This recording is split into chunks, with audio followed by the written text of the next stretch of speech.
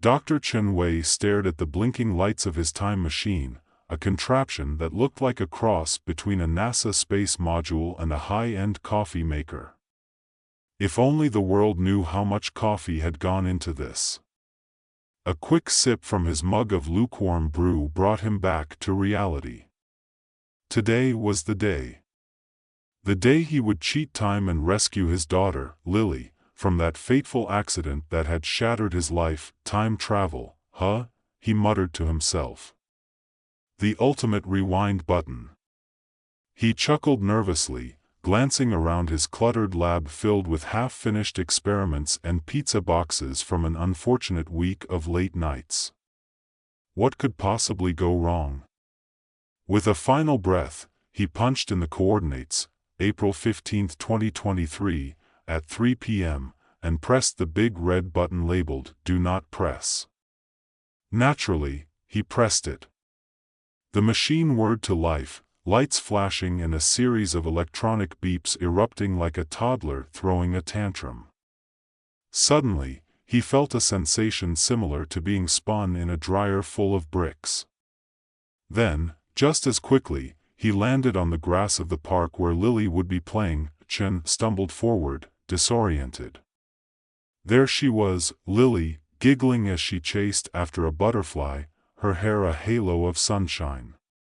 His heart ached with both love and regret. "Lily," he called, but the sound felt muffled, as if the universe was holding its breath. He rushed toward her, desperate to prevent the accident that would change everything. Just as he reached out, everything went wrong. A dog barked, a ball rolled, and Lily turned, eyes wide in surprise. "Daddy!" she exclaimed, her voice ringing with innocence. In his frantic effort to save her, Chen inadvertently knocked over an ice cream cart. The vendor, shocked, let go of the cart's brake. It rolled downhill like a runaway train, heading straight for his daughter. Time seemed to slow as Chen lunged to grab her. He succeeded, sort of. Instead of preventing the accident, he merely redirected the chaos. The cart collided with another, sending ice cream and sprinkles into the air like a sugary fireworks display. Lily was safe, but as the vendors erupted in a cacophony of shouts and laughter, Chen realized with horror he had just turned a tragic day into a comical disaster. With a frantic pulse in his veins, he returned to his lab, heart racing, convinced he could fix it. Back in the present, the world looked different. Instead of mourning, his wife, Ming, was laughing over the latest viral video of the ice cream incident. "Did you see that?" she chuckled, pointing at the screen. "What a mess. I love how they're handling it. Totally on brand for the park." "Right," Chen mumbled, his heart sinking. Lily's laughter had become a meme. His daughter was alive, but her innocence was now part of an internet joke. Defeated, he pondered the paradox. With every attempt to save Lily, he was only changing the nature of their grief, twisting it into something surreal. He couldn't escape the feeling that time itself was playing tricks on him, as if the universe had a twisted sense of humor. Days turned into weeks of frantic experiments. Chen tried again, this time armed with more knowledge and an awful lot of caffeine. He decided to travel back to the moment just before Lily's new catastrophe. His second attempt launched him into a chaotic ballet of fates, each step leading to an increasingly bizarre series of events. With a determined focus, he arrived back in the park. This time, Lily was on the swings, a giant grin plastered on her face. He stood back, bracing himself. The sky was a perfect blue, and everything seemed peaceful, until it wasn't. The swing set broke, sending Lily tumbling into a group of unsuspecting picnickers. Chen gasped as sandwiches and soda flew, and chaos erupted like a poorly staged comedy. "Daddy!" she screamed, and again he rushed forward, this time too late. As he attempted to save her, he slipped on a spilled drink, flailing dramatically before crashing into a cooler, sending it and its contents flying. When he returned home, the world had shifted again.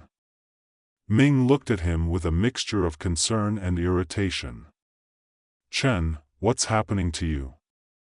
You keep disappearing, and every time you come back, it's worse." "Lily's alive, though," he protested. She's not the same." Ming frowned, her expression shifting from worry to frustration.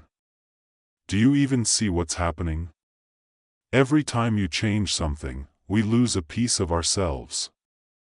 The tension simmered, and Chen realized she was right. His obsession was altering their lives, turning them into a tragicomic farce. Each trip through time peeled away layers of their humanity, and he was losing sight of what mattered most, the love he had for Lily and Ming, not the moments he couldn't control. But Chen, undeterred, prepared for one last attempt. He was going to go back to the day Lily was born, believing that if he could influence her existence from the very beginning, he could safeguard her future.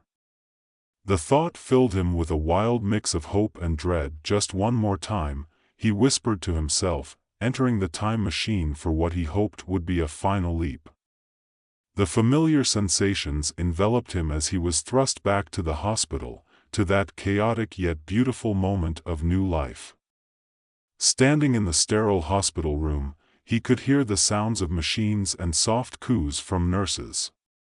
There, cradled in Ming's arms, was a tiny bundle of joy, Lily. Chen's heart swelled, but a gnawing realization settled in. In trying to protect his daughter, he might be robbing her of the experiences that made her who she was. As the moment unfolded, he realized he was standing at a precipice of fate.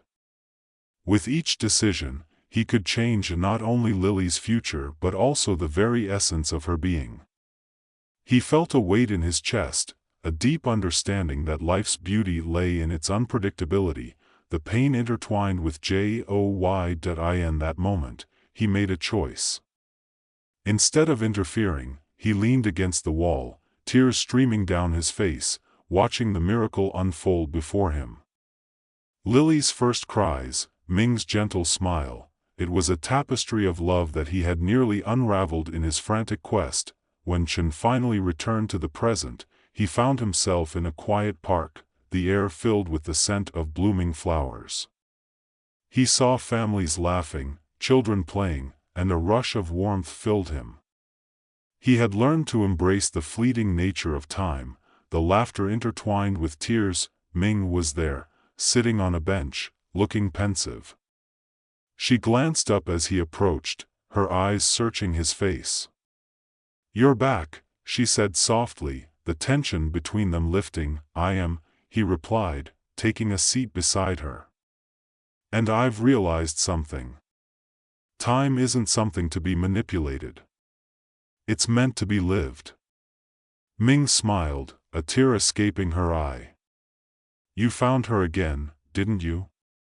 "In a way," he said, nodding toward the laughter of children. "I found us." As they sat together, hand in hand, they watched the world around them with newfound appreciation. Chen understood that the paradox of time was not just about fixing the past, it was about cherishing the moments that defined them.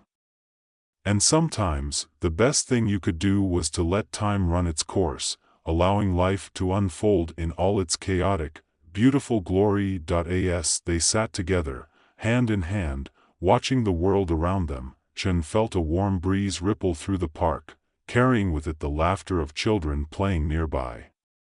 It was a simple sound, yet it resonated deeply within him, a reminder of everything he had fought to reclaim. "Do you remember the day Lily was born?" Ming asked, her voice soft but filled with nostalgia. Chen smiled, his mind drifting back to that chaotic hospital room, the sterile scent, the beeping machines, and the overwhelming rush of emotions as he first laid eyes on his daughter. "I was terrified," he admitted. "I felt completely unprepared." Ming chuckled, a light sound that seemed to fill the space between them. You kept trying to read the manual they gave us. Like parenting came with instructions. Hey, I wanted to make sure I didn't break her, he replied, his tone teasing but genuine. You were a natural from the start. We both learned, she said, squeezing his hand. Just like we learn every day, even now. The simplicity of her words struck him. It wasn't about mastering every moment or preventing every misstep, it was about embracing the journey together, with all its imperfections. They were all just trying to navigate the complexities of life, hand in hand, creating memories along the way. A sudden shout interrupted their reverie, a group of kids racing past them, their faces flushed with excitement. Chen's heart swelled at the sight of a little girl leading the pack, her hair bouncing as she ran. In that moment, she reminded him of Lily. He caught himself smiling, feeling a familiar pang of longing mixed with joy. Should we join them? He suggested, his voice brimming with spontaneity. Ming raised an eyebrow. Are you serious? Why not? We can't let them have all the fun. With a playful grin, he stood up and held out his hand to her. Ming hesitated for just a moment before her laughter bubbled over, and she took his hand, allowing him to pull her up. They joined the fray, running alongside the children, laughter spilling from their lips like music. Chen felt a rush of exhilaration, a reminder of the carefree days of youth. Each step was a declaration of life, of seizing the moment. As they ran, Chen noticed how the park came alive. Families gathered for picnics, couples strolled hand in hand, and the sound of a nearby band drifted through the air, adding a lively backdrop to the scene. It was as if the universe had shifted in his favor, filling every corner with joy. After a while, they flopped down onto a patch of grass, breathless and grinning like children themselves. Okay, maybe that was a bit much, Ming laughed, fanning herself with her hand. Or maybe we just need to work on our stamina, Chen replied, still catching his breath. He watched her, the way the sunlight danced in her hair, and he felt grateful for this moment, for the fact that they were here together. Remember when we used to dream about taking her to places like this? Ming said, her voice turning thoughtful. Chen nodded, his heart tightening with a mixture of longing and contentment. We had so many plans. Maybe we still do, she suggested, a hopeful glint in her eyes. Lily's out there somewhere. We can create new memories, ones that honor her spirit. The thought sent a rush of warmth through him. They could celebrate Lily not by trying to rewrite the past but by living fully in the present, cherishing the memories they had and making new ones. The idea felt liberating. Let's make a pact, he said, suddenly serious. To live each day with intention. To embrace whatever comes, the good and the bad. We owe that to ourselves, and to Lily. Ming's smile widened, and she nodded, squeezing his hand once more. I like that. A pact for the future. They spent the rest of the afternoon exploring the park, enjoying the small pleasures, a warm pretzel here, a scoop of ice cream there, even taking silly pictures with the kids they'd run with. Each moment felt like a small act of rebellion against the weight of the past. As the sun began to set, casting a golden hue over everything, Chen felt a sense of peace settle over him. The chaos of time travel, the heartache of loss, it all seemed to fade into the background. He was simply a father, a husband, sharing beautiful moments with the people he loved. Later that evening, as they sat together on their porch watching the sky change colors, Chen realized that while he couldn't change the past, he had the power to influence the present and the future. He could create a legacy of love and laughter that would carry Lily's spirit with them always. Ming, he said softly, turning to her. Do you think we can help others like us? Others who have lost? Her gaze met his, filled with understanding. "I think we can. We can share our story, our journey, so others don't feel alone. There's so much healing in community." With a smile, he pictured them hosting gatherings, sharing memories, laughter, and even tears. They could build something meaningful, a place where people could connect and find solace in their shared experiences. As the stars began to twinkle overhead, Chen felt a renewed sense of purpose. He was no longer just a scientist obsessed with fixing time. He was a father dedicated to honoring his daughter's memory by embracing life in all its unpredictable beauty. In the weeks that followed, they began to lay the groundwork for a community support group, Living Memories, where families could come together to share their stories and find comfort in one another. They reached out to local organizations, setting up meetings and inviting speakers to share their experiences of loss and hope. It felt like an important step, a way to turn their pain into something meaningful. At the inaugural meeting, Chen stood at the front of a small but eager crowd, his heart racing.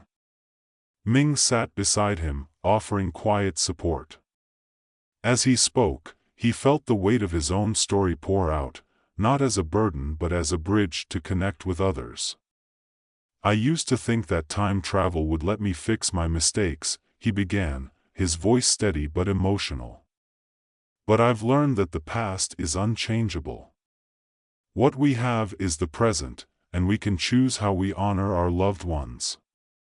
Together, we can create new memories that celebrate their lives." The room was silent, the air thick with shared understanding. One by one, people began to share their stories, each one unique yet connected through the common thread of loss. There were tears and laughter, moments of reflection and shared joy. Chen felt the power of community wrapping around them like a warm embrace, a realization that he was not alone in this journey. As the meeting came to a close, Chen looked around at the faces, many filled with a sense of hope. He and Ming had created a space where people could find solace in each other, a place where grief could be shared openly, transforming pain into healing. That evening, as they returned home, Chen felt lighter. The weight of his past was still there, but it no longer overshadowed his present. Instead, it had become part of the tapestry of his life, woven into the fabric of who he was now. "Ming, thank you," he said, pulling her close as they stepped into their home. "For believing in this, for believing in us."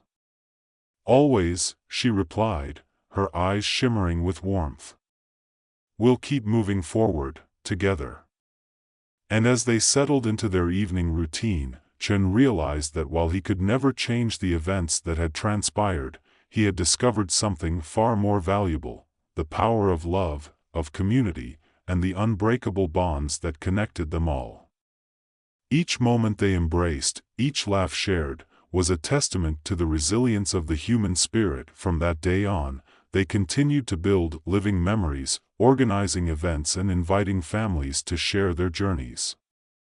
They created traditions in honor of Lily, celebrating her life with annual picnics where families could come together and remember their loved ones through laughter and storytelling. Chen no longer felt the urge to manipulate time. Instead, he learned to cherish it.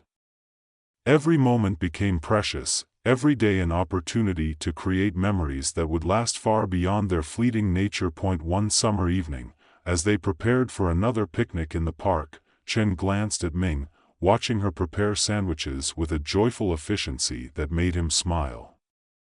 He felt a surge of gratitude for her unwavering support and love. "Are you ready for another adventure?" he asked, his eyes sparkling. "Always," she replied, her laughter ringing out like music. "Especially if there's ice cream involved." As they loaded the car with food, blankets, and a small banner that read "Living Memories," Chen felt a sense of joy wash over him.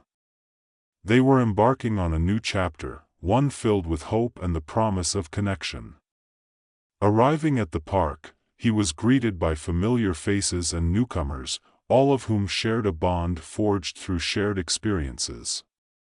The sun began to set, painting the sky in hues of orange and pink, and laughter filled the air. Chen looked around at the gathering, the warmth of community wrapping around him like a comforting embrace. This was life, unpredictable, messy, and beautiful. In the end, it wasn't about trying to rewrite the past but about embracing the present and creating a future filled with love and remembrance. As the evening unfolded, stories were shared, memories recounted, and connections deepened. In those moments, Chen understood that while time could not be reversed, it could be celebrated. And as the stars began to twinkle above, he whispered a silent thank you to the universe, knowing that, while he might never fully understand the mysteries of time, he had finally found peace within it. In a cluttered laboratory brimming with bizarre gadgets and unidentifiable experiments, Dr. Alex Jenkins stood on the precipice of genius, or disaster. He was one of those scientists whose brilliance was often overshadowed by an unparalleled knack for accidents. Today, as he adjusted the dials on his latest invention, a sleek, metal box pulsing with neon lights, he couldn't shake the feeling that something was about to go spectacularly wrong. "Okay, Mr. Whiskers, time to make history," he announced, holding up a small, furry hamster. The creature squirmed in his grasp, its tiny eyes wide with confusion. He'd decided that the tiny rodent was perfect for this test, the first ever teleportation experiment. Sure, it was a bit unconventional to use a pet, but he was certain the hamster would make a speedy recovery. With a dramatic flourish, he placed Mr. Whiskers into the machine, which hummed to life. The lights flickered, and with a series of beeps that sounded eerily like a robotic sneeze, the hamster vanished into thin air. Alex's heart raced. Success. Just as he was about to celebrate, a sudden zap echoed through the lab. The machine emitted a blinding flash, and in the next heartbeat, Mr. Whiskers reappeared, now sporting tiny goggles and looking utterly bewildered. "Welcome back. How do you feel?" Alex asked, peering closely. Mr. Whiskers blinked slowly, his expression unreadable, as if he were silently judging Alex's life choices, but before Alex could process the result, or the hamster's potential newfound intelligence, his device began to malfunction. The lights blinked wildly, and the air crackled with energy. With a gasp, he saw the portal form, a swirling vortex of colors and sounds that pulled at him like an insistent tide. "Wait, no. Not me," he shouted, clutching the edge of the table, but it was too late. The machine burped, and in an instant, Alex was whisked away, leaving behind the only logical universe he had ever known. When he opened his eyes, the first thing he noticed was the vibrant skyline, an explosion of colors that felt both exhilarating and terrifying. He was no longer in his lab. Instead, he found himself standing in the middle of a bustling street filled with people moving in synchronized harmony, as if choreographed by an unseen conductor. They zipped past him in sleek, futuristic outfits, their eyes glued to glowing screens that hovered just above their palms. "Welcome to the future," a voice chirped beside him. Alex turned to find a woman with strikingly bright hair and a smirk that could light up a dark room. "You look like you just stepped out of a museum exhibit on how not to time travel." I think I might be lost," he stammered, trying to regain his bearings. "Lost? Honey, this is the new normal. I'm Zara, tech guru and occasional rebel. What's your deal?" As they navigated through the crowd, Alex couldn't help but be impressed by the technology surrounding him. Holographic advertisements flitted through the air, selling everything from mood-enhancing chips to virtual reality vacations. A nearby vendor offered synthetic donuts that promised no calories, all joy. He chuckled, suddenly aware of how ridiculous this all seemed. "So, you're telling me I'm in a parallel universe?" he asked, half wondering if he was still dreaming. "Yup. And it's not all rainbows and flying cars, trust me," Zara replied, rolling her eyes. "We've got the best tech, but emotionally? Let's just say we've sacrificed a lot for progress." "What do you mean?" Alex asked, curiosity piqued. Zara gestured to the people around them, who moved with purpose but wore expressions that could only be described as vacant. "You see those folks? They're all plugged into something. Emotions? Those went out of style when we discovered how to optimize happiness through technology. Now, everyone's living a perfectly curated life, but nobody's really feeling anything." As she spoke, Alex's heart sank. This world, with all its glittering advances, seemed to lack the very essence of humanity. He'd always believed that technology should enhance life, not replace the messiness of genuine emotion. "Is there any way to change it?" he asked, feeling an unexpected weight on his shoulders. Zara studied him, a spark of interest igniting in her eyes. "Well, there's a group of us who think emotions are worth fighting for. But we could use a brain like yours on the team." "A rebellion?" The idea thrilled him. It felt like something out of a bad sci-fi novel, but as he took in the stark reality around him, he realized how much he wanted to help. Days turned into weeks as Alex immersed himself in this new world. He met Zara's friends, hackers and dreamers who longed to restore feeling to their society. They met in a dimly lit warehouse, where the atmosphere buzzed with excitement and rebellion. Alex felt like a kid in a candy store, albeit one filled with contraband emotions. They devised plans, and each meeting revealed more absurdities of the world. One night, while discussing their next move, they laughed over a series of hilarious mishaps from their attempts to infiltrate corporate data centers. Alex, who was beginning to feel at home, found himself cracking jokes about his own clumsiness during the training sessions, where he had tried, and failed, repeatedly to use advanced gadgets without accidentally activating the fire alarm. But amidst the laughter, an uncomfortable truth lurked. Alex's growing affection for Zara complicated things. Her sharp wit and fierce determination drew him in, but he also felt the heavy weight of responsibility. What if their plan succeeded? Would he have to stay and face the consequences of their actions, or could he return to his own world and leave the chaos behind? One evening, after a particularly intense planning session, Zara caught him gazing out at the cityscape. "You're deep in thought, Dr. Jenkins. What's up?" "I'm just trying to figure out if we can really change anything," he admitted. "What if we fail?" "Failure is part of the process, Alex. But doing nothing? That's a guaranteed loss." Her gaze held steady, a flicker of vulnerability shining through her bravado. In that moment, Alex felt a rush of determination. "Let's do this," he said, a smile breaking across his face. "Let's make them feel again." Their plan unfolded quickly, an intricate web of hacking, emotional manipulation, and sheer audacity. As the date of their operation loomed closer, Alex realized how much he'd grown to care for Zara, and how much he wanted to see her world transformed. On the day of the heist, excitement tinged with anxiety coursed through him. They had a solid plan, but as they approached the towering corporate headquarters, now a fortress of technology and surveillance, he felt the gravity of their mission weigh on him. "Remember, if it all goes south, just grab Mr. Whiskers and run," Zara quipped, trying to ease the tension. The mention of the hamster lightened the mood, and he couldn't help but laugh. As they breached the security systems, everything began to blur together: high-tech alarms, frantic commands, and adrenaline-fueled moments of clarity.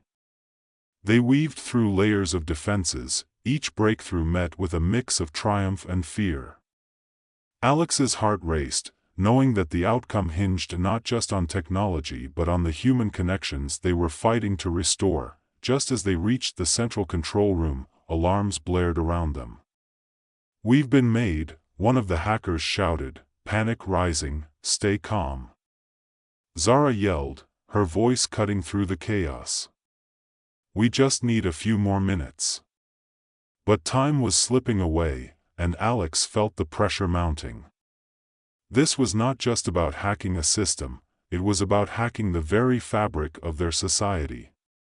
He worked furiously, his mind racing through algorithms, codes, and equations, searching for a solution. Come on," he muttered under his breath, sweat beading on his forehead. Just as he began to feel the walls closing in, he heard Zara's voice ring out. "Alex, we need you. We can't do this without you." Her faith in him ignited something deep within. He pushed aside the noise, focusing on the task at hand. Finally, he found the core program that controlled the emotional dampeners, the very thing that had stripped humanity from this world. With a deep breath, he initiated the hack, fingers flying over the keyboard. In that instant, it felt as if the universe held its breath. A pulse of energy surged through the building, and Alex knew they were close. He glanced at Zara, who nodded, her eyes fierce and unwavering. "Let's bring back feeling," she shouted, and together they hit the final command. A blinding flash filled the room, enveloping them in light. Alex closed his eyes, heart pounding, unsure of what would happen next. Would they succeed? Or was this just another hopeful dream, ready to shatter? When the light faded, Alex opened his eyes to chaos. The control room was filled with a cacophony of gasps and cheers. He staggered to his feet, taking in the scene. The monitors that once displayed cold, calculated data now showed vibrant colors and lively expressions. Emotions had flooded back into the world. Zara beamed at him, her smile radiant as she hugged him tightly. "We did it, Alex. We actually did it." The air buzzed with energy, and as people began to connect again, laughter erupted in the hallways. It was messy and beautiful, the raw chaos of human emotion returning in full force. Alex felt a wave of relief wash over him, but also an undeniable longing. He was part of something incredible, yet a part of him wondered about his own universe. In the midst of the jubilation, a thought struck him. He had a choice to make. Did he stay here and help rebuild this world, or did he return to his own, where technology was imperfect but the heart still beat?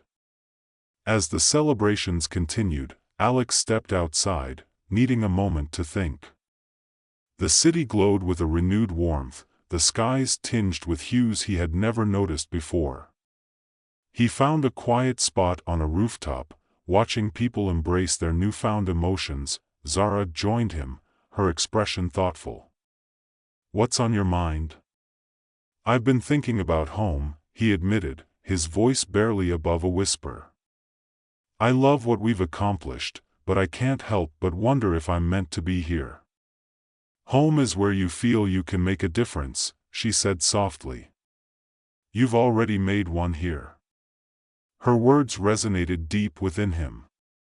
He had fought for something meaningful, and in doing so, he had found a new sense of purpose. But did he really want to leave this connection behind? "Zara, don't say it," she interrupted, a hint of sadness in her eyes. "You don't have to decide right now. Just know that you're always welcome here." He could feel the weight of his decision pressing down on him.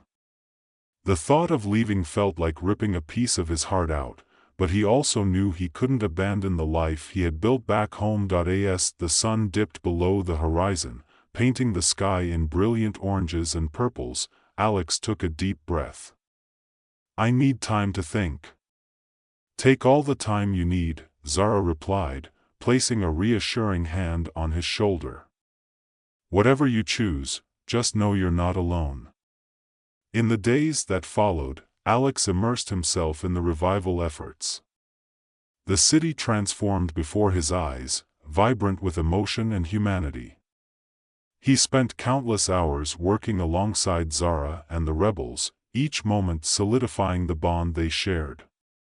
Yet, every night, as he lay awake, the question of where he truly belonged loomed larger than ever. Finally, one evening, as he watched Zara passionately rallying the team, he realized something pivotal.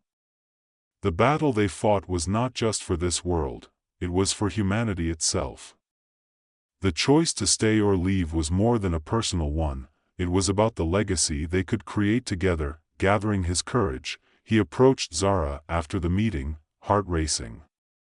"I've made my decision," he began, feeling the weight of the moment. She met his gaze, eyes filled with anticipation. "What is it?" "I want to stay," he declared, conviction lacing his words. "This world needs hope, and I want to help rebuild it, together with you." Her face broke into a radiant smile, relief and joy dancing in her eyes. "Are you sure?" "It won't be easy, but it will be worth it." "I've never been more certain about anything," he replied, feeling a surge of hope. With a newfound sense of purpose, Alex embraced his new role in this parallel universe, determined to bridge the gap between technology and humanity. Together with Zara and the others, he was ready to face whatever challenges lay ahead. As the days turned into weeks, the city pulsed with life. People began to connect again, rediscovering laughter, joy, and even sorrow, everything that made them human. Alex became a key figure in the movement, helping to navigate the complexities of technology and emotion, his bond with Zara deepening with every shared moment. In time, they developed a project to integrate emotional intelligence into technology, ensuring that advancements would never again come at the cost of human connection. They envisioned a future where technology enhanced rather than replaced the human experience, and through it all, Alex often thought back to Mr. Whiskers, the little hamster who had inadvertently set him on this incredible journey. In a world of cold precision, he had discovered warmth, laughter, and most importantly, the power of choice. With each passing day, Alex felt more at home in this new universe, a place where the heart could beat freely, where hope could flourish, and where he could truly make a difference. And as he stood by Zara one evening, watching the sunset together, he knew he had finally found his destiny. As the sun dipped below the horizon, casting golden hues across the skyline, Alex felt a profound sense of belonging wash over him. He stood on the rooftop beside Zara, the wind tousling their hair, a gentle reminder of the world around them.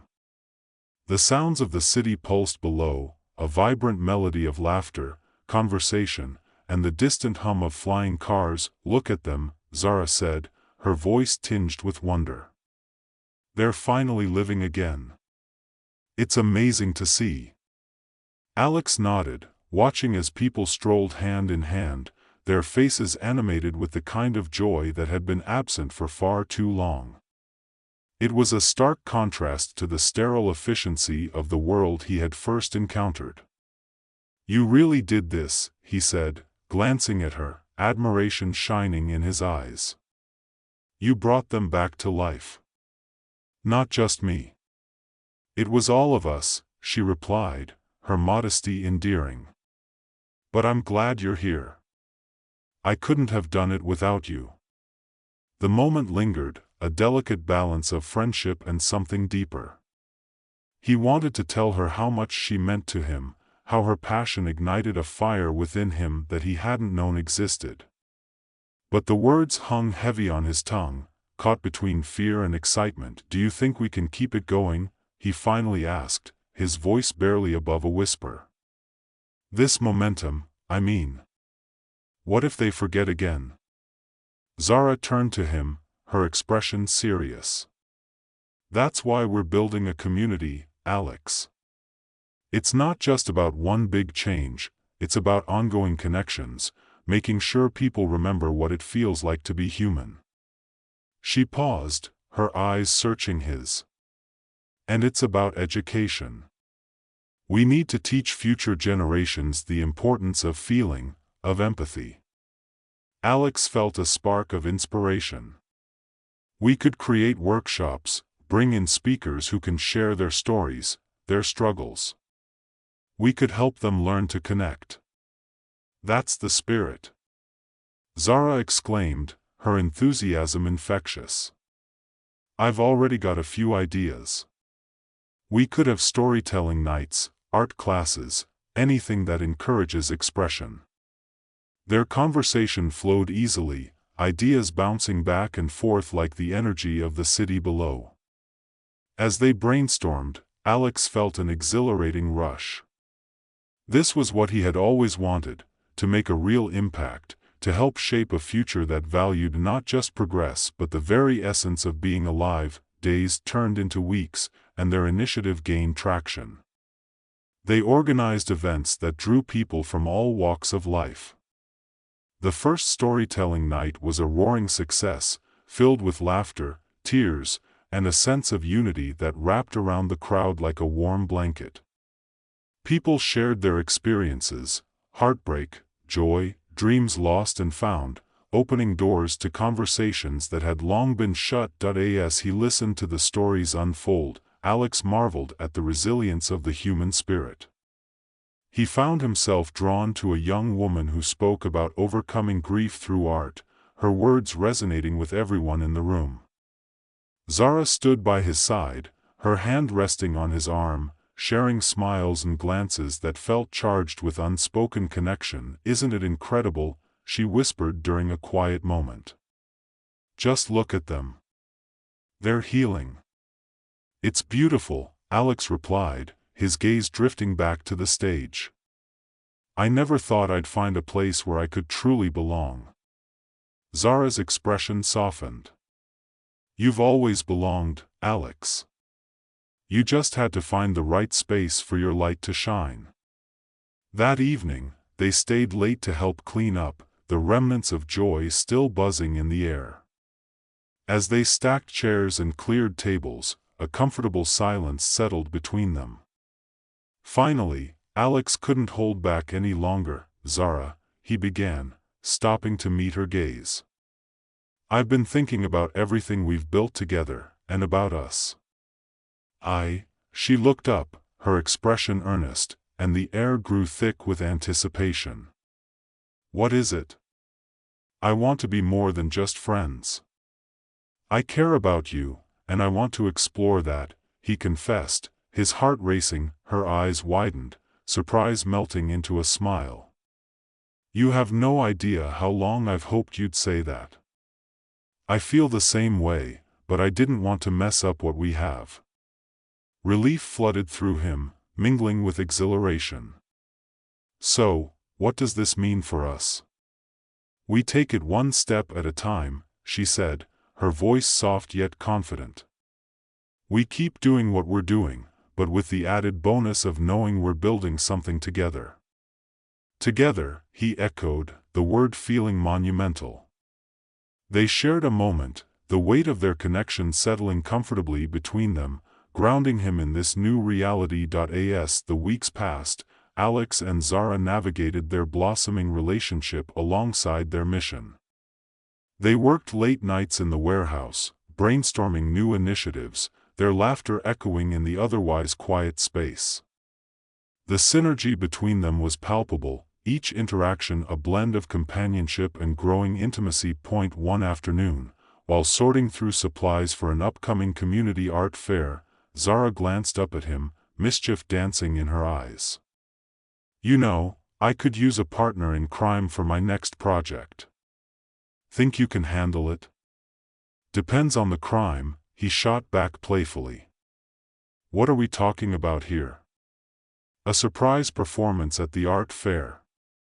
I want to showcase people's stories through music, but I need someone to help organize it. You in? Absolutely. I've always wanted to be part of a revolutionary art heist, he joked, but excitement bubbled within him. What do you need from me? Let's start by gathering participants. I'll handle the logistics, and you can use that scientist brain of yours to make sure we don't blow anything up, she teased, her smile infectious. Hey, that was one time, he protested, laughing. I'm way more competent now. As they dove into planning, they uncovered talents hidden within their community. Musicians, poets, and storytellers emerged, each eager to share their voice. They worked tirelessly, and as the day of the fair approached, a palpable sense of excitement filled the air. The event arrived, and the park transformed into a vibrant canvas. Colorful banners fluttered in the breeze, and art installations dotted the landscape. Alex watched in awe as people gathered, their faces lit with anticipation. Can you believe this? Zara said, her eyes sparkling as she surveyed the crowd. We really pulled it off.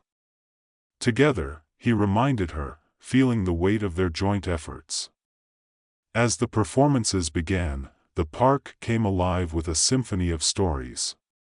Each act resonated with authenticity, drawing in the audience like moths to a flame. Alex felt a profound sense of pride swell in his chest. He had found a family in this world, not just with Zara but with every individual who shared their truth. Each story, each performance, wove a tapestry of connection that resonated deep within him. Later that evening, as the sun set and the stars emerged, Zara turned to him, her expression softening. You did so much for this, Alex. I couldn't have asked for a better partner.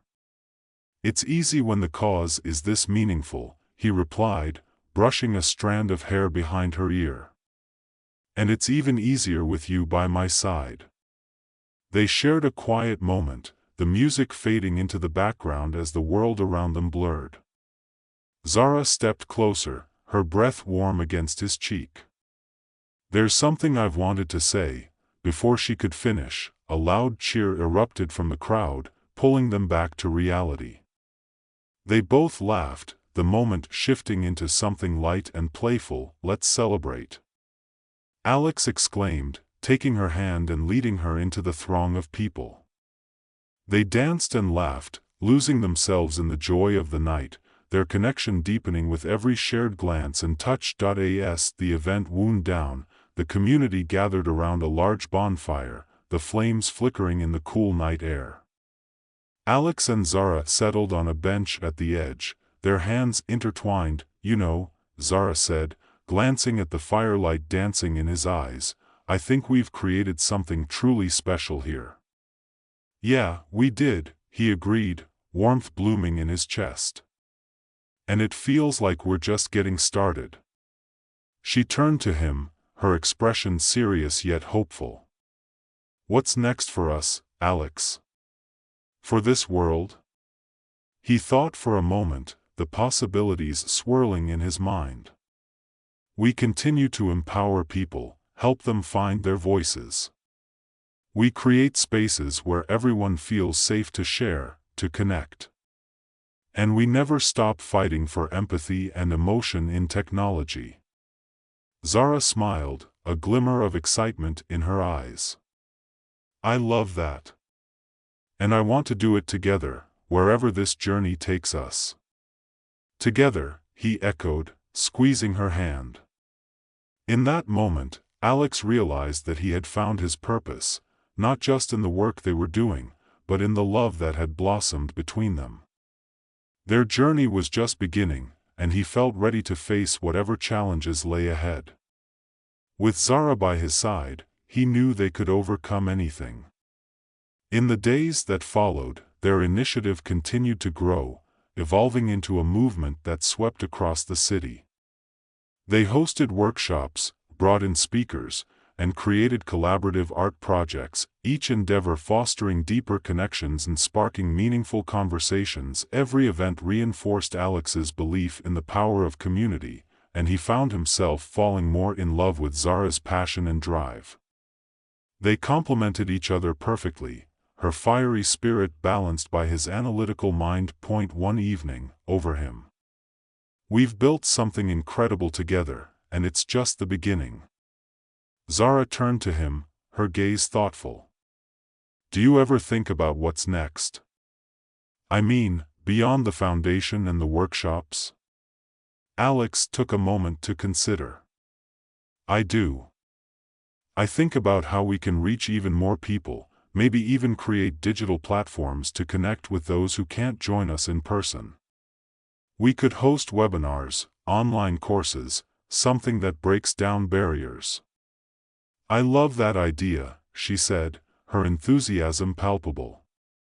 We could even incorporate storytelling, share real-life experiences from the communities we've connected with. It could be a powerful way to show the impact of emotional intelligence. Exactly.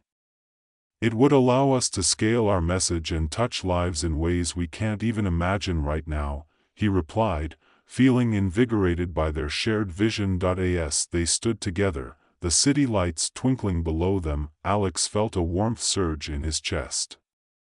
It wasn't just their mission that excited him, it was the thought of continuing this journey with Zara by his side. Zara, he said, hesitating for a moment as he searched for the right words.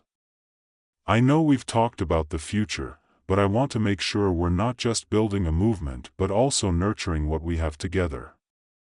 Her expression softened. I feel the same way. Our relationship is as important as our work. I want to make sure we're growing together, too. With a smile, he took her hand. Then let's promise to always prioritize each other amidst everything else. We can take time for ourselves, check in with each other, and ensure we're on the same page. Absolutely, she replied, squeezing his hand. We're in this together, in every sense. As the night wore on, they talked about their dreams, their fears, and everything in between. They shared laughter and quiet moments, each one deepening the connection they had forged through shared passion and purpose. The next few months were a whirlwind of activity.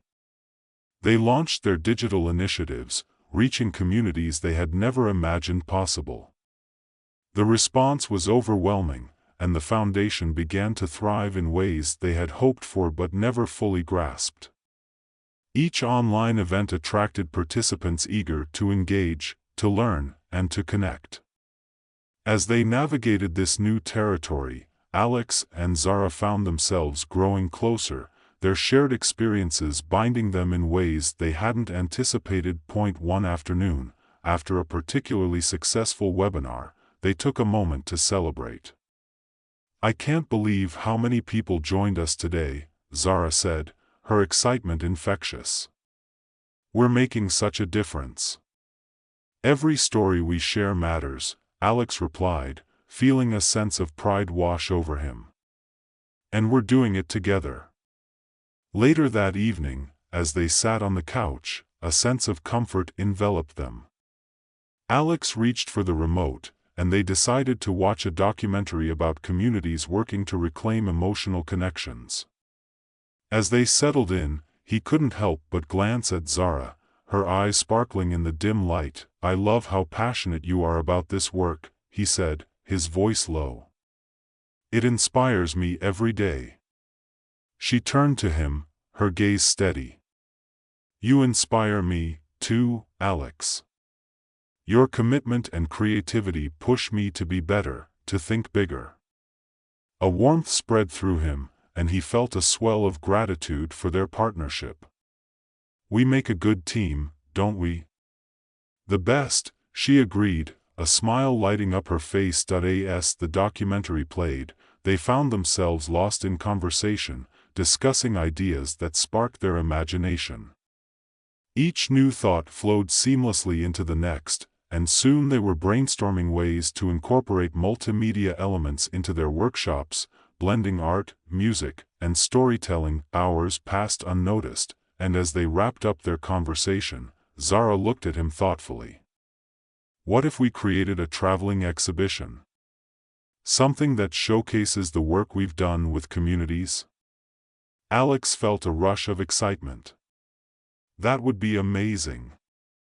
We could feature stories, art, and even video testimonials. It could be an interactive experience. Yes. We could invite people to contribute their own stories and art, making it a living exhibition that evolves with every stop, Zara said, her enthusiasm palpable. As they fleshed out the idea, the possibilities seemed endless. They could turn the exhibition into a way to fund their foundation, using ticket sales to support their ongoing initiatives. The next few weeks were filled with research and planning. They reached out to artists, storytellers, and community leaders, gathering contributions and securing venues. The momentum was exhilarating, and soon, they had their first exhibition planned for a gallery in their city. When the day finally arrived, the energy was electric. They stood side by side, watching as attendees flowed into the gallery, their faces lighting up as they engaged with the artwork and stories. Zara looked at Alex, her eyes shining with excitement. "Can you believe this is happening?" "It's incredible," he replied, feeling a sense of pride swell within him. "We're sharing our message in a whole new way." As guests moved through the space, they paused to read the stories, to listen to the voices of those who had contributed. It was a testament to the power of connection and emotion, and Alex felt overwhelmed by the impact they were creating. Later that evening, as they stood together amidst the laughter and conversations, Zara turned to him, her expression softening. "Thank you for being my partner in this. I couldn't do it without you." He smiled, feeling a warmth spread through him. "And I couldn't do it without you. We're building something beautiful together." As the exhibition continued to unfold, they watched as people connected, sharing stories, forming friendships, and embracing the spirit of vulnerability that they had worked so hard to cultivate. Weeks turned into months, and the exhibition tour traveled to cities across the country. Each stop brought new energy, new stories, and new connections. They witnessed firsthand how their message resonated with diverse communities, igniting a spark of empathy and understanding. During one of their stops, in a small town nestled in the mountains, they met a group of teenagers eager to share their experiences. Their enthusiasm was infectious, and Zara quickly engaged them in a conversation about emotional intelligence and connection. As the workshop unfolded, Alex watched as the teens opened up, sharing their struggles and triumphs. Zara facilitated the discussion with grace, her warmth creating a safe space for vulnerability. Afterward, as they packed up, one of the teens approached Alex, her eyes bright. "Thank you for coming here. I didn't realize how important it is to talk about our feelings. This changed everything for me." His heart swelled with gratitude. "You're the reason we're doing this. Your voice matters, and I'm so glad you felt safe to share." As they continued their journey, moments like that fueled their passion and commitment. They were not just spreading a message, they were changing lives, one story at a time. One evening, after a particularly inspiring event, Alex and Zara sat outside, gazing at the stars. The air was crisp, and the serenity of the moment enveloped them. "Do you ever think about how all of this started?" Zara asked, her voice soft. "Constantly," he admitted. "It's surreal to think about where we began and how far we've come. Sometimes, I wonder if we're dreaming," she said, a smile tugging at her lips. "Then let's never wake up," he replied, his heart full. "This journey is everything I've ever wanted."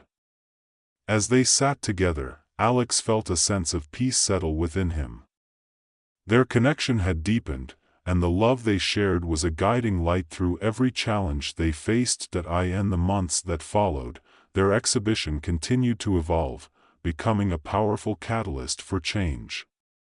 They expanded their initiatives, introducing programs for schools and workplaces, focusing on emotional intelligence and communication. The impact was profound, and the foundation began to gain recognition on a national level. They were invited to speak at conferences, sharing their experiences and insights with others passionate about creating change. As they traveled together, their bond strengthened.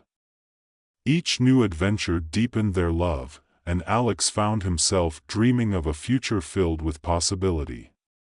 One evening, while they were visiting a quaint coastal town, they took a stroll along the beach. The sun was setting, painting the sky in hues of orange and pink, and the sound of the waves created a soothing rhythm. "Zara," Alex said, his heart racing as he turned to her. "There's something I want to ask you." Her expression turned serious, and she stopped walking, looking up at him with curiosity. "What is it?" He took a deep breath, the moment feeling weighty with significance. "I know we've built something beautiful together, and I want to take this journey to the next level. I want to commit to us fully, not just in our work but in our lives." Her eyes widened, and he felt the air shift around them. "Alex," he continued, the words pouring out of him. "I want to create a future together, a life built on love, partnership, and shared dreams. I want to explore the world with you, support each other, and build a family someday." Zara's gaze softened, and a smile broke through her initial surprise. "Oh, Alex. I've thought about that, too. I can't imagine my life without you." With a surge of emotion, he took her hands in his, feeling the warmth of her connection enveloping him. "Then let's do this. Let's build our life together." Her smile widened, and she stepped closer, wrapping her arms around him. "Yes. 1,000 times yes." In that moment, with the sun setting behind them and the waves crashing at their feet, Alex felt a deep sense of fulfillment. They had navigated challenges, built a movement, and now they were ready to embark on the greatest adventure of all, their life together. As they kissed, surrounded by the beauty of the world, Alex realized that they had not only reclaimed their humanity, they had discovered a love that transcended everything, a love grounded in connection, empathy, and shared dreams. Together, they would continue to inspire others, nurture their relationship, and build a legacy of compassion that would last a lifetime. The journey was far from over, in fact, it was just beginning. And so, they stepped forward, hand in hand, ready to embrace whatever the future held, united in their purpose and love. The story of their journey had come full circle, yet it felt like a new chapter was just beginning, one filled with endless possibilities and boundless love. Max Hargrove rolled over in bed, still tangled in his sheets like a burrito gone rogue. The sunlight streamed in through his window, illuminating the chaotic sprawl of clothes, coffee cups, and half-eaten takeout containers that adorned his apartment. Just as he contemplated the deep philosophical question of whether the pizza box was a suitable substitute for a trash can, his alarm clock erupted with a shrill scream, jerking him back to reality. "Ugh, you ungrateful piece of plastic," he groaned, slapping at the clock like it had personally offended him. "Can't a guy sleep in peace without being assaulted by the sound of 1,000 screaming chickens?" With a flick of his wrist, he finally silenced the alarm, but not before sending a cascade of papers spilling off his bedside table. His meticulously crafted notes for the day's mission fluttered to the floor like confetti at a very unfun party. Sighing dramatically, Max extricated himself from the sheets and staggered toward the coffee maker, which, like him, seemed to be having a rough morning. As he poured the coffee, he half listened to the local news blaring from the radio. Something about a meteor headed for Earth. Yeah, I'll save the world after I've had my caffeine fix," he mumbled. He couldn't remember the last time he'd had a good cup of coffee. Today was going to be no different. Max took a big gulp, grimacing at the lukewarm sludge. "Delicious," he remarked sarcastically, before hastily tossing back the rest and bracing himself for what lay ahead. Today was supposed to be a big day for him, a mission to stop that meteor from hitting Earth. Max was a time traveler, but not the cool, suave kind you see in movies. He was more like the awkward cousin who tries to impress at family gatherings but only ends up tripping over the punch bowl. As he readied himself, he could hear the clock ticking down ominously. He rushed through his morning routine, frantically throwing on clothes that barely matched. The fashion police would have a field day. All right, time to save the world, he shouted to Whiskers, his sassy tabby, who was lounging indifferently on the couch. Whiskers flicked his tail, as if to say, "Good luck with that, buddy." Max snatched up his time travel device, a bizarre contraption that looked suspiciously like a toaster crossed with a smartphone. "Let's do this," he said, pressing the button with far more confidence than he felt. In an instant, he was enveloped in a swirl of colors, and the world around him twisted like a funhouse mirror. The familiar sensation of being flung through time was exhilarating, until it abruptly stopped. He opened his eyes, only to find himself staring at the ceiling of his apartment. His alarm clock screamed again, jolting him awake. What the? He sat up, heart racing. The coffee pot was still empty. No way. No way. Realization dawned on him with all the grace of a rhino on roller skates. He was back in bed, in the exact moment he'd just left. Is this some kind of sick joke? He threw the covers off and leaped out of bed, only to trip over his discarded shoes and land face first on the floor. Whiskers stared down at him, unimpressed. "Thanks for the support," Max muttered, picking himself up and brushing off the dust. Okay. Just breathe." He glanced at the clock. The same time, 6:30 a.m., greeted him like an uninvited guest. Great. I'm stuck in a time loop. Just what I needed. Determined not to let this ruin his day, Max went through his morning routine with exaggerated enthusiasm. He poured coffee with an extra flourish, took a deep breath, and tried to channel his inner superhero. "Today, I shall conquer the universe," he declared, eliciting a dubious look from Whiskers. After what felt like an eternity, he finally activated the time travel device again, bracing himself for the ride. This time, he arrived at the coffee shop, where the barista greeted him with a puzzled smile. "You're back already?" Max grinned, trying to play it cool. "Yeah, just thought I'd drop by for..." Before he could finish, the ground shook beneath them, and an ear-splitting roar echoed in the distance. A meteor, fiery and enormous, hurtled toward Earth with all the subtlety of a lead balloon. "Hey, can I get a large coffee to go?" "Like, really fast," he shouted, the urgency of the moment pulling him into action. The barista stared at him, bewildered, as he dashed outside, heart pounding. The chaos of the city enveloped him. People screamed, cars honked, and the sky turned an alarming shade of orange. Max's mind raced. He needed to save them, but how? He began yelling at everyone to run, but they simply stared at him like he was a mime trapped in an invisible box. "Run. Meteor," he shouted, waving his arms like a deranged conductor. A few people glanced at him, then returned to their phones, utterly unbothered by the impending doom. "Seriously?" Max gaped at the indifference. "You've got to be kidding me." With a deep breath, he launched into a dramatic speech about the importance of life, friendship, and avoiding fiery death by meteor. Unfortunately, his eloquence was lost on the crowd, who continued to scroll through their social media feeds, utterly unconcerned. Just as he felt the situation spiraling out of control, the ground shook again, and the world around him turned a blinding white. He was back in bed, what the actual? Max slammed his fist down in frustration, sending his coffee cup flying off the nightstand.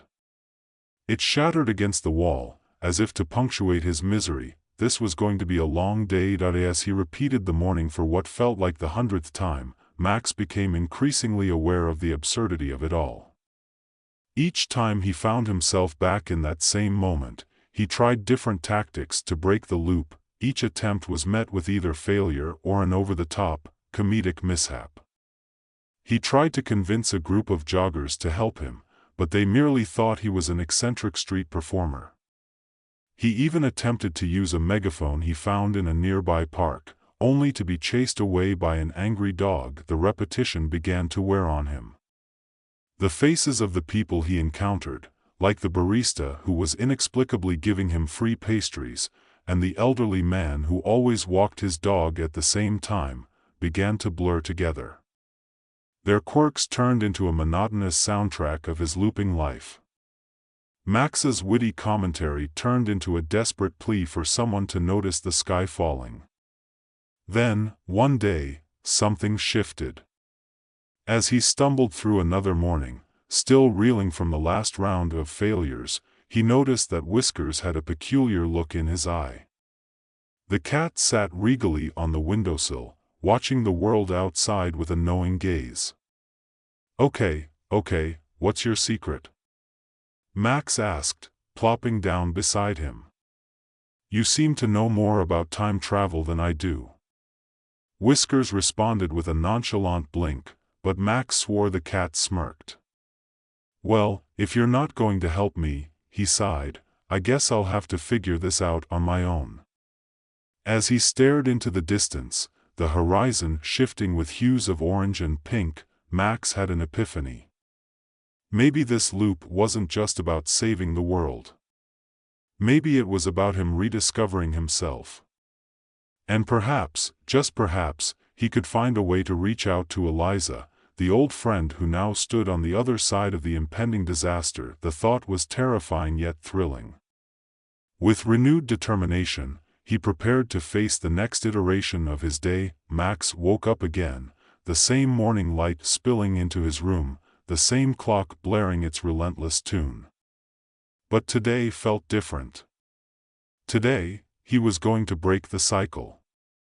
He swung his legs out of bed, a new resolve coursing through him. He looked at Whiskers, who had returned to his usual position on the windowsill, grooming himself as if he hadn't a care in the world. "You're right, buddy. I've been too focused on the disaster instead of figuring out how to stop it." He quickly got dressed, his clothes miraculously coming together in a semblance of style, as if some cosmic force had finally decided to help him out. He glanced at the time travel device, giving it a determined nod before he pressed the button. The familiar dizzying sensation enveloped him, and he was launched into the day ahead, his mind buzzing with a mix of hope and anxiety. This time, when he landed outside the coffee shop, he didn't rush. He took a moment to breathe, letting the atmosphere settle around him. The air was electric with the impending disaster, but he refused to let panic seize him. Instead, he strolled inside, where the barista was already pouring coffee, a hint of confusion still playing on her face from his previous antics. "Morning. Can I get a..." He paused, thinking. "How about a large coffee and, a piece of that pastry?" She blinked at him, clearly unsure whether he was joking or not. "You sure you want to eat that? It's interesting. I'll take my chances. Gotta fuel up for the end of the world, right?" "Right." She chuckled, handing him the coffee and pastry with a grin that suggested he'd somehow brightened her morning. With a wave of thanks, he stepped outside, coffee in hand, and surveyed the scene. People milled about, blissfully unaware of the doom that loomed over them. As he sipped his coffee, he formulated a plan. He needed to find Eliza. She was the key to understanding why the meteor was headed for them in the first place and how to redirect its course. Max navigated through the crowd, his heart pounding with anticipation. It felt like he was on a treasure hunt, and Eliza was the treasure hidden in plain sight. His mind raced with memories of their last encounters, back when they'd been friends working on groundbreaking projects. They had a camaraderie that had been overshadowed by competition when her ambitious plans started to clash with his own. "Focus, Max," he muttered to himself. "No time for nostalgia." He headed toward the science building where Eliza worked, his legs moving with purpose. As he arrived, he paused outside the glass doors, the atmosphere inside bustling with scientists and students alike, all busy with their tasks. Max took a deep breath and pushed through the doors, determined not to get sidetracked. That he found Eliza in her lab, her hair pulled back in a messy bun, surrounded by charts and holographic displays. She was so absorbed in her work that she didn't notice him approach at first. "Eliza," he called out, his voice cutting through the hum of technology. She looked up, surprise flickering across her face before quickly morphing into annoyance. "Max? What are you doing here?" "I need to talk to you," he insisted, stepping closer, his urgency palpable. "It's about the meteor." Her expression shifted, and for a moment, he thought he saw a glimmer of concern. "What about it?"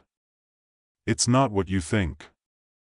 We need to find a way to redirect it, not harness its energy." He paused, gauging her reaction. "You have to listen to me. I've been looping through time, trying to figure this out. Eliza, I know you want to save the world, but this isn't the answer. You're putting everyone at risk." His words hung in the air, filled with desperation and hope, her brow furrowed as she crossed her arms, skepticism evident. "Looping through time? Are you serious?" "Dead serious. You know I wouldn't joke about something like this. If we don't work together, people are going to get hurt." The fire in her eyes flickered as she considered his words. "How do I know you're not just trying to stop me?" "Because I care about you, Eliza. We used to work together to do good. You can't forget that." She hesitated, clearly torn. The tension in the air thickened, but Max pressed on, his voice softer now. "Remember when we used to brainstorm solutions for the climate crisis? We were in it together." Eliza's expression softened slightly, and Max seized the moment. "We can be in it together again. We just need to think outside the box." "Okay," she finally said, voice low. "Let's say I believe you. How do you propose we redirect a meteor? Do you have a plan?" He grinned, his heart racing at the breakthrough. "I don't have all the details yet, but we can combine our research. If we create a gravitational pulse using the energy from the meteor, we might be able to deflect it." She studied him for a moment, then nodded slowly. "All right, let's see what we can come up with." For the next few hours, they worked side by side, brainstorming and sketching ideas. Max felt a sense of exhilaration as they bounced ideas off each other, their synergy slowly returning. The laughter flowed freely, punctuated by the seriousness of their task. They were a team again, and it felt incredible. As the sun dipped lower in the sky, Eliza glanced out the window, her expression suddenly serious. "Max, we need to hurry. We only have a limited window to execute this before it hits." "Right. Let's make it happen." They gathered their materials, Max leading the charge with renewed vigor. As they moved quickly, he felt the weight of their shared past urging him on. With each piece of equipment they assembled, a flicker of hope ignited in his chest. But just as they were about to test their gravitational pulse device, alarms blared throughout the building, shaking the walls. "What now?" Max shouted over the noise. Eliza rushed to the nearest screen, eyes wide. "It's an emergency alert. The meteor is on a collision course, and we have less than 30 minutes to activate our plan. Let's go." Max grabbed her hand, urgency propelling them forward. They raced through the halls, dodging scientists and students caught in the chaos. Outside, the sky had darkened ominously, the meteor visible as a glowing mass growing larger by the second. Panic surged through him, but he fought it down. Arriving at the rooftop testing area, they quickly set up their makeshift device. The gravitational pulse generator hummed to life, lights flashing and gauges bouncing as they worked in sync, adrenaline coursing through their veins. "Okay, on my mark," Eliza said, her fingers flying over the controls. "We're going to have to time this perfectly. If we miscalculate, don't think about that." Max interrupted, focused on her. "Just trust me." "Trust is in short supply these days, Max," she shot back, but there was a flicker of a smile on her lips. He squeezed her hand reassuringly. "We've got this. Together." "Fine. Let's do it." They both turned their attention to the glowing meteor, now a fiery ball against the darkening sky. 3, 2, 1, now. They pressed the button simultaneously, and a wave of energy surged from the device, illuminating the area in a brilliant light. Max held his breath, watching as the pulse expanded outward, hitting the meteor head-on. For a heart-stopping moment, nothing happened. The meteor continued on its trajectory, drawing closer, and Max felt his heart plummet. But then, the pulse collided with the rock, a shockwave rippling through the air. The meteor shifted, its course bending slightly, the fiery tail swirling in unexpected patterns. "It's working!" Eliza yelled, exhilaration clear in her voice. The meteor began to veer off, the trajectory altered just enough to avoid a catastrophic impact. Max felt a surge of triumph as he and Eliza cheered, their voices mingling with the relieved shouts of those below. But just as he reveled in their success, a loud crack echoed through the sky, and another wave of energy surged from the meteor, sending ripples through the air. "What's happening?" he shouted, panic creeping in again. "It's destabilizing. We need to do something, or it will explode." Eliza's face was tense, fingers darting over the controls in a frantic effort to regain stability. "Okay, let's recalibrate." Max yelled back, adrenaline pumping through him. Together, they worked feverishly, fighting against time as the world held its breath. Finally, with one last push, they managed to stabilize the pulse, redirecting the energy away from the meteor.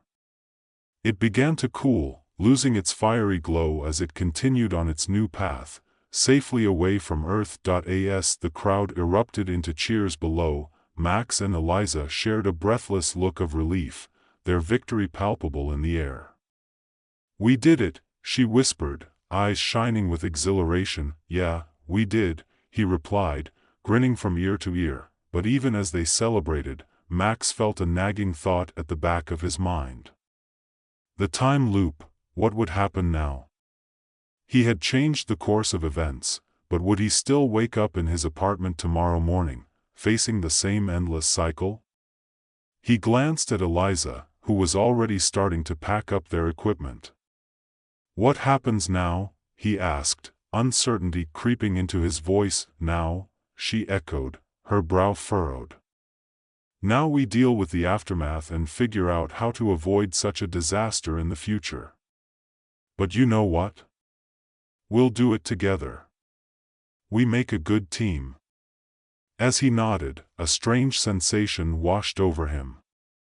The world felt different somehow, more vibrant, and he realized he wasn't feeling the same sense of dread he had before.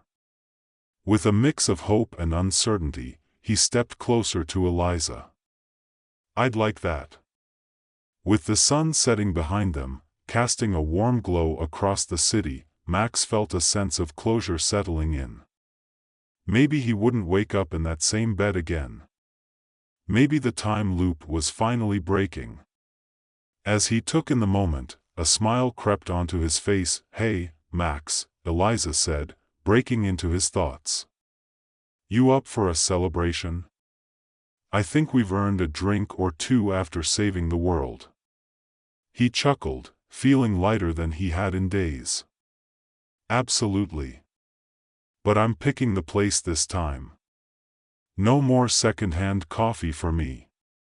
As they descended from the rooftop, laughter echoing in their wake, Max felt something shift within him, a newfound sense of purpose.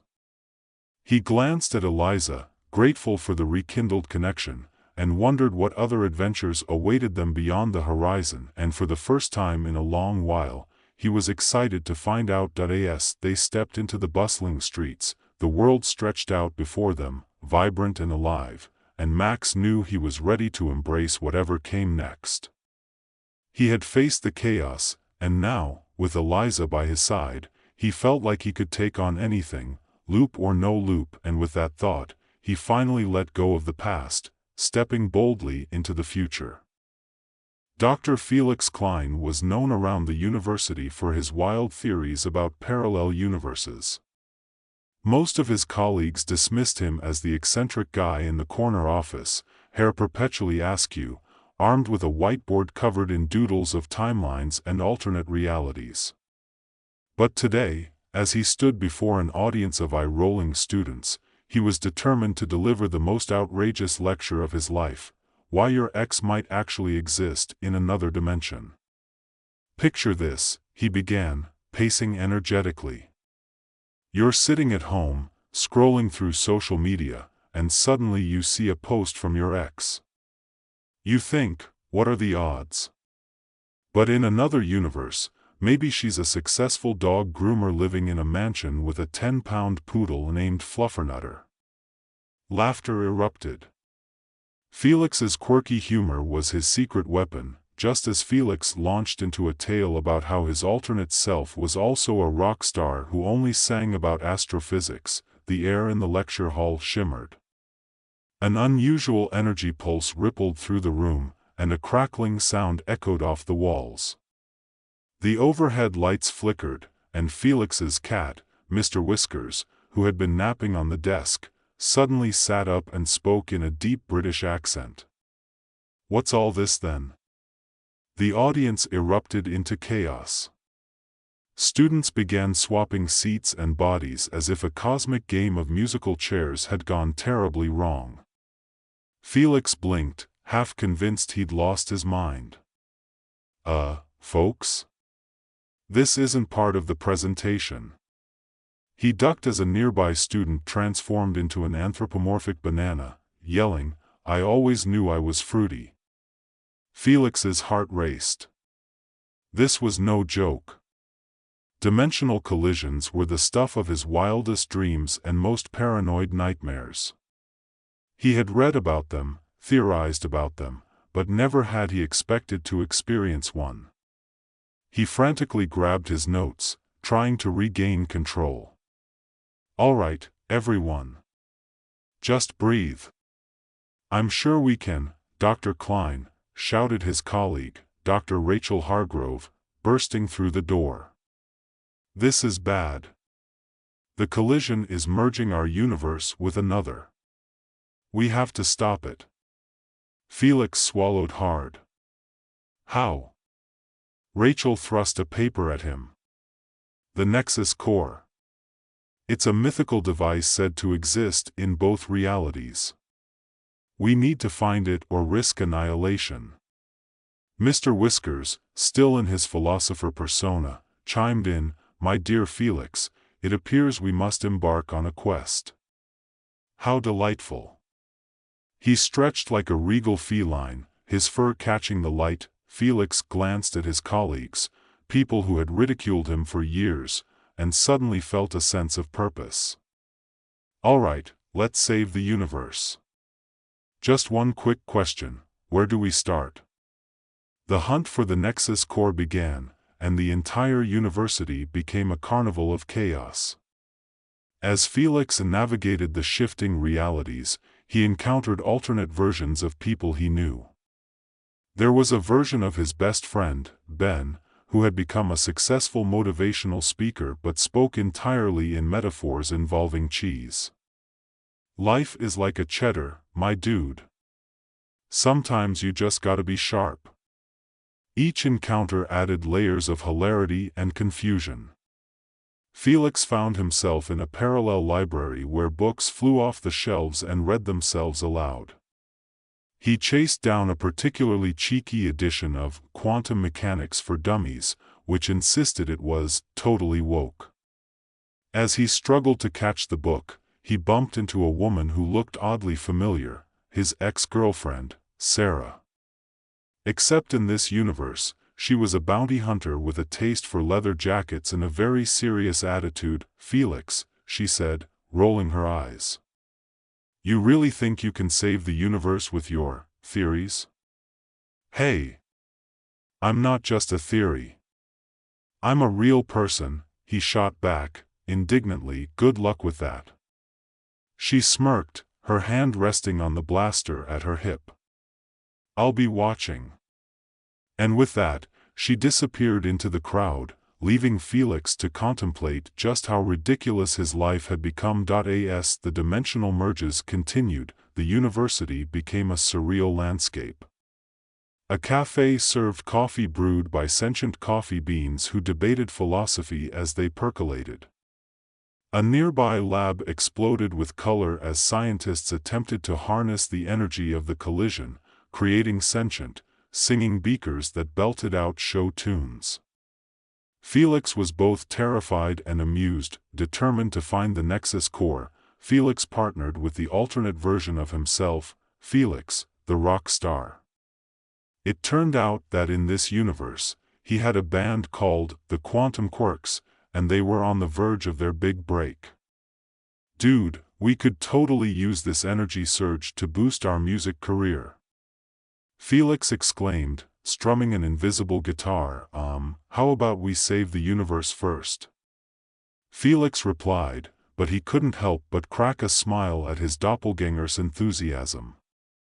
They decided to team up, figuring that two Felixes might be better than one. Plus, the absurdity of it all was a welcome distraction from the impending doom. The duo navigated through bizarre realities, dodging strange creatures and existential puzzles. At one point, they found themselves trapped in a riddle presented by a giant talking potato who insisted they answer correctly before crossing a bridge made of rainbow spaghetti. "Why did the scientist break up with their partner?" the potato asked. Felix hesitated, glancing at his alternate self, who shrugged. "Because they had too many problems?" "No. They had no chemistry," the potato boomed, laughing uproariously as they crossed the bridge, narrowly escaping a flood of marinara sauce. As their journey progressed, Felix realized that each version of himself brought unique strengths. While he excelled at theoretical physics, Felix had a natural charm that could talk anyone into or out of anything. They complemented each other perfectly. Eventually, they traced the Nexus core to a carnival-themed dimension, a place filled with whimsical rides and bizarre attractions.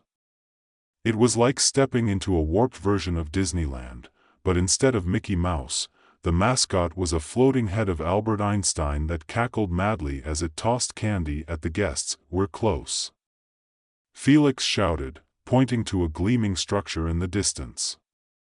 "That's got to be it." But as they approached, Sarah appeared again, flanked by her band of interdimensional bounty hunters, all looking very menacing. "You thought you could just waltz in and take the Nexus core? Think again." She stepped forward, brandishing her blaster. Felix glanced at his doppelganger. "I have a plan." "Let's hear it." Distraction. Felix shouted as he lunged towards the carnival's cotton candy stand, grabbing a huge stick of sugary fluff and tossing it at the bounty hunters.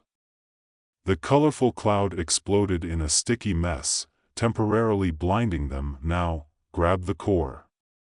Felix shouted. They raced towards the Nexus core, a shimmering orb of swirling energy that pulsed with light. Just as they reached it, Felix's heart sank as he realized they weren't alone. Sarah was back on her feet, blaster aimed directly at them. Don't even think about it, she sneered. Listen, Sarah, we're not your enemies. Felix pleaded. This isn't about you and me.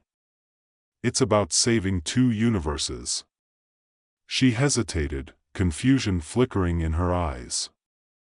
Why would I help you? Because if we don't stop this, your universe, my universe, everything will cease to exist. You'll lose everything, Felix said, stepping forward. I know we had our issues, but I don't want to see you go. Felix, she said softly, her expression softening. You don't understand. I do understand. I understand that we're all fighting to survive in this crazy multiverse. There was a tense moment of silence, and then, unexpectedly, Mr. Whiskers appeared, perched regally on a nearby carnival ride. Indeed. It's all rather poetic, don't you think? Two universes colliding, two souls yearning for connection.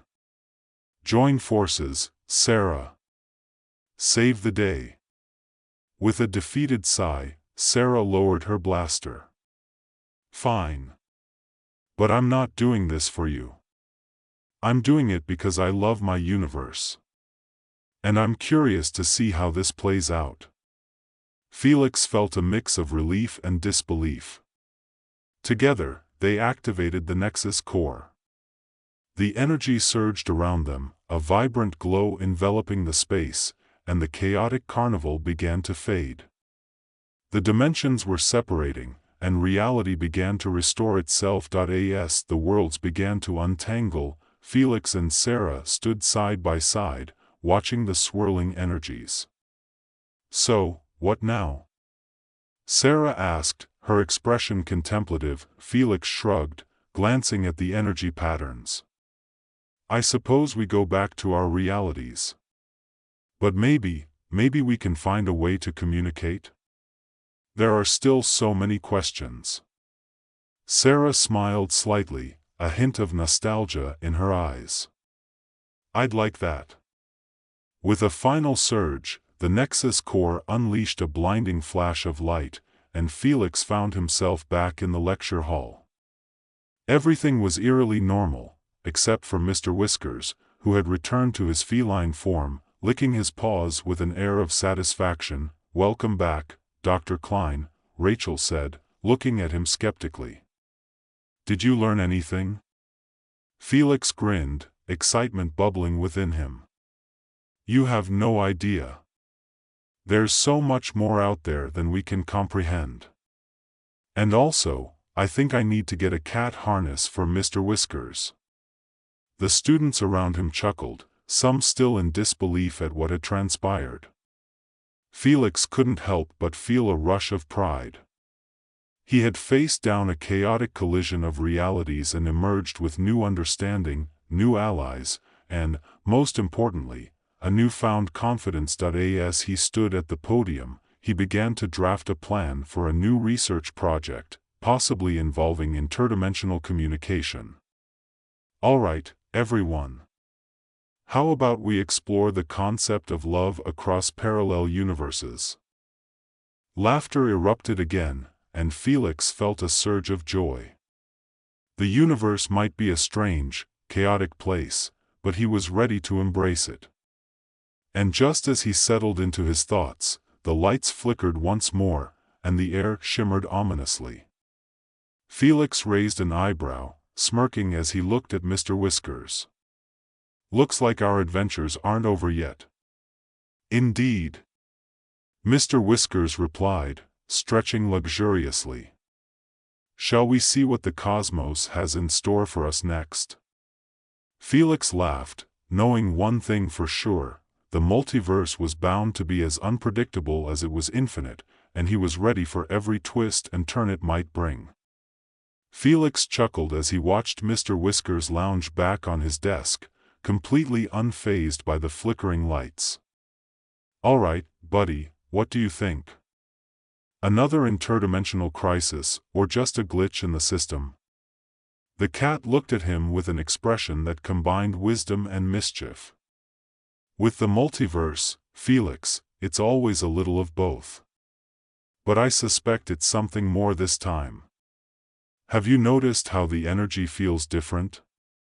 Felix leaned back in his chair, reflecting on the hum in the air. He could sense it, an almost electric charge that buzzed at the edges of his consciousness. "You might be right. Something is off. Let's investigate." He grabbed his notepad, ready to jot down any thoughts that came to him. As he headed toward the door, the lights flickered once more, and he could have sworn he heard a distant sound, like laughter. It was a child's laughter, light and joyful, echoing through the corridor. "Did you hear that?" Felix asked Mr. Whiskers. "Of course. It seems our delightful friends from another dimension might be trying to reach out," Mr. Whiskers replied, leaping off the desk with a grace that belied his hefty form. Felix opened the door, and the corridor stretched out before him, illuminated by the sporadic flickering of lights. Students wandered around, some glancing at him with confusion. They were blissfully unaware of the chaos that had nearly unraveled their universe just moments ago. He followed the sound of laughter, curiosity propelling him forward.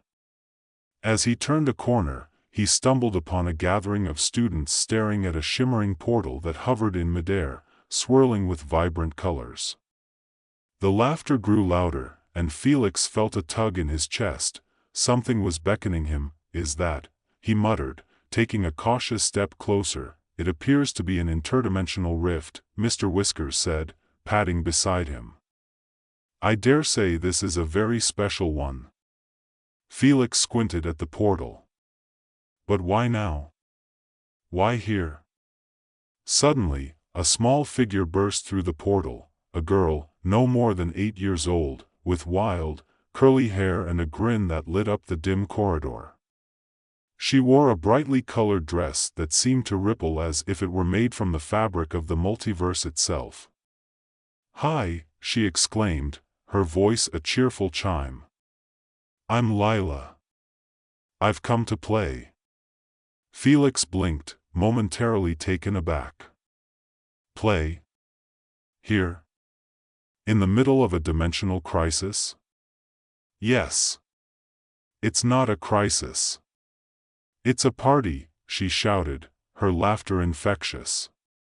The students around Felix began to smile, some even chuckling at her enthusiasm. "But," Felix started, looking back at the portal, which was still swirling with energy.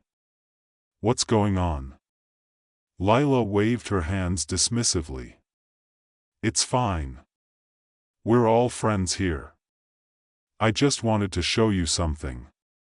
The portal flickered, and Felix felt a strange pull toward it, an inexplicable urge to step inside. "What do you want to show us? Come on!" Lila exclaimed, her eyes sparkling with excitement. "It's a surprise." Against his better judgment, Felix took a step toward the portal, glancing at Mr. Whiskers. "What do you think?" "Childlike wonder is often a harbinger of great adventures," Mr. Whiskers replied sagely. "Shall we?"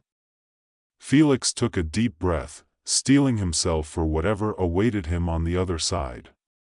With one last glance back at the bewildered students, he stepped through the portal, Lila tugging at his sleeve. On the other side, Felix found himself in a whimsical landscape, unlike anything he had ever seen.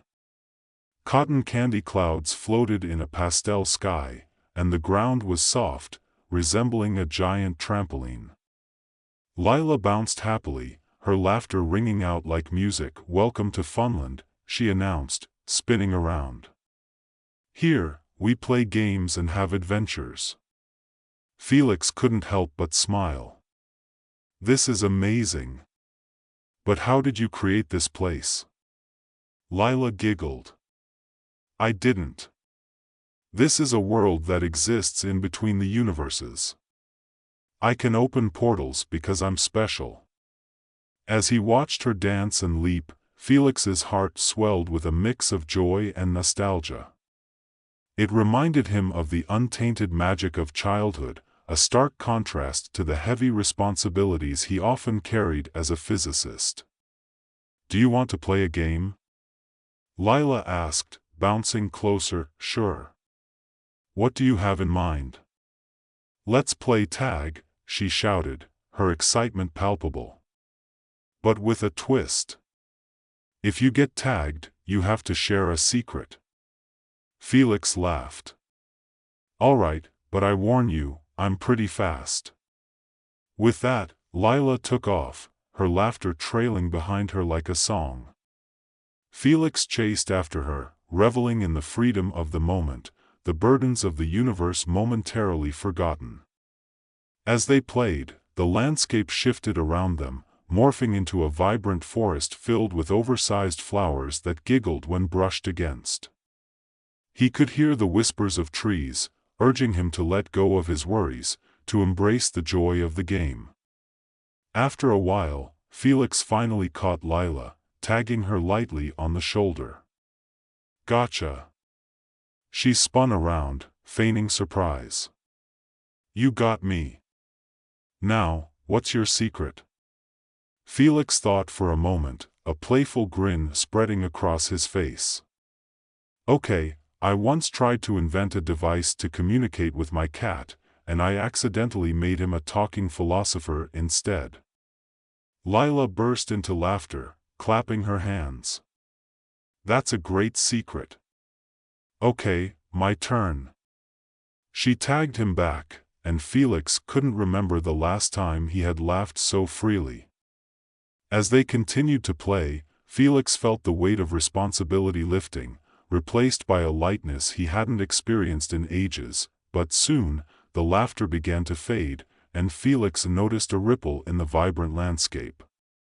The colors dulled, and the cheerful sounds started to distort, becoming ominous. Lila's smile wavered, and she looked around, confusion crossing her face. What's happening? Felix asked, concern creeping in. I don't know. Lila exclaimed. It's not supposed to be like this. Before he could react, a shadow loomed over them, darkening the landscape. Felix turned to see a figure emerging from the edge of the forest, a tall, menacing creature with sharp features and an aura of darkness. You shouldn't be here, it hissed, its voice like gravel. This realm is not for your kind. Felix felt a chill run down his spine. We're just playing. We mean no harm. Lila stepped closer to Felix, clutching his hand. We just wanted to have fun. The creature laughed, a harsh sound that echoed through the trees. Fun is a luxury you cannot afford. The balance is disrupted. You must leave. Felix felt a surge of defiance. No. This place is special, and so are we. We can help fix the balance. The creature's eyes narrowed, considering him. Help? How do you propose to do that? By restoring joy and playfulness, Felix said, surprising himself with his own conviction. By reminding this place of its purpose. If we can unite the worlds with laughter and games, maybe we can mend the rift that threatens both our realities. The creature hesitated, uncertainty flickering across its face. You think laughter can restore balance? Absolutely, Felix replied. Let us show you. With a flick of his wrist, he conjured an image of the university, the students, and the laughter that had filled the halls. Everywhere, people find joy in the simplest of things. We can bring that here. Lila piped up, her small voice steady. And we can all play together. It'll be fun. The creature's expression softened ever so slightly, intrigued by their determination. Very well. Show me your games. Felix exchanged a glance with Lila, and together they began to orchestrate a series of games: tag, hide and seek, and even silly dances. As they played, the dark aura surrounding the creature began to dissipate, colors brightening around them. Other beings emerged from the shadows, curious about the commotion. Felix and Lila encouraged everyone to join in, and soon, the clearing was filled with laughter, joy, and a sense of community. The creature transformed, its sharp features softening into something resembling a smile. Perhaps there is merit in this, laughter. With each game, the rift began to heal, the shadows retreating. The landscape blossomed back into its vibrant colors, and Felix felt the energy of the multiverse shifting, becoming lighter, more harmonious. As the sun began to set in this fantastical world, casting a warm glow over the revelry, Felix took a moment to catch his breath. Lila bounced over to him, her face radiant with joy. We did it, Felix. We really did. Yes, we did, he agreed, feeling a swell of pride. But I think we're not finished yet. We still have to close the rift. Lila's eyes sparkled with excitement. Let's do it together. Felix nodded, and they gathered everyone around the now vibrant portal. All right, everyone. We need to channel all the joy and laughter we can muster. Let's create a wave of positivity to seal the rift. With Lila leading the charge, the group began to chant and laugh, their voices merging into a harmonious chorus. Felix felt a wave of warmth surge through him, connecting everyone in a shared purpose. As their laughter grew, the portal pulsed with energy, colors swirling around them, brighter and brighter. Keep it going. Felix shouted, pouring his heart into the moment. The creature, now transformed by the experience, stepped forward. I will assist. Laughter is powerful indeed. As they united their energies, a brilliant light erupted from the portal, a whirlwind of colors swirling together until, with a final burst of joy, the rift began to close, sealing both worlds in harmony. Felix and Lila collapsed onto the ground, breathless but exhilarated. Around them, the landscape glimmered, more vibrant than ever. The creature smiled down at them, gratitude in its eyes. You have restored balance. Thank you. Felix beamed.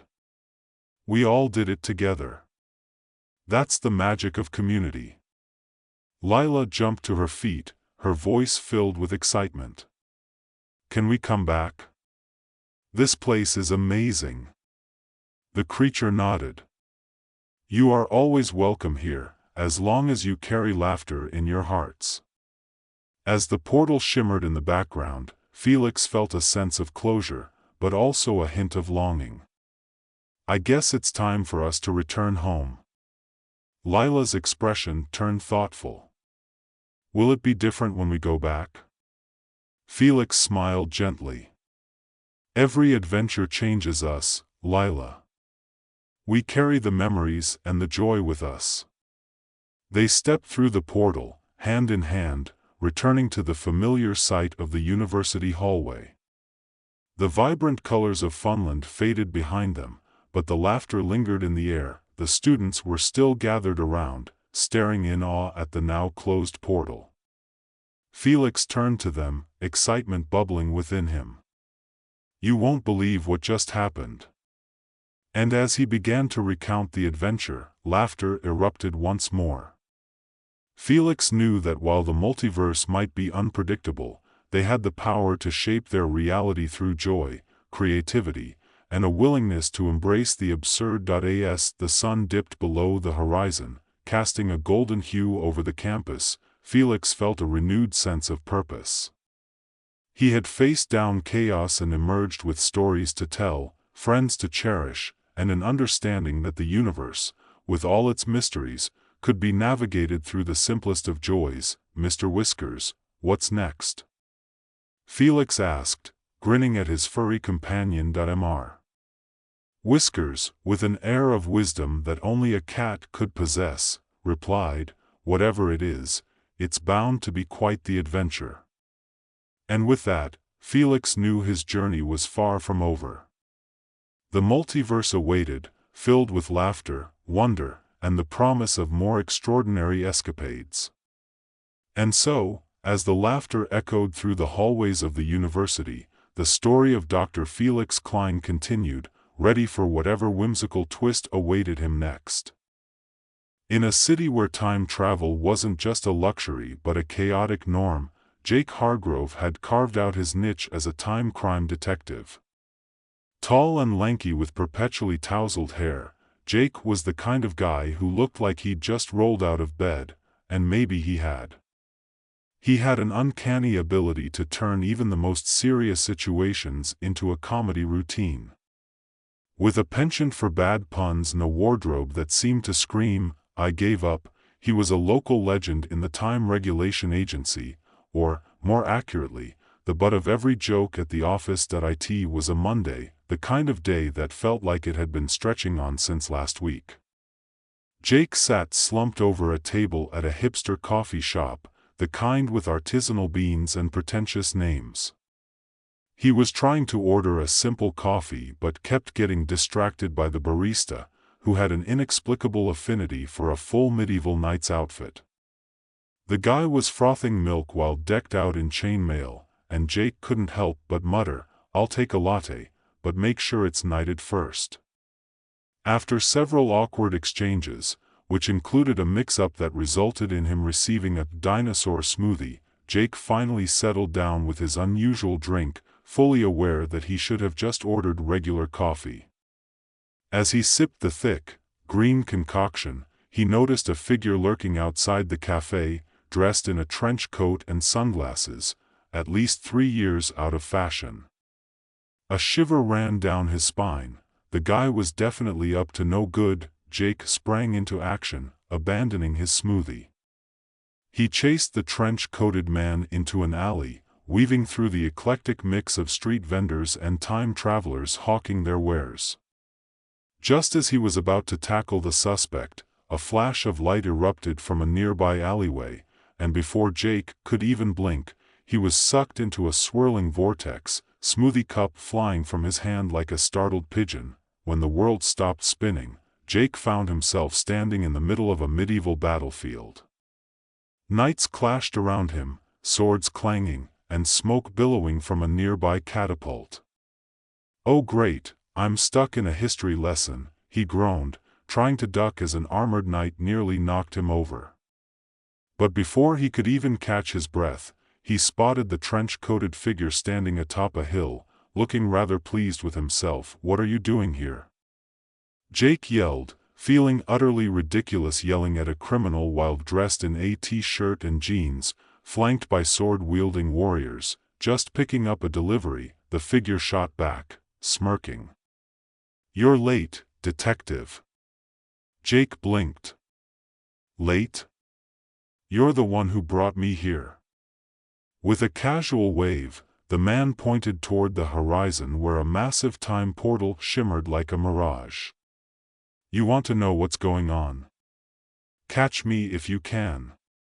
And just like that, the trench coat flapped dramatically as the man leaped through the portal, leaving Jake standing in a sea of chaos. Shaking his head, he raced after him, leaping through the shimmering doorway and feeling the familiar sensation of being stretched like a rubber band. When he landed, he was back in his own time, sprawled out in the same coffee shop, now drenched in his smoothie. The patrons stared at him, their faces a mixture of confusion and mild amusement. He glanced at the barista, who was now surprisingly back in a polo shirt. "I'll take that latte, please," he muttered, trying to regain his composure. determined to catch the trench-coated man and get to the bottom of this mess. Jake kicked into detective mode. He spent the next few days interviewing witnesses, a chaotic endeavor that led him to an eccentric inventor named Dr. Zed, who looked like he belonged in a steampunk novel. Dr. Zed was knee-deep in what could only be described as an amalgamation of old clock parts and wild ideas. "Ah, Jake. What brings you to my lab of wonders?" Dr. Zed exclaimed, wearing goggles that were far too large for his face. "Time travel troubles," Jake replied, flinging his hands up. "I need to know about a guy in a trench coat who's jumping timelines. Any chance you've seen him?" Dr. Zed rubbed his chin, his eyes narrowing. "Trench coat, you say?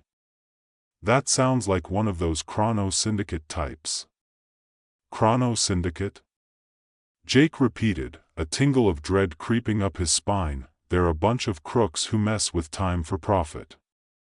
"Very bad news, I assure you," Dr. Zed said, his voice dropping to a conspiratorial whisper. "They'll do anything to change history to their advantage."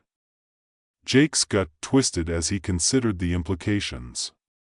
If the syndicate was involved, things were about to get messy.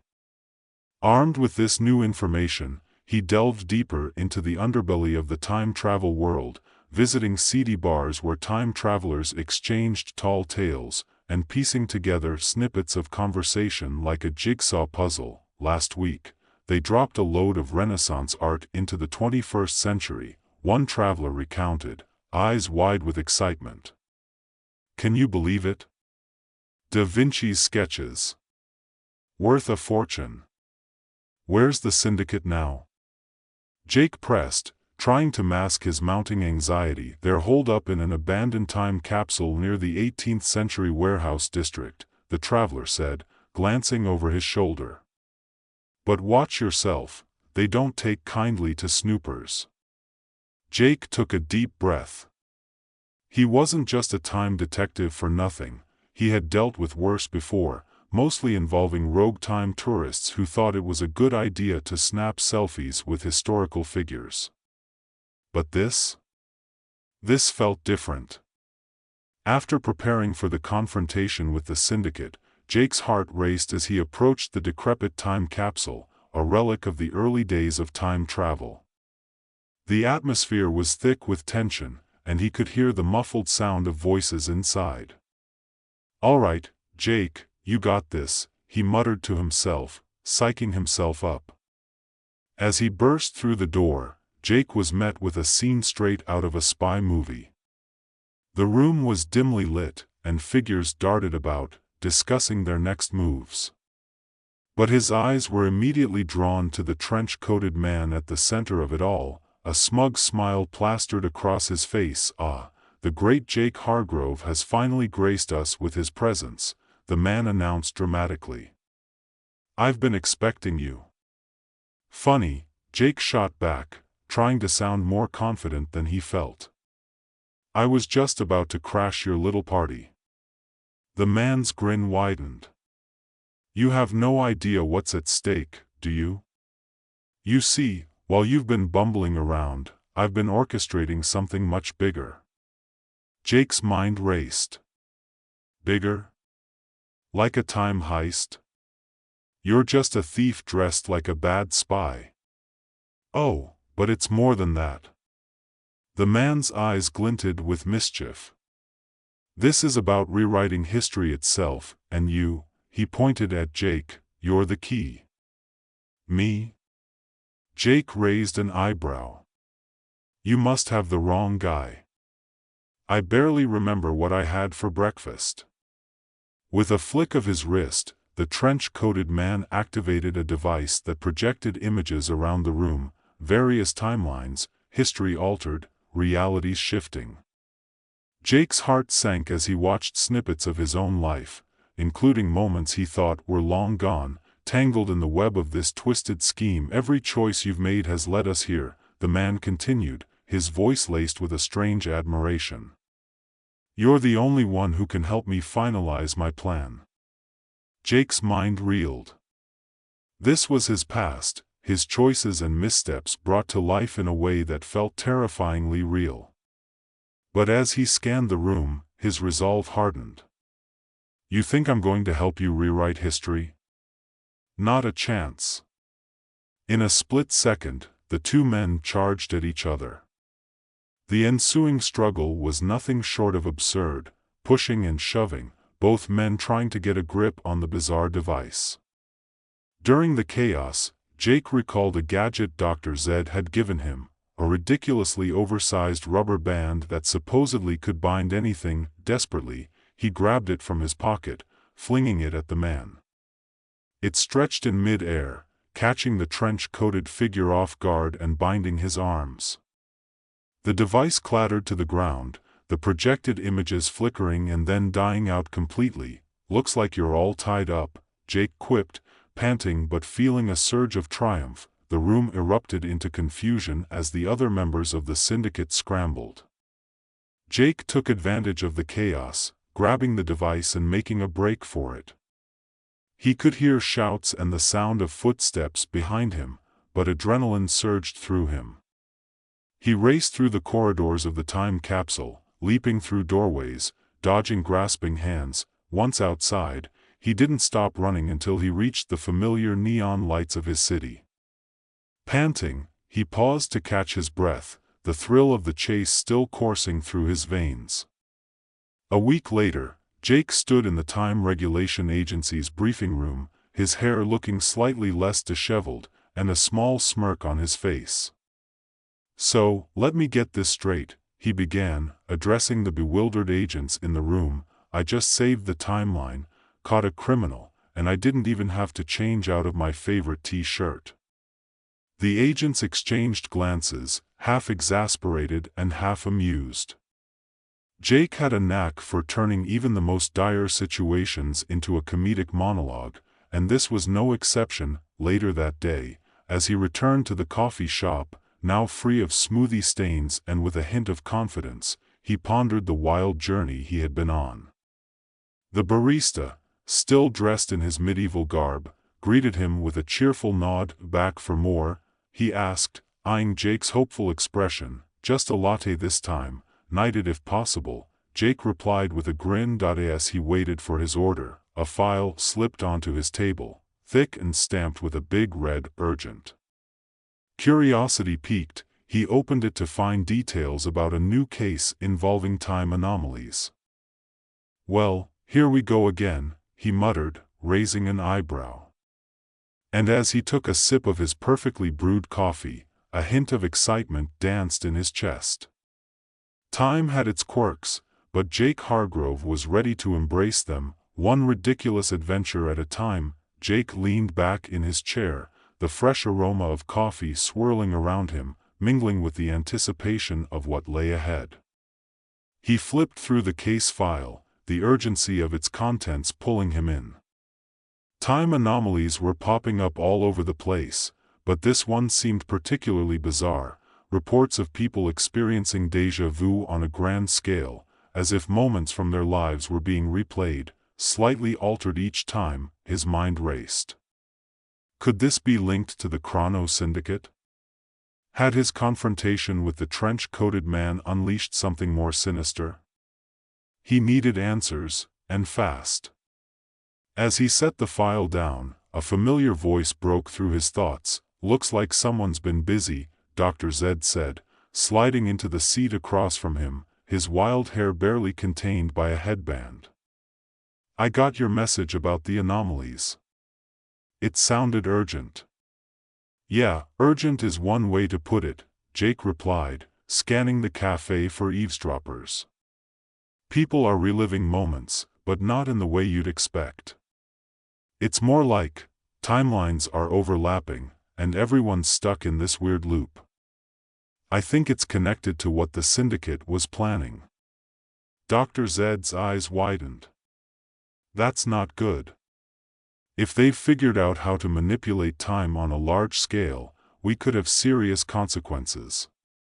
Jake nodded, feeling the weight of responsibility settle on his shoulders.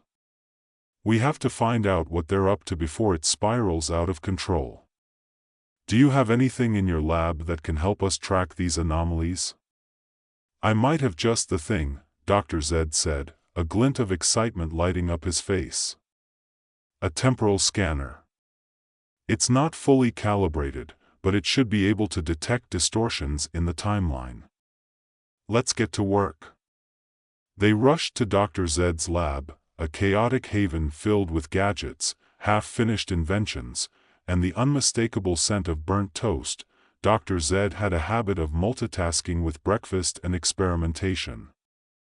As they rummaged through a maze of machinery, Jake couldn't help but smile at the sight. This was home ground for him, the kind of chaotic creativity that sparked ideas. After some tinkering, Dr. Zed activated the scanner, a device resembling a mix between a high-tech compass and an old-school radio. It whirred to life, its screen flickering with readings. There. Dr. Zed pointed excitedly. It's picking up distortions in the downtown area. Looks like we have a hot spot.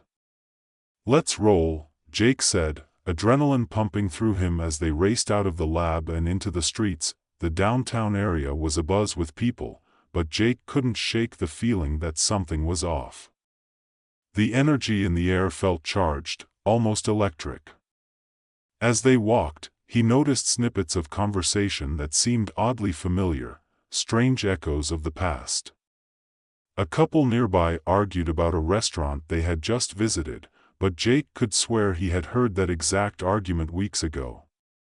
He shared a glance with Dr. Zed, who nodded, his expression serious. See what I mean? Jake murmured, his pulse quickening. This is exactly what we're dealing with. They approached the spot where the scanner had indicated the strongest distortion. It was a park, usually a serene escape from the chaos of the city, but today, it felt like a stage for something more sinister.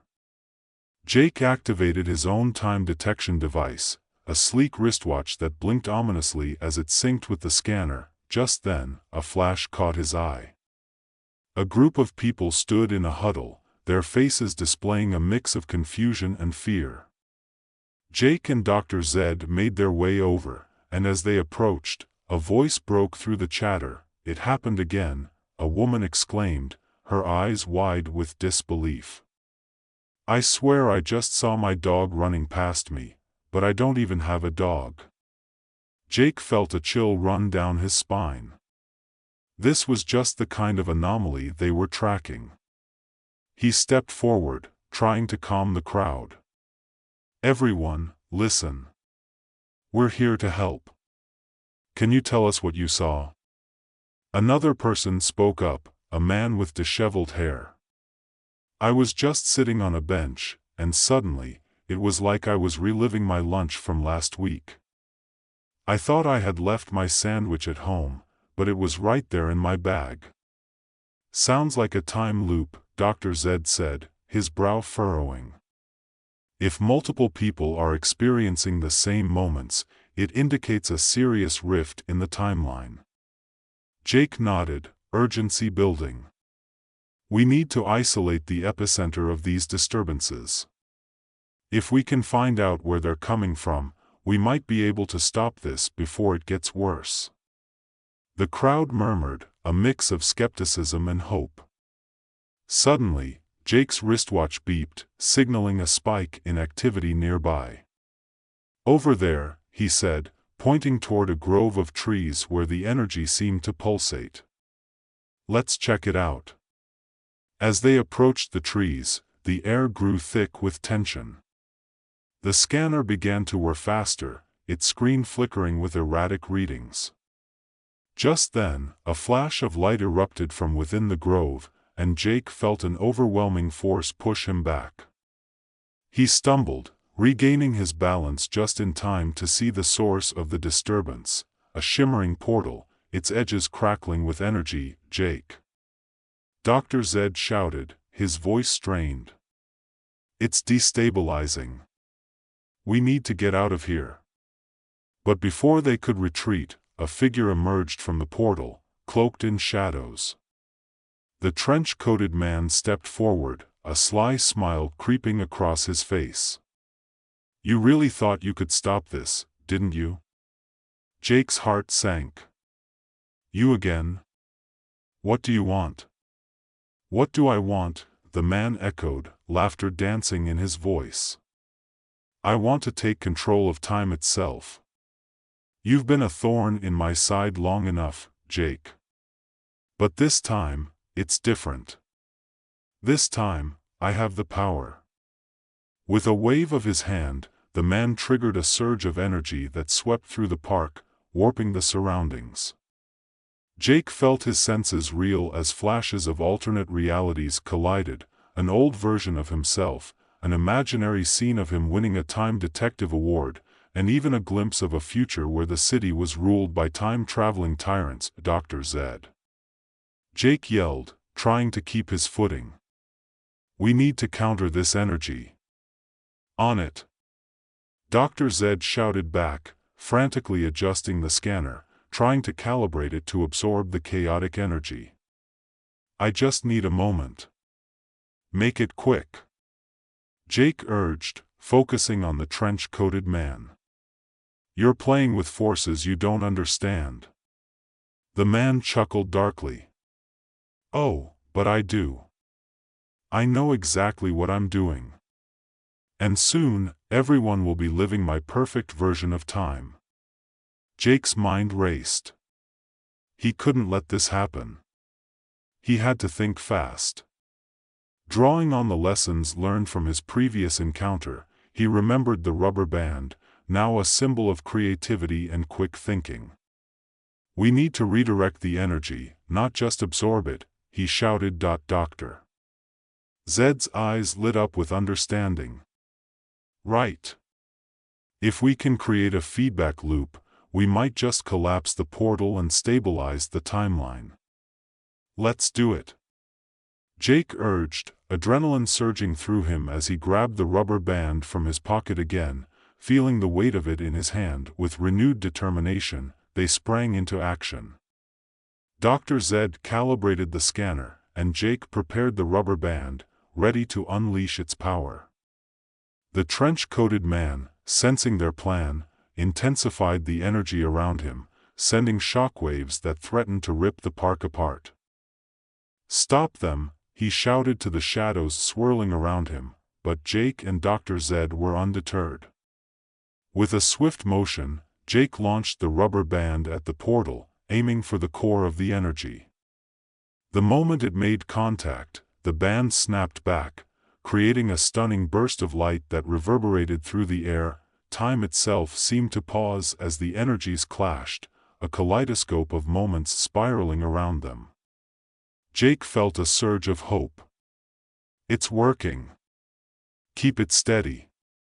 Dr. Zed adjusted the scanner, guiding the flow of energy, channeling it into the rubber band's rebound. With each pulse, the portal shrank, flickering dangerously as the trench-coated man screamed in frustration, "No. You can't do this," he howled, reaching out as the vortex began to collapse, but it was too late. The combined force of Jake's ingenuity and Dr. Zed's brilliance created a shockwave that sent the man stumbling back. With one final burst of energy, the portal imploded, leaving only a faint shimmer in the air. Jake and Dr. Zed stood panting, the tension dissipating around them as the park returned to its serene state. The crowd, once caught in a temporal loop, blinked in confusion but gradually began to understand that the chaos had ended. "Did we do it?" Jake asked, still catching his breath. "Looks like it," Dr. Zed replied, a triumphant grin spreading across his face. "We stabilized the timeline." The crowd erupted into applause, relief washing over them. Jake felt a swell of pride. They had done it, against all odds. They had thwarted the syndicate's plans and restored order. As the last echoes of applause faded, Jake turned to Dr. Zed. "What now? Do we need to keep an eye out for any more anomalies?" Dr. Zed chuckled, shaking his head. "Oh, I'm sure there will always be something to monitor. Time travel is never a dull affair. But for now, let's celebrate our victory. Sounds like a plan, Jake agreed, feeling lighter than he had in weeks. They made their way out of the park, laughing and sharing ridiculous theories about time travel over lunch at their favorite diner. As they walked, Jake felt a sense of hope. The world was chaotic, sure, but in the midst of the madness, he had found camaraderie, purpose, and a renewed passion for his work. But as they reached the diner's entrance, a flicker of movement caught Jake's eye. He turned, just in time to see a familiar shadow slip around the corner, a trench coat disappearing into the distance. His heart raced, and he exchanged a knowing glance with Dr. Zed. "I have a feeling this isn't over." "Nope," Dr. Zed said with a grin. "But we'll be ready for whatever comes next." And with that, they stepped into the diner, ready for their next adventure, knowing that time would keep throwing challenges their way, but they'd face them together, one ridiculous moment at a time. Shaoli had a talent for making simple decisions feel like life or death choices. This morning, standing in the bustling little cafe on the corner of Maple and 12th, he found himself in the throes of a crisis over what to order. Should he go for the trendy oat milk latte that had been trending on social media, or stick to his usual cappuccino, which was reliable yet mundane? He couldn't help but think that whatever he chose would shape his destiny, a notion that made him laugh, though it also made his stomach churn. "Just get the coffee, man," he muttered to himself, glancing at the clock. He had 10 minutes to get to work. As he fumbled through his pockets for change, he noticed a peculiar app on his phone that promised to predict one's future based on coffee preferences. Curious and in a fit of spontaneity, he tapped on the app, entering the details of his order. "1 cappuccino, please," he said, though he hesitated, wondering if this was the moment to embrace the unknown and go for the oat milk. Just then, his hands, slippery with indecision, knocked over the steaming cup. In slow motion, the liquid flew into the air, an espresso fountain destined for chaos. He leaped to save it, but instead, he managed to drench himself and the bemused barista, a young woman with a nose ring and an eye roll that could send a message clear across town. "Great," he muttered, wiping coffee from his eyes. "Now I'll definitely need a new career. Maybe I'll become a barista, or a cat cafe owner." In that moment, the world around him shimmered, the cafe's chatter fading into a soft hum. His heart raced, and the air felt electric. Suddenly, he could see flashes of other lives, strange, vibrant, and utterly absurd.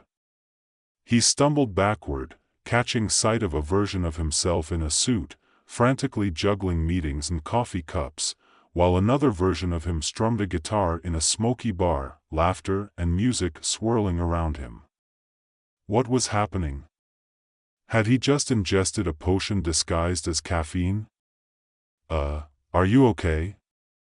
The barista's voice cut through the fog of his vision. "Am I? I think I just saw my life choices," Shaoli replied, half joking, half serious. She raised an eyebrow. "You need to clean up." "Seriously?" With a sheepish grin, he scrambled to collect himself, wiping away the remnants of what felt like a cosmic revelation. As he made his way to work, the visions of those parallel lives danced in his head like fireflies. Each potential Shaoli was a puzzle piece of what could have been, each choice a thread in a tapestry of reality. He entered the office, but instead of settling into his usual routine of design work, his mind raced. What if he could explore these alternate lives? What if he could take a peek into the outcomes of every decision he had ever made? Over the next few days, Shaoli became a master of decision-making, darting between his mundane existence and these bizarre glimpses into his what-ifs. The first universe he visited was a startling contrast to his own, a reality where he was a stand-up comedian. In this universe, he stood on a stage, a spotlight shining brightly on him. The audience was roaring with laughter, and Shaoli felt the intoxicating thrill of performance. He opened his mouth to speak and froze, grappling with the nervousness that crept in. "So, have you ever noticed how cats just own the place? I mean, if I could be as confident as my cat, I'd be unstoppable." Laughter erupted, and for a moment, he basked in the joy of connection and humor. But then, something went wrong. He attempted a joke about cats in a coffee shop, and the audience's laughter turned into awkward silence. So, there I was, at a coffee shop, trying to decide between oat milk and soy milk, and my cat walks in and orders a pumpkin spice latte. The silence deepened. Someone shouted, "Get off the stage." With a heart full of embarrassment, Shaoli stepped back, feeling the pull of the universe once again. In the next reality, he found himself wearing a suit, surrounded by the harsh glow of fluorescent lights in a high-rise office. "This is what I've been working for," he muttered to himself as he sat in a meeting discussing the merits of their new cat-themed coffee line. The absurdity hit him hard. "Gentlemen, we have a real opportunity here," said his boss, a burly man with a mustache that seemed to have a life of its own. "Imagine, coffee for cat lovers. Cat lattes. Whisker cappuccinos." Shaoli raised a hand, trying to stifle a laugh. "What's next? A cat-inspired motivational seminar?" The meeting fell silent as the boss glared at him, but the absurdity of it all washed over him like a wave. He didn't belong here. He felt like a clown at a serious board meeting. With a flick of his mind, he jumped again, this time into a universe where he was a free-spirited traveler. He stood on a beach, the waves crashing, a guitar slung over his shoulder. "This is the life," he shouted, strumming a tune that felt both foreign and familiar, but soon, the thrill wore off. "Where's the adventure in sitting alone with a guitar?" he sighed, realizing that the solitude weighed heavier than the freedom he craved. He found himself haggling over a ridiculous trinket, only to realize he had no money. "How much for this overpriced shell?" he asked, waving it around dramatically. "I'll trade you for my existential crisis." With each jump into another universe, Shaoli found himself lost in the myriad choices and consequences of his life. The humor and the absurdity began to fade, replaced by a deeper, more unsettling truth. Each alternate reality, while enticing, came with its own set of burdens, regrets, and chaotic moments that made him question the very essence of happiness. As the days turned into a blur of exploration, Shaoli's reflections deepened. He began to see that each path held joy and pain, triumph and failure. No matter which life he explored, there was an undeniable truth that shadowed him. Every choice carried a cost. Finally, he landed back in his own universe, standing in front of the mirror, a fresh coffee stain decorating his shirt. "What now?" he mused, looking at the coffee shop across the street. It beckoned him, its familiar facade both comforting and daunting. He decided to visit the cafe again, where the barista greeted him with a knowing smile. "Back for more existential coffee?" "Yeah, but this time I think I'll stick to the cappuccino," he said, savoring the taste of normalcy. He felt lighter, the weight of all those choices settling into a newfound clarity. In that moment, he realized that no matter what path he chose, it was about embracing the journey, the messiness of life, and the laughter along the way. With a grin, he leaned on the counter. "So, what do you recommend? Life choices aside, I'll take the best coffee you've got." And as the barista poured the steaming cup, Shaoli understood that it wasn't about the coffee he ordered, but about the stories that came with it, the stories of every decision, every stumble, and every laugh shared. As the barista handed him his cappuccino, a swirl of steam rising from the cup, Shaoli took a moment to appreciate the simple pleasure of it. The rich aroma filled his senses, grounding him in the present. He took a sip, the foam art a perfect heart, and felt a rush of warmth spread through him. This was a small choice, but it felt monumental in a way he hadn't expected. "So, what's your story?" the barista asked, leaning against the counter with a curious glint in her eyes. "You seem like you've been through a lot for just a coffee run." Shaoli chuckled, thinking about all the versions of himself he had witnessed in the past few days. "You could say that. I've explored a few alternate realities. I was a comedian once. A cat cafe owner, too." "Really?" She raised an eyebrow, clearly amused. "What happened? Did you bomb on stage?" He laughed. "In one reality, yes. I tried to tell a joke about ordering coffee while my cat ordered a pumpkin spice latte. It did not go over well." She shook her head, a smile creeping onto her lips. "Sounds like a solid premise to me. Maybe you should stick to the comedy." "Maybe," he said, enjoying the banter. "But I think I've learned that happiness isn't just about the big dreams or the loud laughs. It's about the little moments, like this." He gestured to the cafe, the patrons chatting and the clinking of cups. "The comfort of knowing where you belong." She nodded, her expression shifting to one of genuine understanding. "That's deep. Not many people realize that. You must be a philosopher at heart. Or just a really indecisive guy who spilled coffee on himself," he replied, taking another sip. "But I guess there's wisdom in the messiness." As they chatted, Shaoli felt an unexpected connection forming. There was something about her, the way she engaged with him, how her laughter was genuine and warm. For the first time in a while, he felt a sense of ease. "By the way, I'm May," she said, extending a hand. "If you're going to keep coming in here, we should at least introduce ourselves properly." "Shaoli," he said, shaking her hand. "I think I'll be back often. This is my new favorite place." "Good to know. I'll make sure to have your cappuccino ready. Extra foam, right?" "Always." They shared a moment of comfortable silence, and Shaoli realized how much he appreciated this interaction.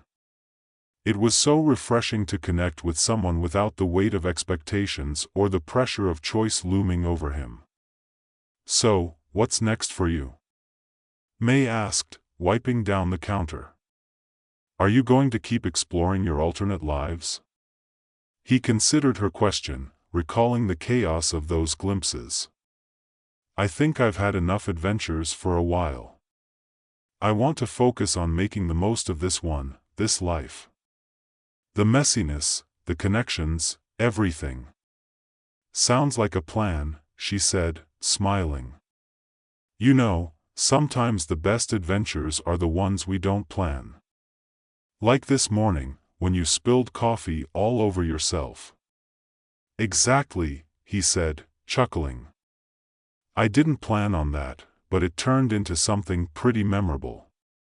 Their conversation flowed easily, and he found himself sharing bits of his life, his struggles with indecision, his dreams of becoming a designer, and the journey that led him to this very moment. May listened intently, offering insights and laughter in equal measure. As the cafe filled with more patrons, he caught glimpses of his alternate selves in the background of his mind. The serious lawyer, the lonely traveler, the anxious comedian, all aspects of himself that he had momentarily inhabited. But here, in this cafe, with May, he felt whole, connected to a reality that was undeniably his. "Maybe you should draw inspiration from your alternate lives for your design work," May suggested, wiping her hands on her apron. A collection that reflects all the yous you could have been. Now that's an idea, he said, his mind racing with possibilities. Each piece could represent a different choice, a fork in the road. Exactly. And you could name it Crossroads or something, she added, her eyes sparkling with enthusiasm, or caffeinated choices, he joked. With a cat theme, of course. They both laughed, and Shaoli felt a sense of excitement bubbling within him. The creative spark he had thought lost was rekindling, fueled by this fresh perspective and this unexpected connection. As the sun began to set, casting a warm glow through the cafe's windows, he realized that he didn't need to explore countless alternate lives to find meaning. Sometimes, it was enough to embrace the present, to relish the laughter shared with a new friend, and to find inspiration in the simple act of ordering coffee. When it was finally time to leave, Shaoli stood at the door, feeling lighter than he had in days. Thanks for the coffee and the conversation, May. I'll definitely be back. Looking forward to it, she said, her smile bright against the backdrop of the evening. And who knows? Maybe I'll have some alternate life stories of my own to share next time. He walked away from the cafe with a bounce in his step, the world feeling a bit brighter. The sky was painted in hues of orange and pink, and he couldn't help but smile. Life, with all its unpredictability, felt like an adventure he was ready to embrace. As the days turned into weeks, Shaoli returned to the cafe regularly, each visit deepening his connection with May. They shared laughs, stories, and even moments of vulnerability.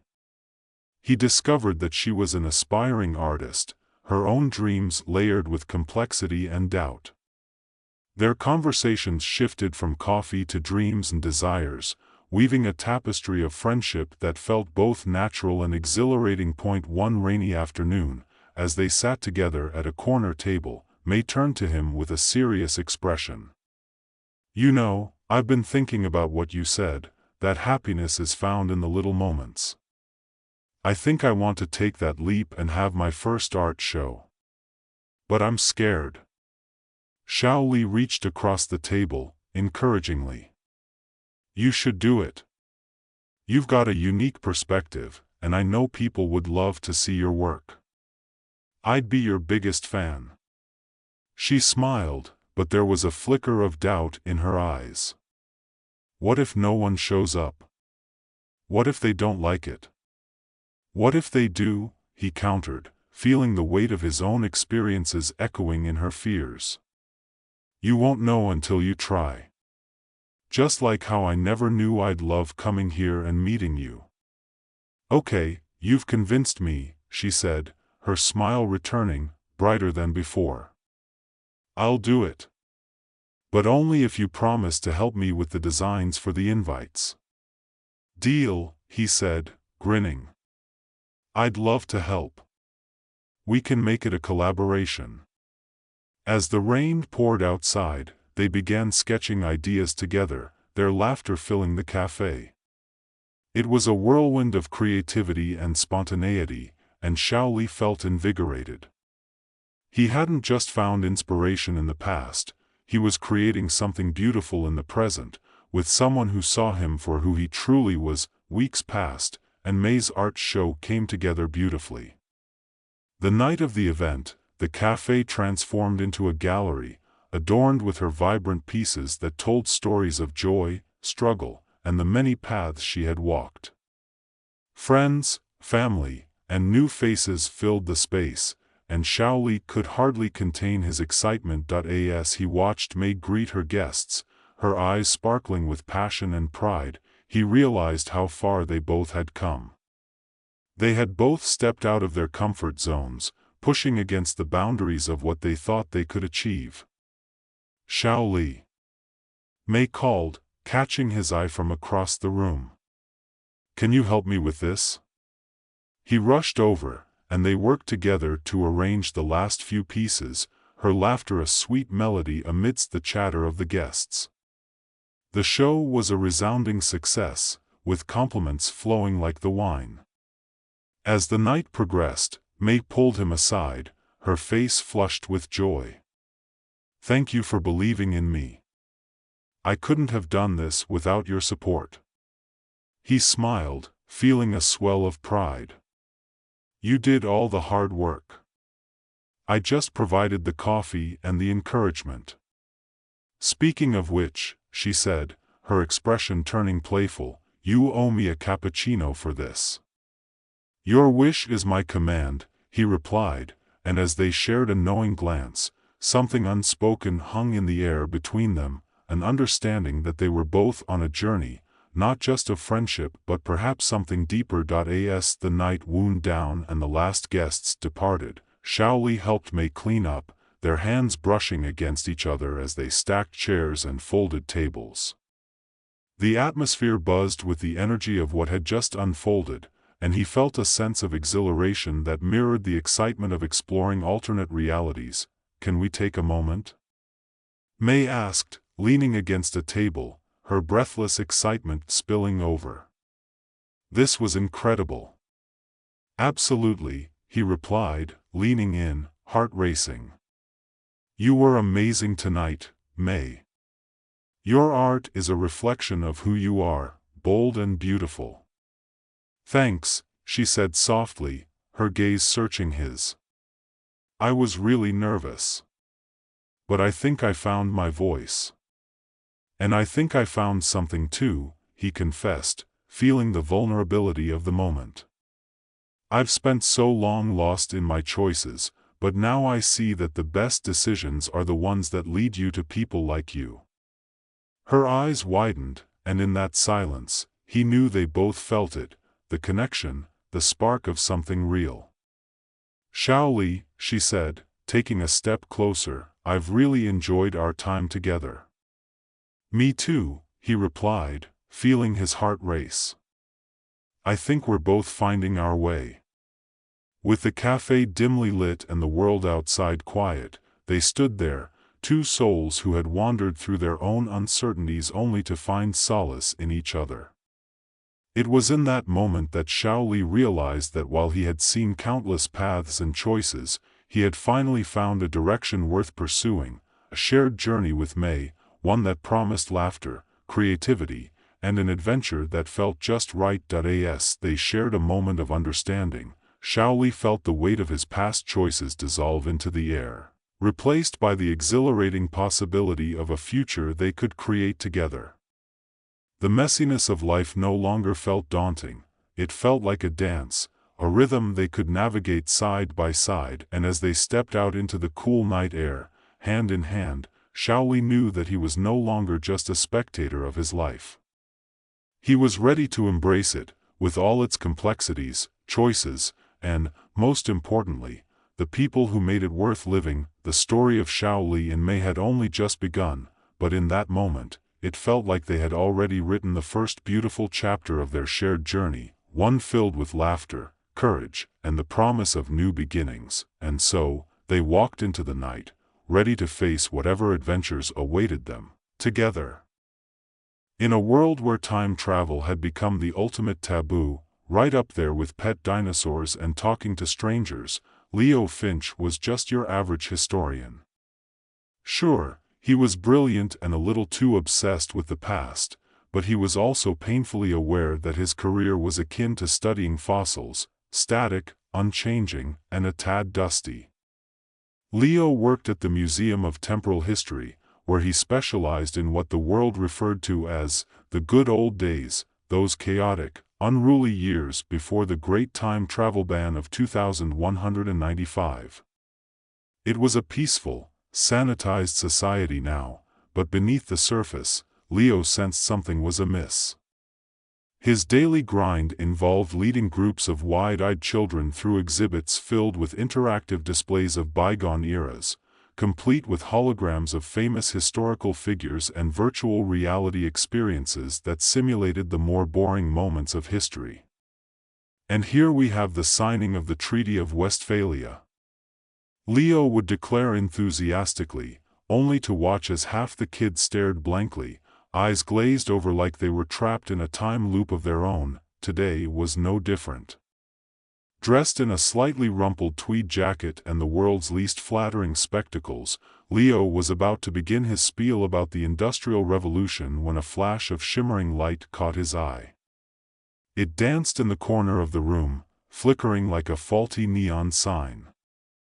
Curious, he stepped closer, hoping it was a glitch in the museum's state-of-the-art holographic system rather than a wormhole opening up to a catastrophic timeline. "Hey, you okay?" Leo called out to the flickering figure. To his astonishment, the light coalesced into a young woman, all bright eyes and wild hair, clad in what could only be described as an eccentric mashup of historical and futuristic fashion. It was a hodgepodge of styles, with flared pants that looked like they were plucked from the 70s and a jacket that shimmered like a disco ball. "I'm Zara," she announced, grinning broadly as if she had just won a prize at a carnival. "And I'm from the future." Leo blinked, half expecting her to dissolve into pixels. "Sure you are," he replied dryly. "And I'm the King of England. Do you have a royal decree or something?" "I can prove it," she insisted, her eyes sparkling with mischief. "You see, the peace you enjoy today is a lie. I'm here to save history." At that moment, the museum's high-tech intercom crackled to life. "Attention all visitors, please refrain from time travel-related discussions within the museum premises. Remember, time travel is strictly prohibited." Zara rolled her eyes. "See? It's all a cover-up." Before Leo could respond, she reached into her pocket and pulled out a small, oddly shaped device. It looked like a cross between a remote control and a vintage Game Boy. "Watch this." "Wait, what are you doing?" Leo's voice had a hint of panic, but it was too late. Zara pressed a button, and the room around them warped and twisted like a funhouse mirror. The last thing Leo saw was the horrified faces of the schoolchildren before everything went dark. When Leo opened his eyes, he found himself sprawled on the cobblestones of a bustling medieval market. He pushed himself up, dusting off his tweed jacket. "This can't be happening," he muttered, glancing around at the throngs of people in tunics and armor, trading goods in a cacophony of shouts and laughter. "Welcome to 14th century England," Zara exclaimed, practically bouncing on her heels. "Isn't it amazing? The sights, the smells, the smells." "Like what?" "Rotting cabbage and horse manure," Leo replied, wrinkling his nose. "Exactly." Zara laughed, her infectious enthusiasm cutting through his skepticism. "And you know what? This is a pivotal moment in history. We need to find out how time travel got banned." Leo took a deep breath, the reality of the situation settling in. "Wait, how are we supposed to do that? You can't just waltz up to people and ask, 'Hey, how did you feel about the whole time travel ban?'" "Of course we can." Zara grinned, a spark of adventure lighting her eyes. "We'll blend in. Just follow my lead." With that, she grabbed his hand and dragged him into the fray. Leo protested, his protests drowned out by the buzz of the market. Zara led him through stalls filled with vibrant fruits, handmade wares, and the occasional street performer juggling flaming torches. He couldn't help but chuckle at the absurdity of his situation. One moment, he was in a sterile museum, and the next, he was trying to keep up with a time-traveling woman who clearly had no concept of subtlety. As they approached a food stall selling what appeared to be large, suspiciously lumpy pastries, Zara turned to Leo with an impish grin. "Want to try one? They're called meat pies." "Pass," Leo replied quickly, his historian's instincts screaming at him about the questionable hygiene of medieval cuisine. "Suit yourself." Zara said, chomping down on one with glee. Delicious. Just then, a commotion erupted nearby. A group of armored knights was arguing over a game of dice, their voices rising in a dramatic crescendo. Leo watched, fascinated, as one knight accused another of cheating, gesturing wildly with his arms. See? Even in the past, people have their squabbles, Zara remarked, her eyes alight with excitement. This is the essence of history, Leo. It's messy, chaotic, and beautiful. Leo couldn't help but smile despite himself. Zara's enthusiasm was infectious, and for the first time in a long while, he felt a spark of adventure. He was no longer just an observer of history, he was living it, and the chaotic energy around him was thrilling. Okay, I'll admit it, he said, shaking his head in disbelief. This is kind of amazing. Just wait until we find the real story behind the time travel ban. Zara said, her eyes gleaming with determination. Little did they know, their journey was only beginning, and history had plenty of surprises in store, some of which would send them careening through time and space in ways they could never have imagined. As they wove through the market, Leo felt a strange exhilaration. Maybe this time, he wouldn't just be documenting history.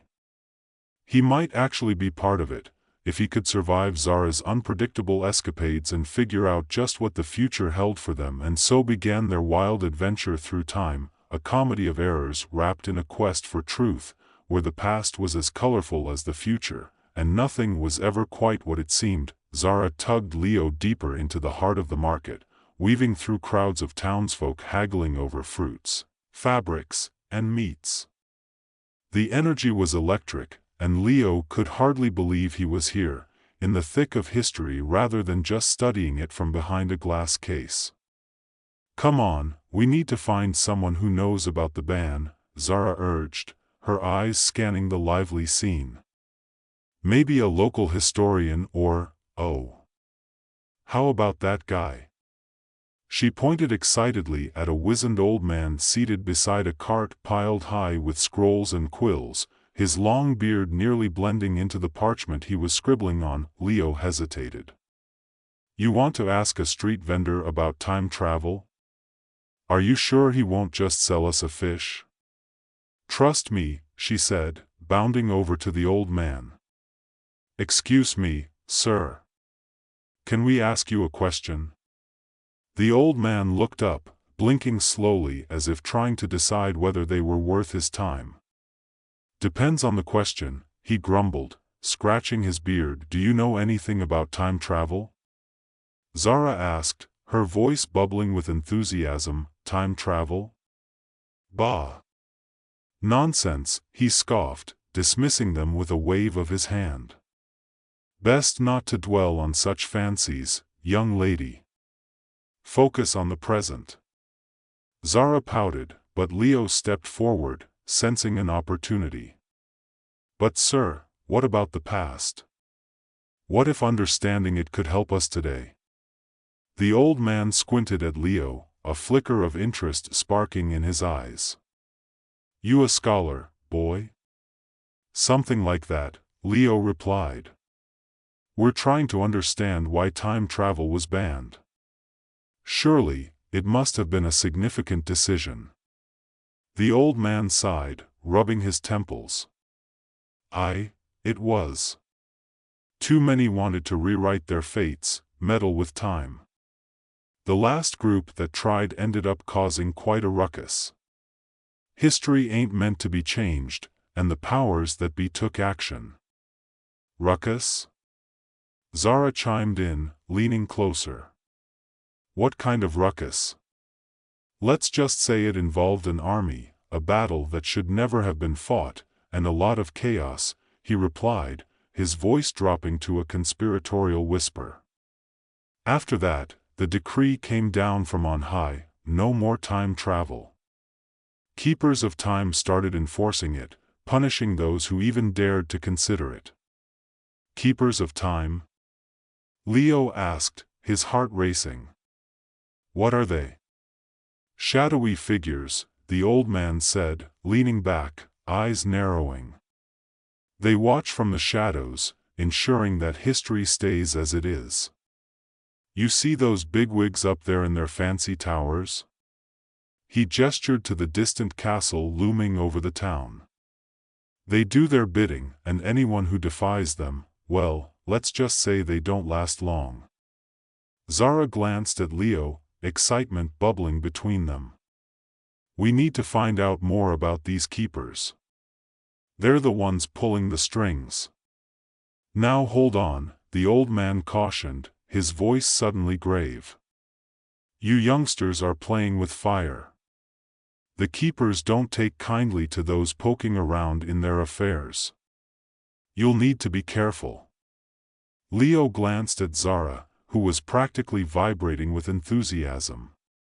Careful is my middle name, she quipped, earning a skeptical look from the old man. Good luck with that, lass, he muttered, returning to his scrolls. Thanks for your help. Zara chirped, pulling Leo away from the cart. Let's find those keepers. If they're really keeping history hidden, we might just be able to expose them. Sure, but how do we find them? Leo asked, his thoughts racing. The thrill of adventure was intoxicating, but the reality of their situation weighed heavily on his mind. Word on the street is that they meet at the old clock tower, Zara said, her tone conspiratorial. It's supposed to be abandoned, but if anyone knows anything about time, it's them. An abandoned clock tower? That sounds a bit cliché, don't you think?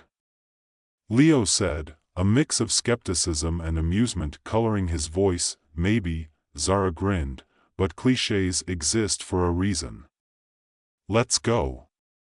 They navigated the winding streets of the medieval town, the sun casting long shadows as it dipped lower in the sky. Each step felt heavier than the last, filled with anticipation and the weight of the unknown. As they neared the clock tower, Leo couldn't help but feel the thrill of possibility. It stood tall and imposing, vines creeping up its sides, a reminder of the passage of time itself. The clock face, cracked and dim, seemed to mock them as they approached. Do you think it's really abandoned? Leo asked, glancing around for any signs of life. Zara pushed the creaking door open, and it groaned in protest. Only one way to find out. Inside, the air was thick with dust and the smell of age. Sunlight filtered through broken windows, illuminating shafts of dust that danced in the stillness. The interior was cavernous, filled with towering gears and mechanisms that had long ceased to function. Wow, Leo breathed, stepping inside. This is incredible. Right? It feels like a relic of another era, Zara replied, her eyes shining. Now, where would they hide? They split up, Leo wandering deeper into the tower while Zara inspected the outer edges.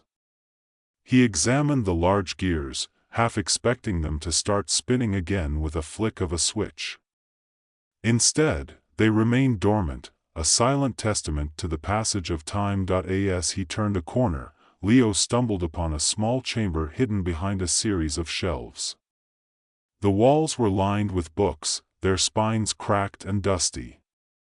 His heart raced. This could be a treasure trove of information. Zara. Come check this out, he called, his voice echoing through the tower. She appeared moments later, eyes wide with excitement. What did you find? Looks like a library, Leo said, gesturing to the shelves. But more importantly, check this out. He picked up a dusty tome, its title barely legible. It's all about time travel. There are records of past travelers and their journeys. Let's see. Zara grabbed the book, flipping through the pages eagerly. Suddenly, they heard a noise, a faint but distinct clicking sound. They froze, exchanging wide-eyed glances. The noise was coming from somewhere deep within the tower, a rhythmic tapping that echoed ominously. "Do you think it's the keepers?" Zara whispered, her voice tinged with both excitement and fear. "Only one way to find out," Leo said, his pulse quickening. They crept toward the sound, their footsteps muffled by the thick dust. As they rounded a corner, they stumbled upon a hidden staircase spiraling down into darkness. The clicking grew louder, now accompanied by hushed voices. "Should we?" Zara asked, her expression a mix of thrill and trepidation. "Definitely," Leo replied, his curiosity winning over his caution. They descended cautiously, the air growing cooler and thicker as they moved deeper into the tower's bowels. The voices became clearer, and Leo strained to catch what they were saying. "Cannot let anyone find out about the time streams," a low voice warned. "If they discover the truth, everything we've worked for will unravel." "They're already onto us," another voice said, sharper and more authoritative. "We must tighten our grip. No more loose ends." Leo exchanged a glance with Zara, the gravity of their situation sinking in. These were the keepers, and they were discussing something monumental. Zara leaned closer to the door at the bottom of the stairs, and Leo did the same, their hearts racing. They could see a flickering light through the cracks, illuminating the shadows of figures standing in the room beyond. "Are we ready for this?" Leo asked, his voice barely above a whisper. "Ready or not, here we go." Zara grinned, pushing the door open just enough to peek inside. The room was dimly lit by candles and filled with large, swirling maps of time, each marked with dates and events that looked familiar, and yet eerily altered. The keepers were gathered around a massive table, poring over documents that seemed to pulse with energy. "What's happening?" Leo whispered, his heart pounding in his chest. "They're manipulating time," Zara replied, her voice a mix of awe and horror. "This is worse than we thought." Just then, one of the figures turned, and Leo's breath caught in his throat. The keeper was dressed in flowing robes, their face obscured by shadows. But what truly struck Leo was the glint of something metallic in their hand, a device similar to the one Zara had used to pull them into this mess. "They can't be allowed to change history," the keeper said, their voice cold and resolute. "If they succeed, the consequences will be catastrophic." "We'll ensure it never happens," another keeper replied, slamming a fist on the table. "Our grip on time must remain absolute." Leo exchanged a panicked glance with Zara, both realizing the enormity of what they were witnessing. They had stumbled upon a conspiracy that could alter the course of history itself. "Now what?" Leo whispered, heart racing. "We need to gather evidence," Zara said, determination sparking in her eyes. "If we can expose them, we might just be able to stop this." Leo nodded, his fear momentarily eclipsed bias. Leo and Zara navigated the bustling market. They exchanged ideas about how to rally support.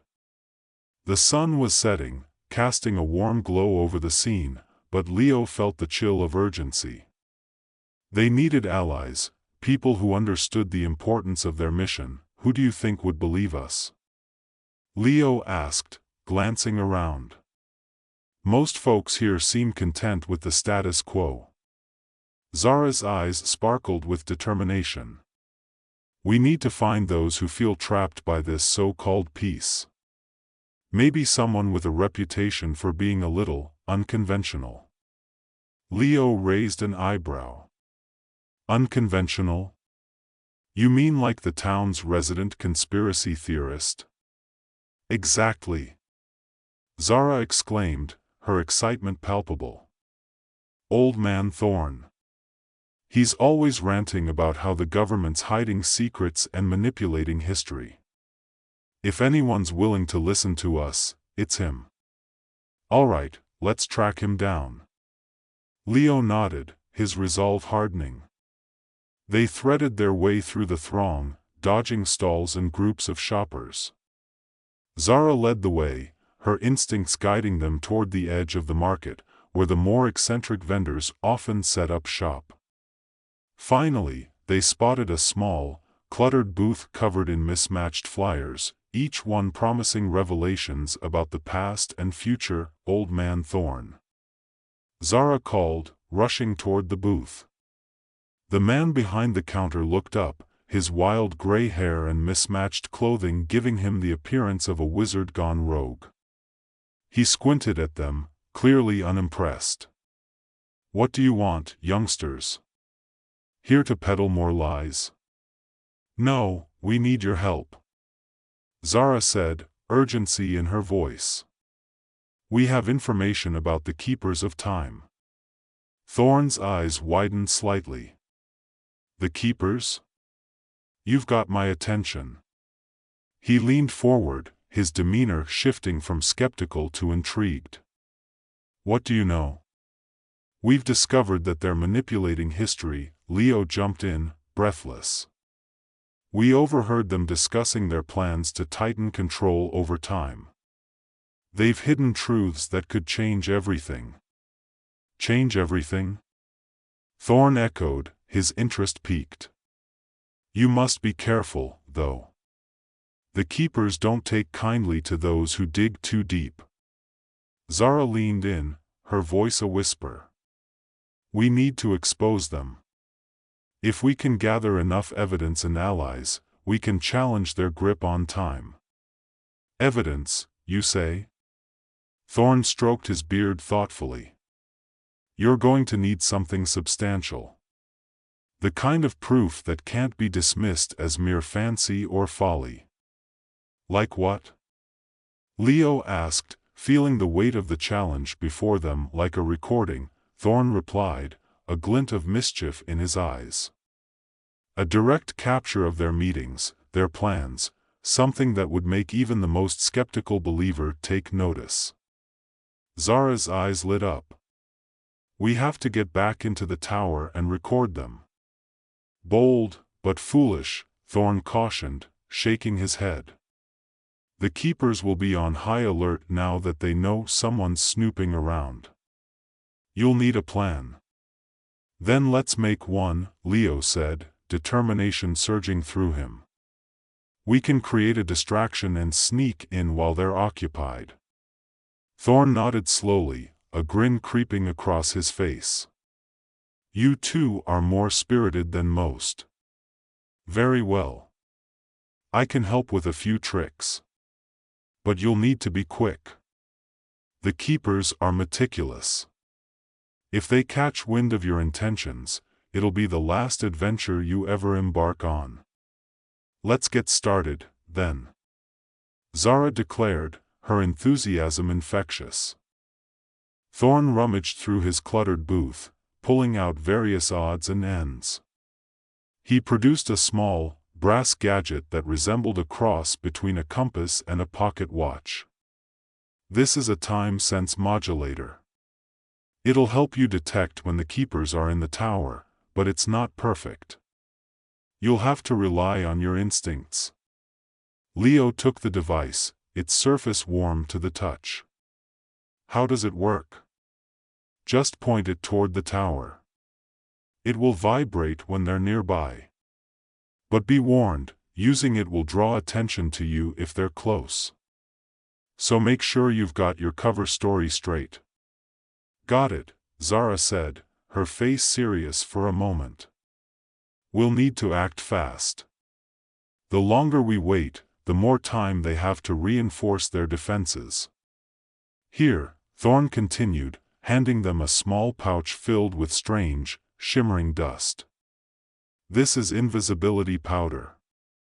Sprinkle it on yourselves, and you'll blend into the surroundings for a short while. Use it wisely." "Wow, this is fantastic!" Zara exclaimed, her excitement bubbling over again. Leo took the pouch, feeling a mix of awe and trepidation. "And you're sure this works?" "Trust me, it's worked for me plenty of times when I've had to make a hasty escape," Thorn said with a wink. "Now go, before I change my mind." "Thank you." Zara said, grabbing Leo's arm and pulling him away. They raced back through the market, their hearts pounding with adrenaline and purpose. As they approached the clock tower, Leo held the time sense modulator tightly, feeling it pulse slightly in his palm. "Do you think they'll be there?" he asked, glancing nervously at Zara. "We won't know until we try," she replied, her expression fierce. "Stay focused." As they reached the tower, they crouched behind the entrance, taking a moment to gather their thoughts. The sun had dipped below the horizon, leaving a dusky twilight in its wake. "Okay, here's the plan," Zara said, her voice low. "We'll sprinkle the invisibility powder on ourselves as we enter. Then we'll use the modulator to find out if the keepers are inside. If they are, we'll have to wait for an opportune moment to sneak in and set up the recording."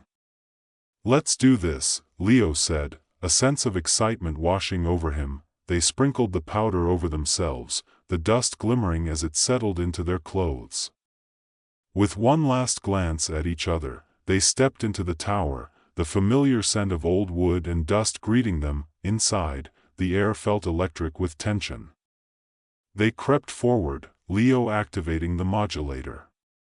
It pulsed steadily in his hand, guiding them deeper into the tower.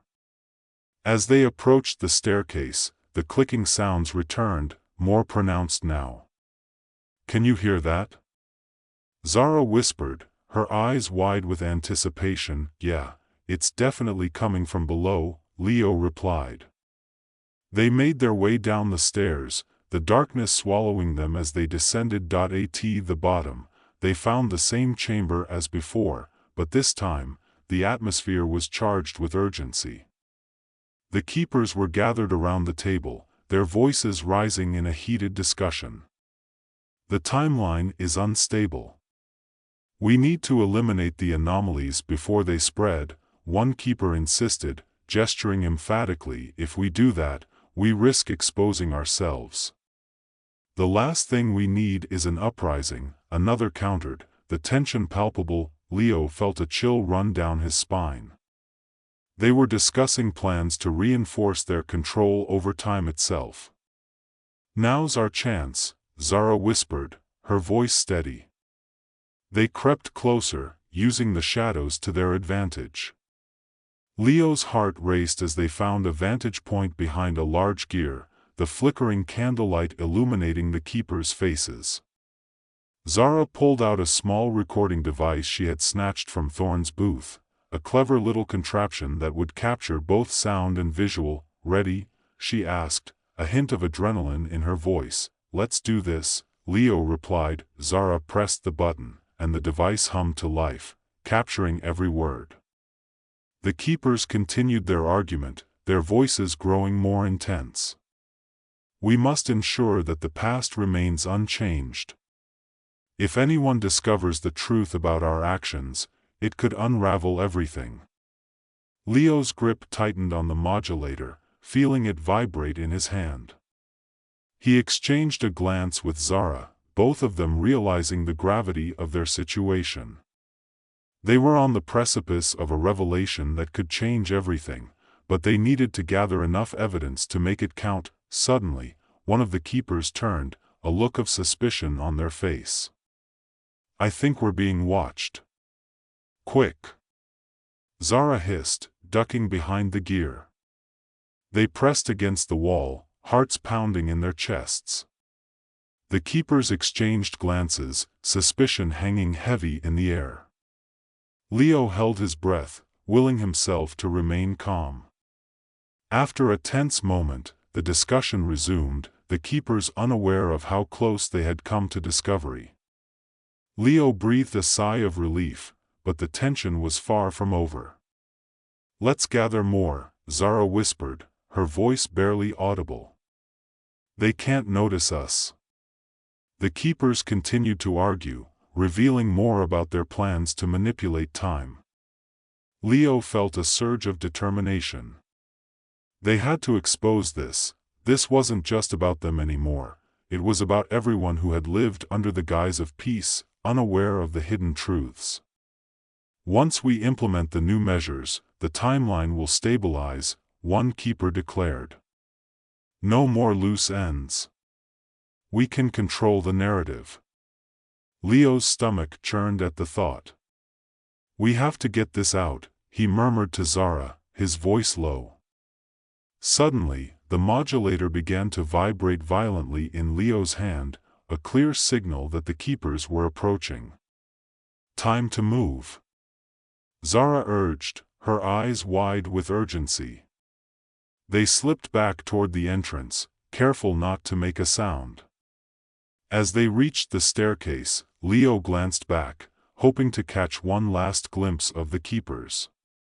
They were still engrossed in their conversation, unaware of the impending danger. Just as they stepped onto the main floor, the door creaked ominously behind them. Leo felt a rush of panic. They had to get out before they were discovered. Go, go. Zara urged, and they sprinted toward the exit, adrenaline surging through their veins. They burst out into the night, the cool air hitting them like a splash of cold water. Did we get everything? Leo asked, his breath coming in sharp gasps. Absolutely, Zara replied, her eyes alight with excitement. We've got enough to expose them. But just as they began to catch their breath, a shadow fell over them.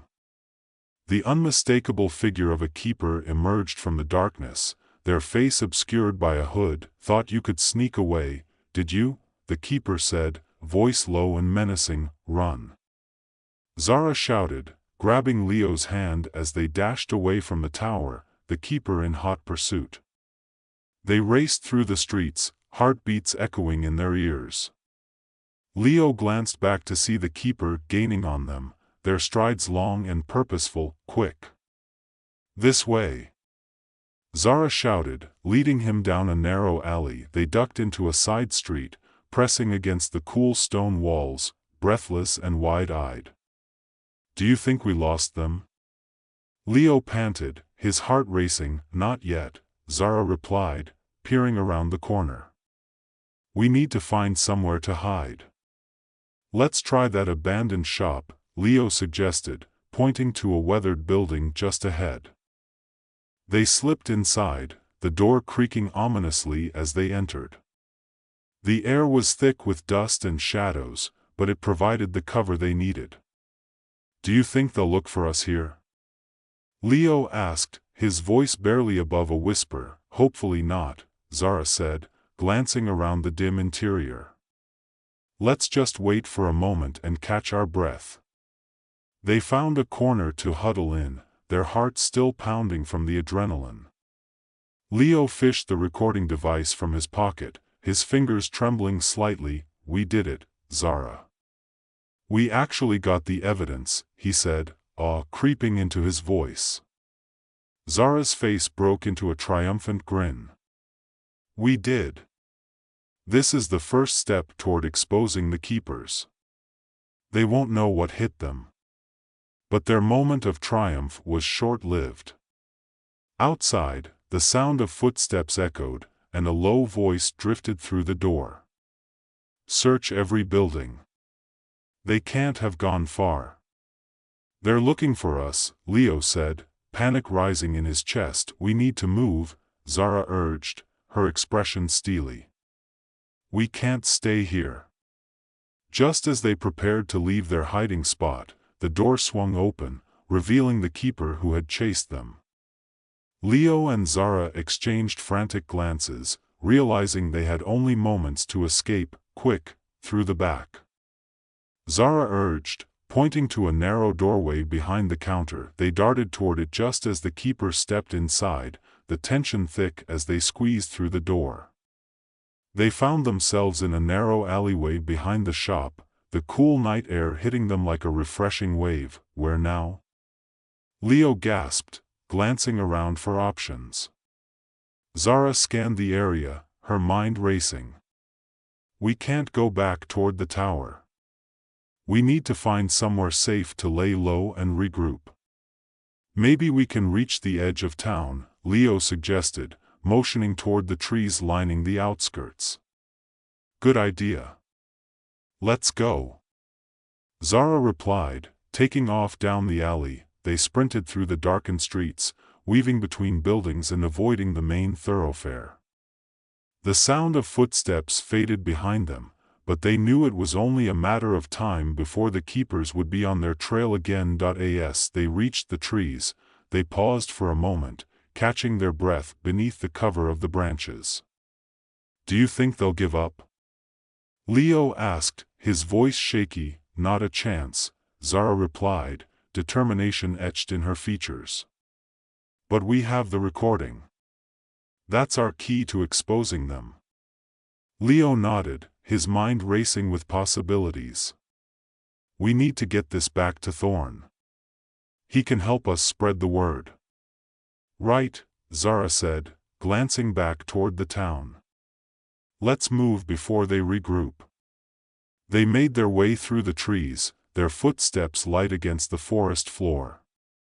As they ventured deeper into the woods, the sounds of the town faded away, replaced by the rustling of leaves and the distant hoot of an owl. "We need to be careful," Leo cautioned, his senses heightened. "If the keepers have eyes everywhere, we can't afford to be caught again." Zara nodded, her face serious. "Agreed. We'll stick to the shadows and avoid any main paths. We have to get to Thorn's place without drawing attention." They pressed on, navigating the underbrush and keeping their voices low. After what felt like an eternity, they finally emerged on the outskirts of town, a sense of relief washing over them. "There's Thorn's place," Zara pointed, spotting the familiar cluttered booth just beyond the edge of the trees. "Let's hurry," Leo urged, and they made their way toward the booth, heartbeats racing in anticipation of what lay ahead. As they approached, the old man looked up, a mixture of concern and curiosity in his gaze. "You two made it back. I was starting to worry."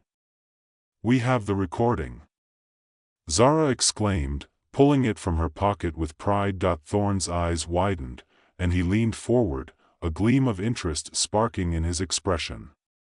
"You really did it? You have proof of their machinations?" Leo nodded vigorously, handing over the device. "You need to see this, Thorn. It's worse than we imagined."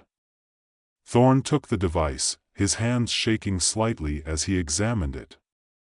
"You could expose them, you know. This could turn the tide." Zara exchanged a glance with Leo, hope blooming in her chest.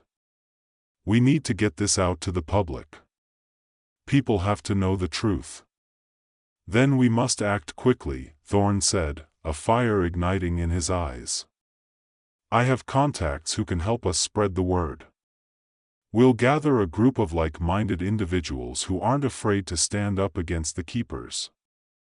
"Let's do it," Leo said, adrenaline surging through him. As Thorn began making calls, Leo and Zara shared a look of determination. They had come so far, and now they were on the cusp of something monumental. They would expose the keepers and unveil the truth behind the facade of peace that had ruled their world for so long. With Thorn's help, they began assembling a small group of allies, each person eager to fight against the oppressive grip of the keepers. The air was electric with anticipation as they plotted their next moves, the weight of history pressing down on their shoulders. "This is just the beginning," Zara said, a fierce smile on her face. "We're going to change everything." And as the night deepened, their resolve only grew stronger, fueled by the hope of a brighter future, one where the truth would reign free, and the shackles of time would be broken forever. In a cluttered university lab, the smell of burnt coffee and the faint hum of computers filled the air. Max Chen, a charmingly disheveled physicist in a stained lab coat, stood at the center of chaos. He gestured wildly with a slice of pizza, explaining his latest groundbreaking experiment to a group of skeptical interns. "Picture this, time is like a pizza," he exclaimed, a wide grin on his face. "You've got your crust, that's the past. The toppings? Those are our decisions. If we mess with it, we could end up with a pineapple on a pizza that should have been pepperoni. As his interns stared blankly, one asked, "Is that supposed to make sense?" Before Max could respond, a sudden crackle of electricity surged through the lab. "Oh no," he muttered, dropping the pizza slice. It fell with a splat, but the real disaster was yet to come. The experimental device, a chaotic array of wires, blinking lights, and a suspiciously wobbly base, began to shake and emit sparks. "Everyone, back away!" Dr. Elena Ramirez shouted, her authoritative tone cutting through the laughter. She rushed to shut it down, but it was too late. With a blinding flash and a sound like 1,000 alarms, the machine exploded in a shower of confetti and sparks. "Welcome to the party," Max quipped, as he and his interns found themselves covered in glittering debris. Laughter erupted, but before anyone could process the absurdity, a shimmering portal opened before them, swirling with colors and possibilities. Did anyone see that? Leo, the quirky intern with a penchant for conspiracy theories, gasped. "Are we time traveling?" "Looks like we're about to find out," Max replied, his eyes gleaming with excitement. He turned to Elena, whose expression was a mix of disbelief and reluctant curiosity. "Let's fix this mess." And so began their journey through the multiverse, a chaotic, hilarious, and sometimes heartbreaking adventure that would test their limits, friendships, and sanity. Their first destination was a universe where the laws of physics seemed to have taken a vacation. They tumbled out of the portal into a vibrant, cartoonish landscape filled with oversized flowers and whimsical creatures. Birds sang in perfect harmony, while squirrels danced in tutus. "Welcome to Cartoonsville," Max announced, waving his arms dramatically. "It's like Disney on a sugar high." "More like a nightmare," Elena muttered, eyeing a nearby squirrel twirling a tiny baton. As they wandered, they quickly learned the rules of this universe. Gravity was optional, and logic was a suggestion. Max, ever the optimist, decided to interact with the local inhabitants, a group of animated characters who seemed thrilled to see them. "Can you help us find a time crystal?" Max asked a dancing cartoon cat. "Sure. But first, let's have some fun," the cat replied, pulling out a giant rubber chicken. The ensuing chaos was a whirlwind of slapstick comedy. Leo found himself being chased by a comically angry anthropomorphic banana, while Max juggled cream pies, determined to impress their new friends. Elena, rolling her eyes, tried to maintain some semblance of order, but even she couldn't help but crack a smile as a pie splattered on Max's face. After a series of ridiculous escapades, they finally retrieved the first-time crystal from a treasure chest guarded by a wise-cracking tortoise. "You kids are funny. But remember, time waits for no one," it said, offering them the crystal with a grin. Back at the portal, the team was riding high on adrenaline, but Elena's frustration began to surface. "This isn't a game, Max. We need to take this seriously," she snapped. "Lighten up. We're here to save the multiverse." Max countered, but her words lingered in the air. The next universe was a stark contrast, a noir world shrouded in shadows and thick fog, where the air was heavy with mystery and cigarette smoke. The moment they stepped through the portal, they were greeted by the sight of flickering streetlights and the sound of jazz music echoing in the distance. "Welcome to Noir City," Max whispered dramatically, adjusting an imaginary fedora. He looked the part, even if he didn't quite act it. "Let's split up and gather clues," Elena suggested, taking the lead. She was determined to find the next crystal with a plan, while Max followed along, his enthusiasm undeterred. They found themselves entangled in a detective story, complete with femme fatale and shadowy figures lurking around corners. Max channeled his inner detective, delivering cheesy one-liners as they questioned locals. Ever seen a time crystal? It's about this big. He held his hands up in an exaggerated gesture, and it glows like my mother's favorite chandelier. But tensions flared when Elena's need for precision clashed with Max's impulsive style. We can't just charm our way through this, she argued, exasperated. Sometimes you need a little flair. Max replied, winking at a passing dame, who smirked in return. Their bickering reached a peak during a pivotal moment when they finally uncovered the location of the second crystal, hidden in a speakeasy. Just as they made their way inside, a misunderstanding led to a confrontation with the local mob. Max, attempting to defuse the situation with humor, accidentally made it worse, nearly leading them into a full-on brawl. In the chaos, Elena, frustrated beyond measure, stormed off, and the team was left to fend for themselves. They barely managed to escape with the second crystal, but not before Elena's impatience cost them precious time. The fracture between the team grew wider. Their next stop was a grim apocalyptic future. The air was thick with dust and the remnants of a civilization long past. They emerged from the portal into a desolate wasteland, where survival ruled and hope flickered like a dying flame. Great, another party, Max quipped, trying to mask his discomfort. They quickly realized they had to barter for the next crystal.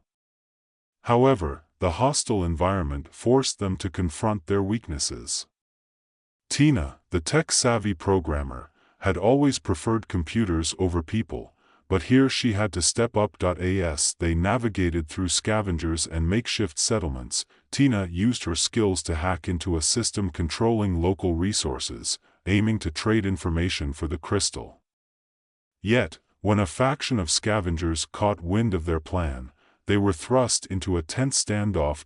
In the heat of the moment, Leo heroically distracted the enemies, sacrificing himself to give the others a chance to escape. Just keep going. I'll catch up, he yelled, waving them away as they hesitated. Max wanted to turn back, but Elena held him back. We can't. We have to keep moving, she insisted, tears brimming in her eyes. They fled, hearts heavy with guilt, but knowing they had to honor Leo's sacrifice. Finally, with 2 crystals in hand and 1 more to go, they faced a daunting reality.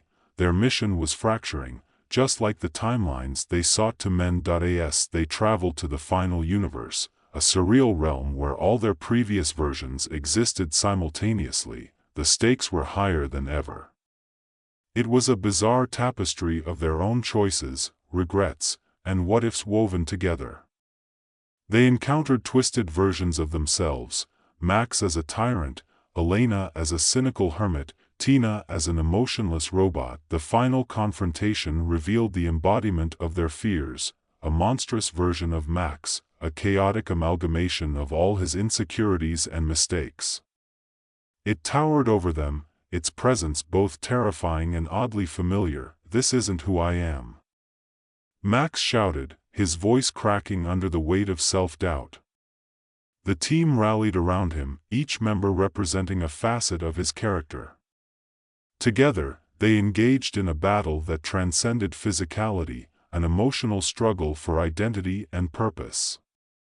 As they fought, they drew strength from their memories of friendship, love, and sacrifice. With one last push, they combined their strengths and defeated the anomaly. As it crumbled away, they managed to stabilize the fractures, restoring balance to the multiverse. In the aftermath, Leo miraculously returned, popping up from behind a rock with a cheeky grin. "Did you miss me?" he asked, dusting himself off. "Leo," they all cried out, embracing him tightly, laughter mixed with relief echoing through the universe. Back in their original timeline, the team stood together, their bond stronger than ever. Max turned to Elena, a grin on his face. "So, about that pizza analogy, Max," she interrupted, a playful smile breaking through her serious demeanor. "Let's not start with the pizza again. As they laughed, the lab shimmered with the promise of new beginnings. Their journey through time had changed them, and they were ready for whatever came next. Ready for another adventure? Max asked, his eyes twinkling with mischief. Only if you promise to keep the pizza out of it, Elena replied, shaking her head with a smile. With that, they stepped back into their world, ready to tackle the challenges ahead. Together. As the laughter faded, the team found themselves back in the lab, surrounded by the remnants of their earlier chaos. The portal device, though still flickering with residual energy, now seemed more like a quirky relic than a source of impending doom. Max glanced around, a sense of satisfaction settling over him. They had survived, not just as individuals but as a cohesive unit. Let's take a moment to appreciate what we just accomplished, Elena said, her voice steadier now. We navigated through different realities, faced our fears, and came back not just with crystals but with a deeper understanding of ourselves and each other. Speaking of crystals, Leo piped up, pulling one from his pocket and holding it up triumphantly. What do we do with these now? Should we turn them into a really weird set of coasters? Tina chuckled, a rare sound that felt refreshing. How about we use them to power the machine? It might just keep the multiverse from collapsing in on itself again. Max nodded enthusiastically. Great idea. If we can harness their energy, maybe we can create a stable portal, one that lets us visit new worlds without the risk of them falling apart. Or becoming cartoonishly absurd, Elena added, her eyes twinkling. Remember, we still owe Leo a pizza. Only if it's pepperoni, Leo declared, bouncing on his heels. I refuse to let pineapple taint my taste buds ever again. With a plan in motion, they gathered around the portal device, a mix of determination and excitement buzzing in the air. They started to connect the crystals, their fingers deftly navigating the intricate wires and circuits. Max took charge, his energy infectious as he explained the process step by step, his confidence radiating. Just imagine the possibilities, he said, eyes sparkling. We could visit realms where history played out differently, or even where we can meet alternate versions of ourselves that are way cooler than we are. Like a Max who actually wears a clean lab coat? Elena teased, a smirk on her face. Hey! This coat has character.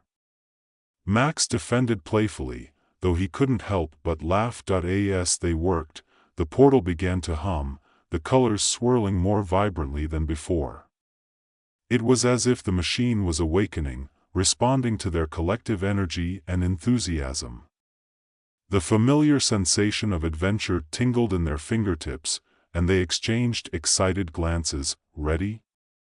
Max asked, looking around at his team. Their nods were firm and resolute. They had faced uncertainties and had come out the other side stronger. Let's see what's out there, Elena replied, her voice steady. She reached forward and pressed a button. The portal rippled, casting a kaleidoscope of colors across the lab. With a deep breath, they stepped through together. The world around them shifted and morphed, colors and sounds blending into an exhilarating chaos. When they landed, the air was thick with the scent of fresh flowers and a faint hint of vanilla. They found themselves in a realm that felt both familiar and strange. The sky was a brilliant shade of purple, dotted with fluffy, cotton candy clouds. Trees stretched high into the air, their trunks shimmering with metallic hues. Creatures darted around them, some whimsical, others eerily elegant, each one unlike anything they had ever encountered. Welcome to Dreamweaver's Grove, a melodic voice called out. A figure emerged, ethereal and glowing, floating a few inches off the ground. It was a tall being with cascading hair that sparkled like stars, wearing robes that seemed woven from the very fabric of night. Who are you? Max asked, stepping forward with a mix of curiosity and awe. I am Lyra, guardian of dreams, the being replied, eyes shimmering with wisdom. You have crossed into a world where thoughts and dreams intertwine, creating realities that exist only in the imagination. Here, your innermost desires and fears manifest before you. Fears? Oh boy, Leo said, glancing nervously at the others. What if my worst fear is waiting for the Wi-Fi to connect? Lyra laughed, a sound like chimes in the breeze. Fear not, young one. In this realm, we shape our experiences through our intentions. But be cautious, the heart of this world thrives on balance. Disrupting it could lead to consequences. Consequences? Tina echoed, suddenly serious. What kind of consequences? The kind that twists dreams into nightmares, Lyra explained, her expression turning somber. Every emotion carries power. Anger can manifest as storms, and despair can bring forth shadows. Max felt a chill run down his spine. So we need to keep our heads clear and our hearts light? Exactly, Lyra confirmed. To navigate this world, you must embrace your truths, both light and dark. Only then will you find what you seek. As they absorbed her words, a path appeared before them, winding through the lush grove. The colors shifted as they walked, the environment responding to their thoughts and emotions. Max could feel a tingle of excitement mixed with trepidation. Every step held the promise of discovery. I think we should find out what our dreams are made of, Max said, his voice filled with determination. Let's see what lies ahead. They ventured down the path, and with each step, the grove transformed around them. Vivid flowers bloomed in their wake, whispering secrets, while trees danced softly as if acknowledging their presence. Max's heart raced with the thrill of exploration, but he also felt a sense of vulnerability. What would their dreams reveal about them? Suddenly, they came upon a clearing, where a shimmering lake reflected the kaleidoscope of the sky. The water rippled, forming images of their desires and fears. Max stepped closer, peering into its depths that he saw himself, standing confidently in front of a crowd, delivering a groundbreaking lecture. The audience was rapt with attention, hanging on his every word. But just as quickly, the image shifted to one of him failing, stumbling over his words, met with laughter and ridicule. Whoa, he breathed, stepping back. That's unsettling. Those are your possibilities, Lyra said, floating beside him. Every choice you make can lead to different outcomes. What you focus on will shape your reality. Max nodded slowly, taking in the weight of her words. I want to be the confident version of myself, not the one who stumbles. That is your truth, Lyra affirmed, her voice gentle. Embrace it. Next, it was Elena's turn to approach the lake. She looked hesitant but resolute. As she gazed into the water, her reflection morphed into scenes of her childhood, her younger self, full of dreams and ambition, drawing blueprints for fantastical inventions. Then, the vision shifted to her as a young adult, standing alone in a workshop, surrounded by failed prototypes and empty coffee cups, feeling the weight of disappointment. I've always wanted to make a difference, she whispered, her voice thick with emotion. But sometimes it feels like I'm not good enough. Every setback is a step towards growth, Lyra reminded her softly. Your journey has shaped your strength. Elena took a deep breath, the determination returning to her gaze. I want to create things that inspire, not just for me, but for others. Tina stepped forward, her eyes reflecting uncertainty. As she peered into the lake, images of herself working late nights, coding away in solitude, materialized. Then, a vision of her standing before a crowd at a tech conference flashed by, delivering a powerful speech, commanding respect. But soon after, it faded to her alone, sitting at her desk, the silence deafening. "I'm afraid I'll always be alone," Tina admitted, her voice barely above a whisper. "You are never truly alone," Lyra reassured her. "The connections you make define you.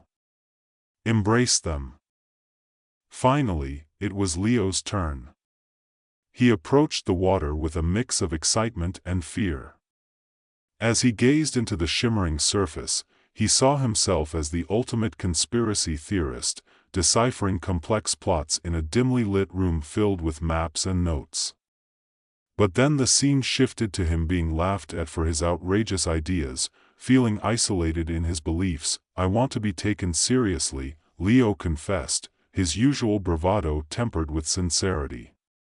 "But I also want to have fun."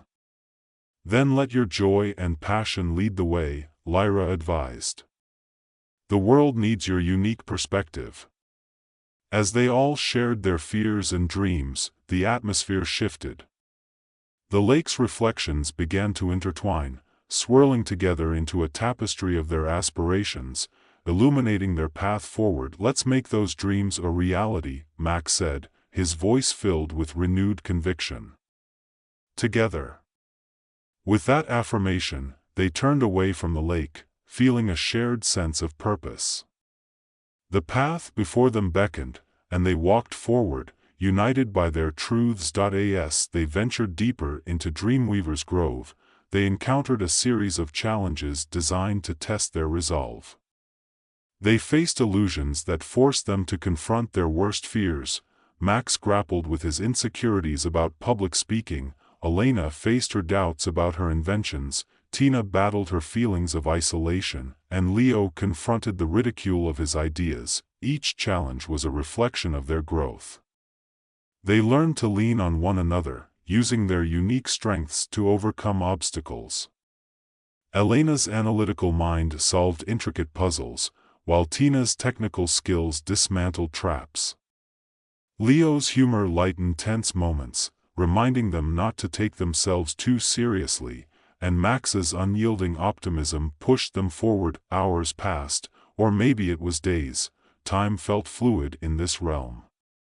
They forged deeper connections, not just as colleagues but as friends, their shared experiences binding them together. Finally, they reached the heart of the grove, where a magnificent tree towered above them, its branches stretching into the sky like the arms of the universe.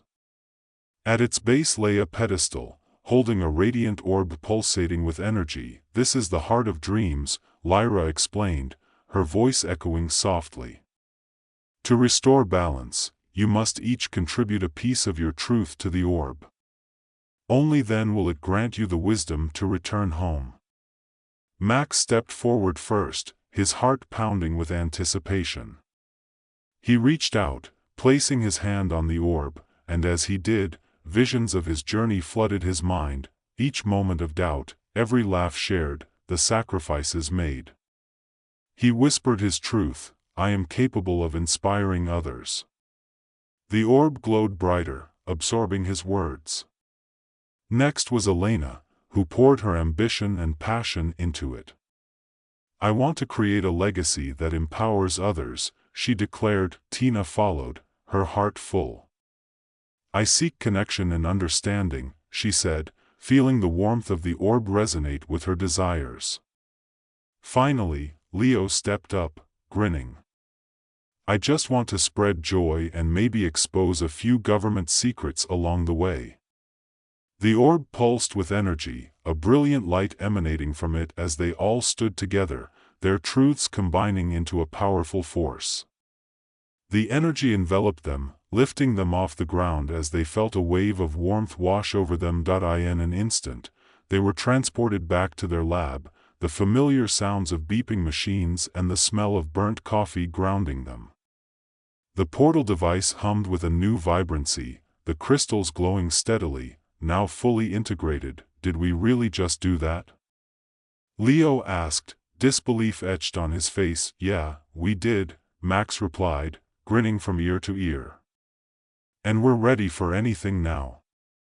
They exchanged looks of triumph, knowing their journey had changed them in ways they couldn't yet fully comprehend.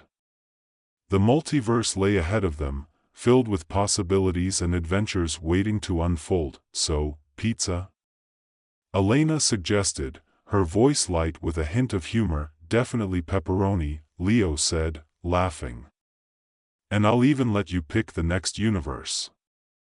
As they gathered around, sharing plans for their next adventure, a sense of camaraderie enveloped them. They had faced the unknown, discovered their truths, and emerged stronger together. With their hearts full and their dreams alive, they stepped forward, ready to embrace whatever awaited them in the vast tapestry of existence. The multiverse was their playground now, and with every journey, they would weave their own stories into its infinite fabric, and so began the next chapter of their extraordinary lives, each day a new adventure filled with laughter, discovery, and the unbreakable bonds of friendship. Alex Chen was not what you'd call a lucky guy. If you ever needed proof of the universe's sense of humor, you could simply look at him. He lived in a cramped studio apartment where the kitchen counter doubled as his desk, and his pet goldfish, Einstein, was the only one who truly understood his experiments, though even Einstein had a habit of just floating around and doing absolutely nothing. On a particularly chaotic Tuesday morning, Alex had found himself deep in a half-hearted battle with a particle accelerator he'd cobbled together using duct tape, an old microwave, and what he swore was an unregistered piece of lab equipment. His colleagues had advised against it, but Alex had a knack for ignoring sound advice, like the time he tried to microwave a burrito, only to create a culinary disaster that set off the fire alarm. "Okay, Einstein," he said, addressing his goldfish as if it were an old friend. "We're about to make history." He flipped the switch, and the machine began to hum ominously. A colorful array of lights blinked and flickered. Alex leaned closer, squinting as the accelerator emitted a low, eerie whir. What's the worst that could happen? The worst, as it turned out, was a rift in the fabric of reality. Just as the machine exploded into a rainbow of sparks, Alex felt a sudden tug. One moment he was in his cluttered lab, and the next, he was hurled into a different version of his life. He landed face first onto what felt like a plush rug. His surroundings were instantly different: a spacious living room with walls painted in warm colors, a family photo adorning the mantel, and the smell of something delicious wafting from the kitchen. Blinking against the bright lights, Alex sat up to find himself staring at a version of himself, one who looked infinitely more put together. "Who the hell are you?" the other Alex asked, eyebrows raised in surprise. I'm you." "But, not you," Alex stammered, taking in the family of three smiling in the photo. There was a beautiful woman with wavy hair, a twinkle in her eye, and a young boy with messy hair and a mischievous grin. "This is, wow. You're living the dream." The other Alex laughed, a rich sound that reminded him of a friend from college. "Living the dream? More like living the hurry up and get the kids ready for school nightmare." He gestured to the chaos in the kitchen, where an animated toaster spat out slices of burnt toast like a fireworks show gone wrong. Alex watched in disbelief as the other Alex's partner, Maya, swept into the room. She wore an apron that read, "Kiss the cook," and had flour on her nose. "Good morning, love. Did you remember to?" She stopped mid-sentence, looking at Alex with wide eyes. "Who are you?" "Just a slightly less successful version of your husband," Alex said, waving his hands awkwardly. Maya's confusion turned into laughter, and she placed her hands on her hips. "Well, you're definitely not from around here. If you're him, where's your crazy science project?" Alex gulped. In a parallel universe?" The humor in the situation was lost on neither of them, and they burst into laughter. Suddenly, he was being drawn into this alternate reality, where everything seemed brighter, louder, and much more family-friendly than his own life. As the day unfolded, Alex found himself amidst a whirlwind of activities. He spent the morning helping Maya bake cookies for Leo's school bake sale, though it quickly turned into a flower fight that ended with them rolling on the kitchen floor, covered in powder and laughter. Watching Maya move with grace and ease made Alex feel a pang of longing for connection. After the baking disaster, they drove to Leo's school, where the kid was waiting outside with an oversized backpack that looked like it could house a small child. Leo was a little whirlwind of energy, and Alex couldn't help but smile at the boy's bright personality. "Are you my new dad?" Leo asked, tilting his head as he sized up the alternate version of his father. No. I mean, I am, but not really." Alex stumbled over his words, trying to explain without getting too deep into a metaphysical rabbit hole. "I'm just visiting." Leo grinned, unfazed by the bizarre situation. "Cool. Can you help me with my science project? We're making volcanoes." "I can definitely help with that," Alex said, exhilarated at the prospect.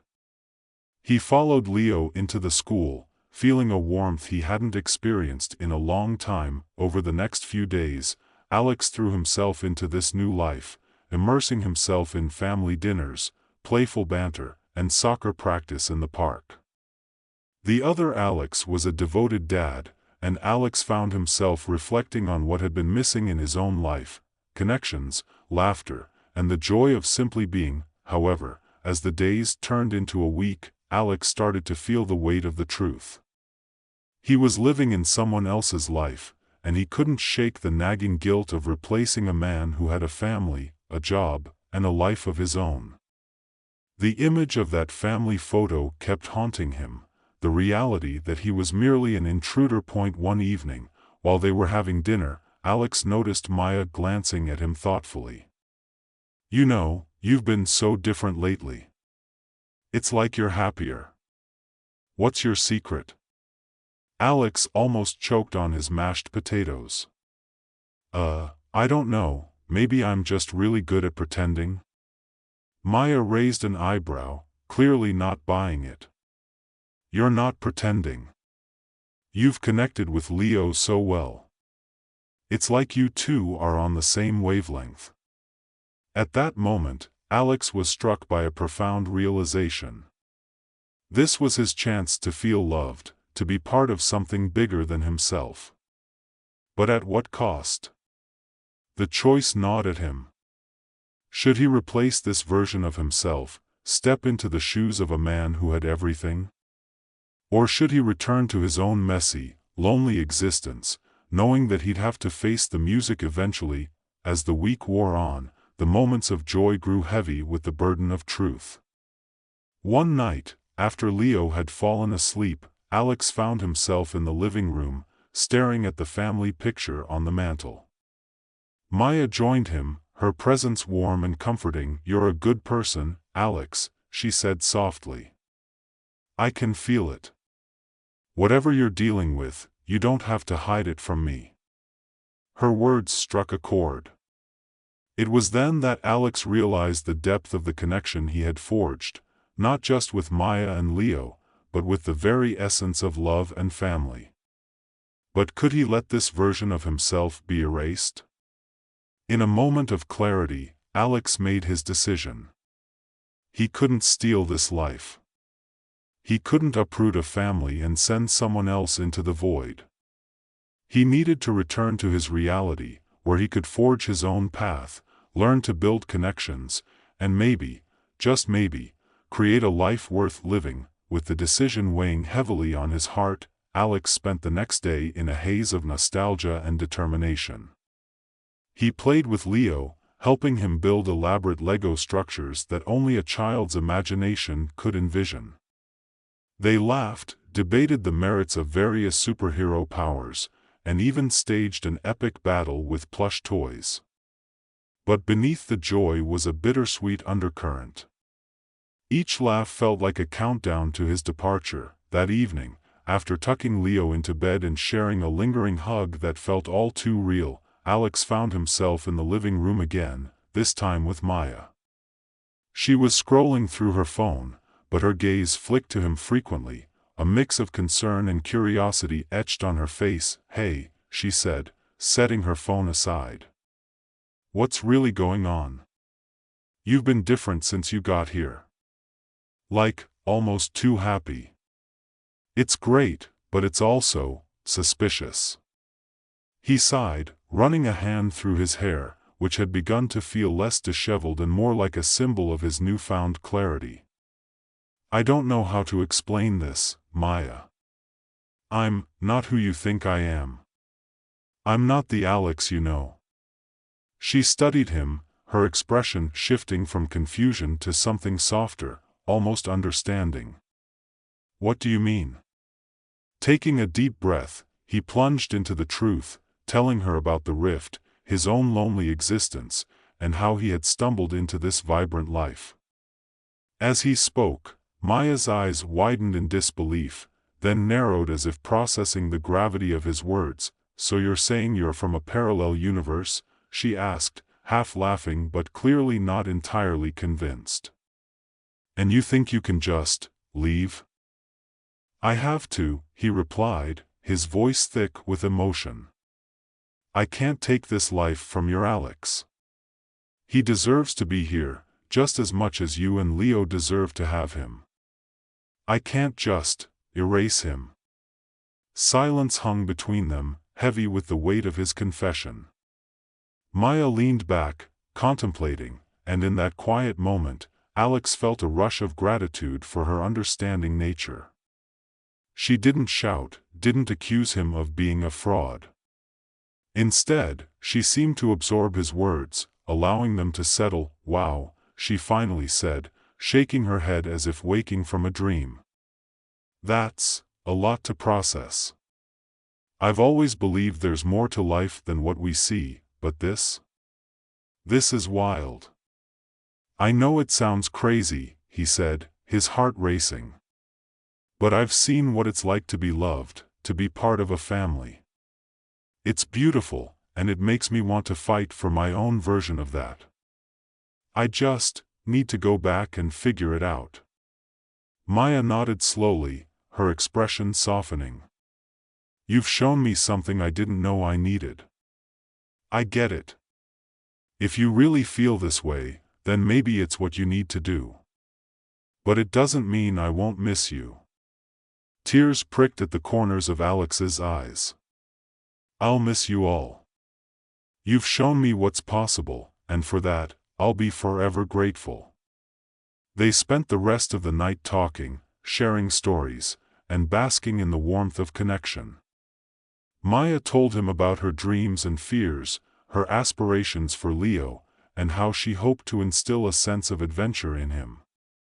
Alex shared his own insecurities about life and work, about how he had let opportunities slip away because he was too afraid to reach for them. As dawn broke, casting a warm glow through the windows, Alex felt an aching sense of finality wash over him. He knew he had to go, but he also wanted to leave a piece of himself behind, a reminder of the joy he had found here. Before he left, he wrote a note to Maya, a heartfelt letter that expressed everything he couldn't say aloud. It was a promise that he would always cherish the time they had spent together, and an acknowledgement of the love that transcended dimensions. With one last look around the home that had offered him solace and laughter, he whispered a goodbye, feeling both light and heavy. The journey back to the lab felt different this time. Instead of the chaotic whirlwind that had thrown him into this alternate reality, he found himself moving with purpose. Alex activated the machine, his heart racing with anticipation and fear. Would he be able to return to his old life? Would he still feel the warmth of love and connection, or had he forever altered his path? The rift opened before him, swirling with colors and light. As he stepped through, he was enveloped by a sensation akin to being pulled by 1,000 invisible strings. Memories from the parallel universe flooded his mind, laughing with Leo, the scent of Maya's cookies, the warmth of their home. With a final thought of gratitude, he embraced the transition, letting it carry him back. He tumbled out onto the floor of his lab, disoriented but filled with a renewed sense of purpose. The chaos of his surroundings felt oddly comforting. As he stood up, brushing off imaginary dust, the sounds of the world came rushing back to him, the distant hum of traffic, the chirping of birds outside his window, and the persistent beeping of his lab equipment. Alex glanced around, taking in the mess of his life, the half-finished experiments, the cluttered desk, and the sleeping goldfish. "Einstein," he said, approaching the tank. "Guess what? We're going to make some changes." He sat down at his desk, the energy buzzing through him. No more isolating himself in a bubble of loneliness. He opened his laptop and started typing furiously, planning new experiments that would not only advance his work but also connect him to others, people who shared his passions. Days turned into weeks, and Alex began to embrace the chaos of his existence.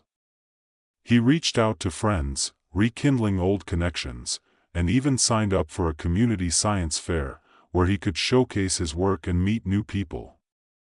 The lonely echo of his previous life began to fade as laughter and companionship filled the void.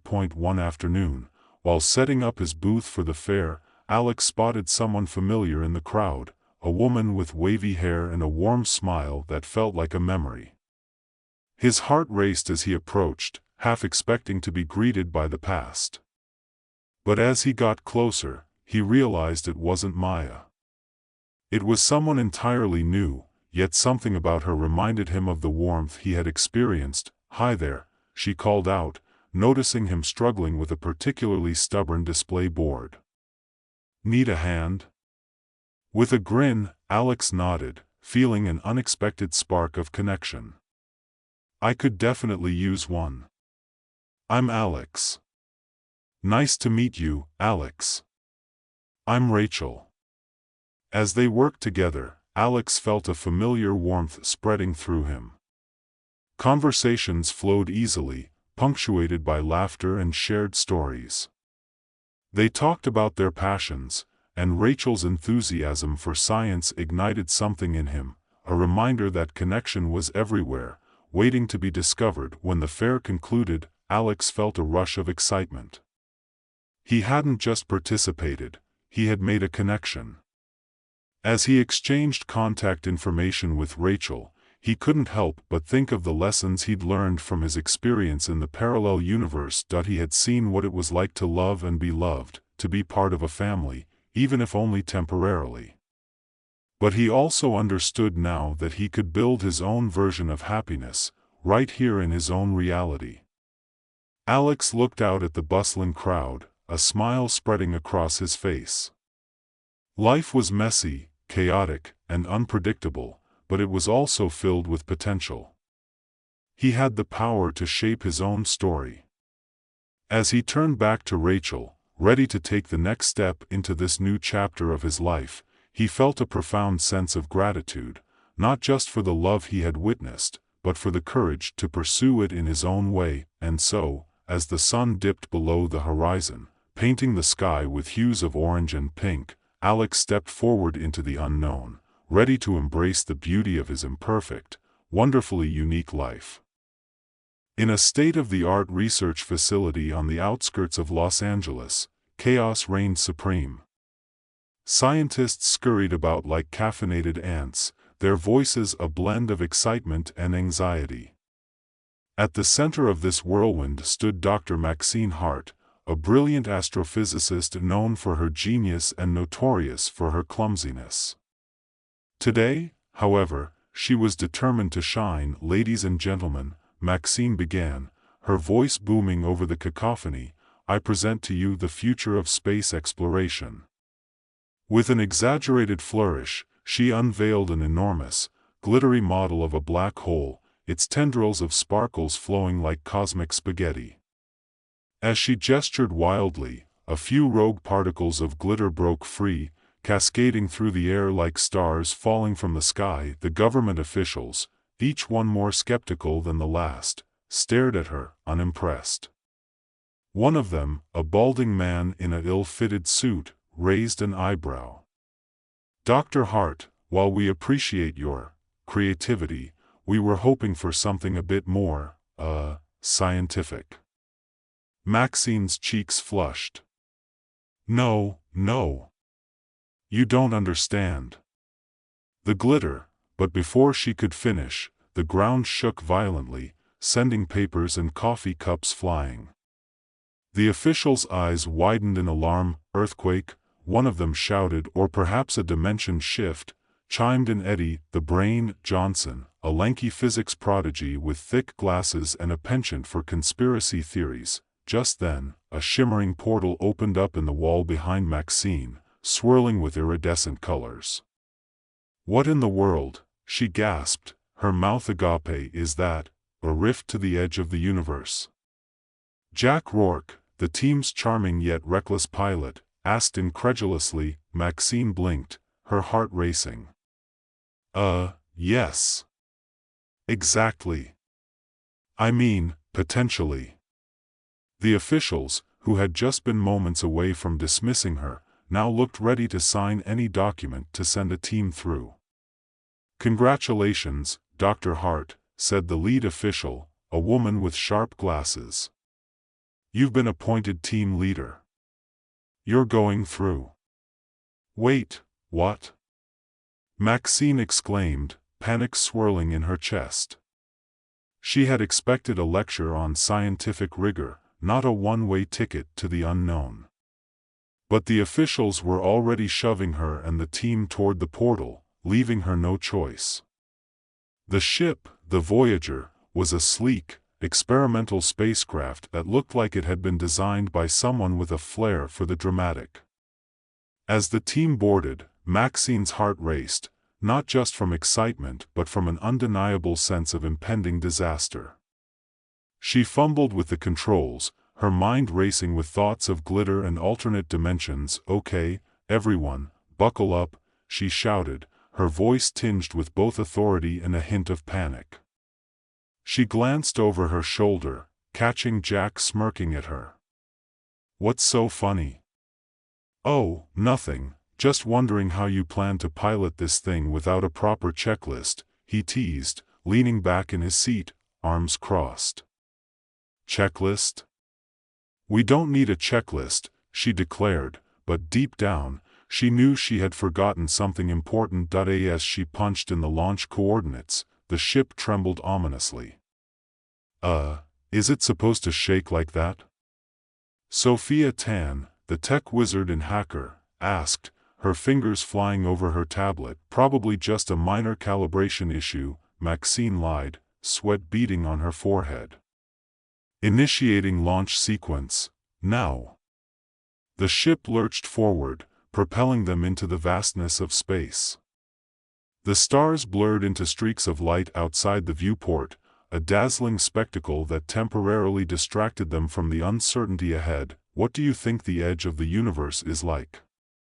Eddie mused, glancing up from his conspiracy-laden notebook. "Probably a really long line for the bathroom," Jack quipped, earning a laugh from Sophia and a half-hearted glare from Maxine. Suddenly, the ship emitted a loud alarm. Red lights flashed, and the control panel went haywire. "What's happening?" Maxine yelled, her eyes darting across the screen. I might have pressed the wrong button," Sophia admitted sheepishly. "Just fix it."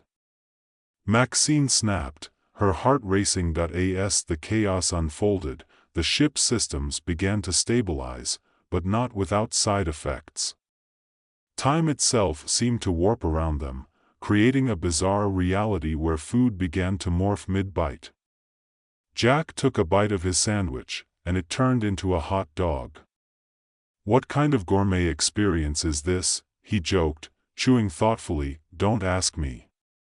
I'm not a chef." Maxine replied, trying to suppress her laughter despite the rising tension. "Eddie, what's your theory on this?" "Definitely an alternate dimension overlapping with ours," Eddie said, eyes wide with excitement. Or maybe it's just your cooking skills at work. Maxine rolled her eyes but couldn't help but smile. You know what, let's just hope we don't encounter a talking raccoon who claims to be a space agent. Moments later, the ship jolted again, and the walls of the control room shimmered. A raccoon, wearing a tiny space helmet, appeared on the screen, its eyes wide with mischief. Greetings, Earthlings. I'm Agent Rocky, intergalactic protector of snack supplies.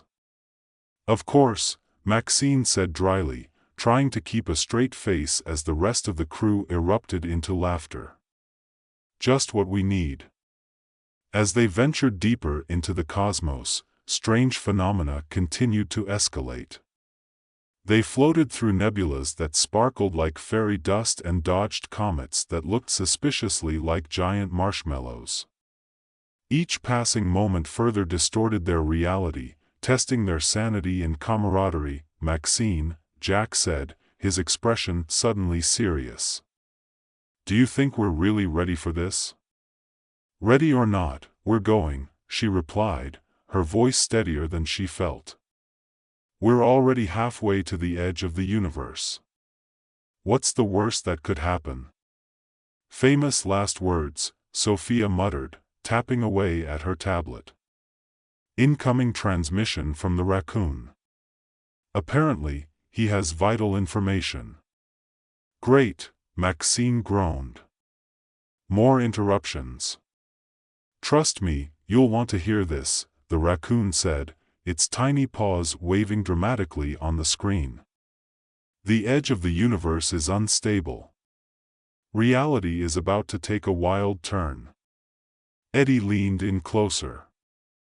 Wait, does that mean we're going to meet our alternate selves? Exactly.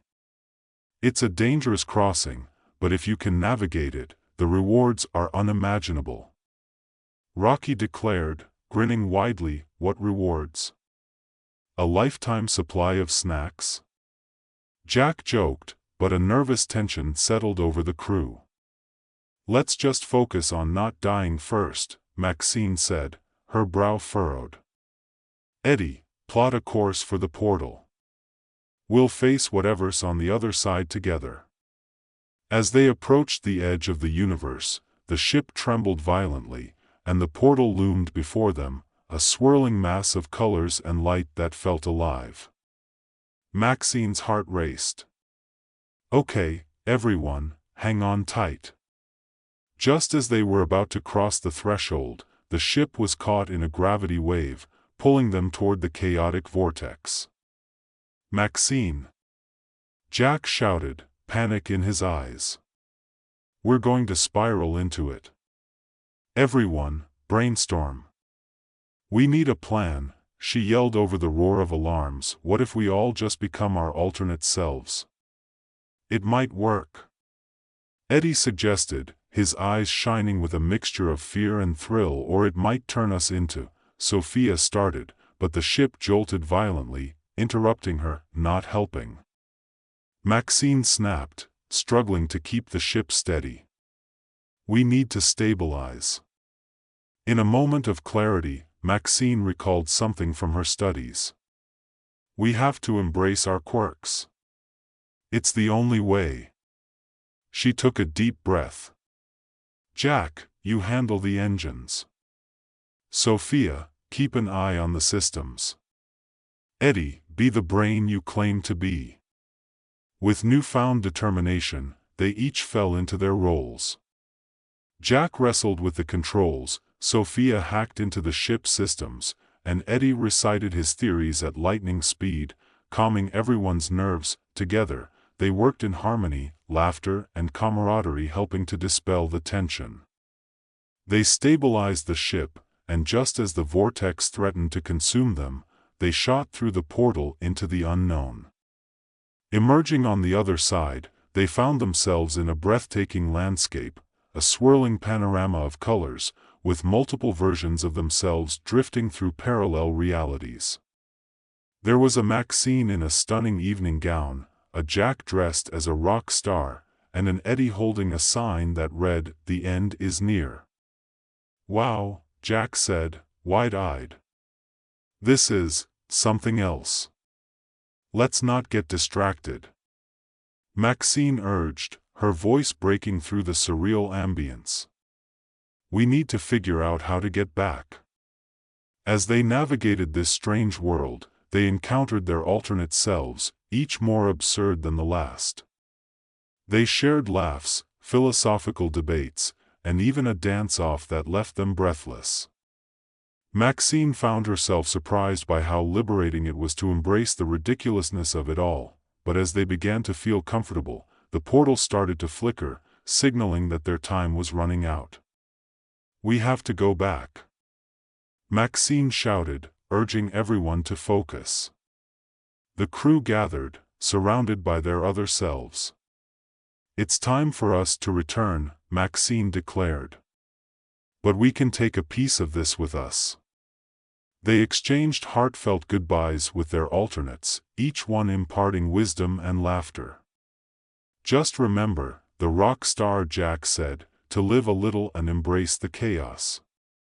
With a final flourish, Maxine led her team back to the ship, and as they entered the vortex once more, they felt a jolt of energy surging through them. Back in their facility, they emerged from the ship, disheveled yet exhilarated. The officials looked on in disbelief. You're back. And alive, one exclaimed, clearly unsure how to react. Maxine grinned, her heart full. You won't believe what we found. But as they began recounting their tale, the officials exchanged skeptical glances, struggling to wrap their heads around the absurdity of it all. Perhaps it was just a team-building exercise, one suggested, scratching his head. Maxine couldn't help but laugh. Sure, let's go with that. As the team gathered for a debriefing, Maxine glanced at her crew, feeling a sense of warmth and connection that transcended their bizarre adventure. Ready for round two? She joked, waving her glittery black hole model. Only if there are snacks involved, Jack replied with a wink, and as the laughter echoed through the facility, Maxine knew that whatever lay ahead, whether in this universe or another, they were ready to embrace it together, quirks and all. With a mischievous grin, she accidentally activated the model once again, sending the team spiraling back into the multiverse, this time filled with a sense of camaraderie and joy. Just remember, she shouted as the portal engulfed them, the glitter is only the beginning. And with that, they leapt into the unknown, laughter trailing behind them like stardust in the cosmos. As the familiar swirling colors enveloped them once more, Maxine felt an exhilarating rush. The laughter from the crew echoed in her ears, mixing with the hum of the ship's engines. The world around them blurred into an impressionistic painting of vibrant hues, each moment stretching and contracting in a strange dance of time. Here we go again. Jack shouted, his voice filled with a mix of excitement and trepidation. Maxine could barely see him through the shimmering portal, but she could hear the grin in his tone. Then, with a flash, the ship lurched, and they were propelled into a new reality. The sensation of weightlessness caught her by surprise as they landed softly on a patch of fluffy, pastel grass. Looking around, Maxine's jaw dropped. They stood in a bizarre landscape where the sky was a shade of teal, and giant marshmallows floated lazily by like clouds. A large sign nearby read, "Welcome to Flufftopia."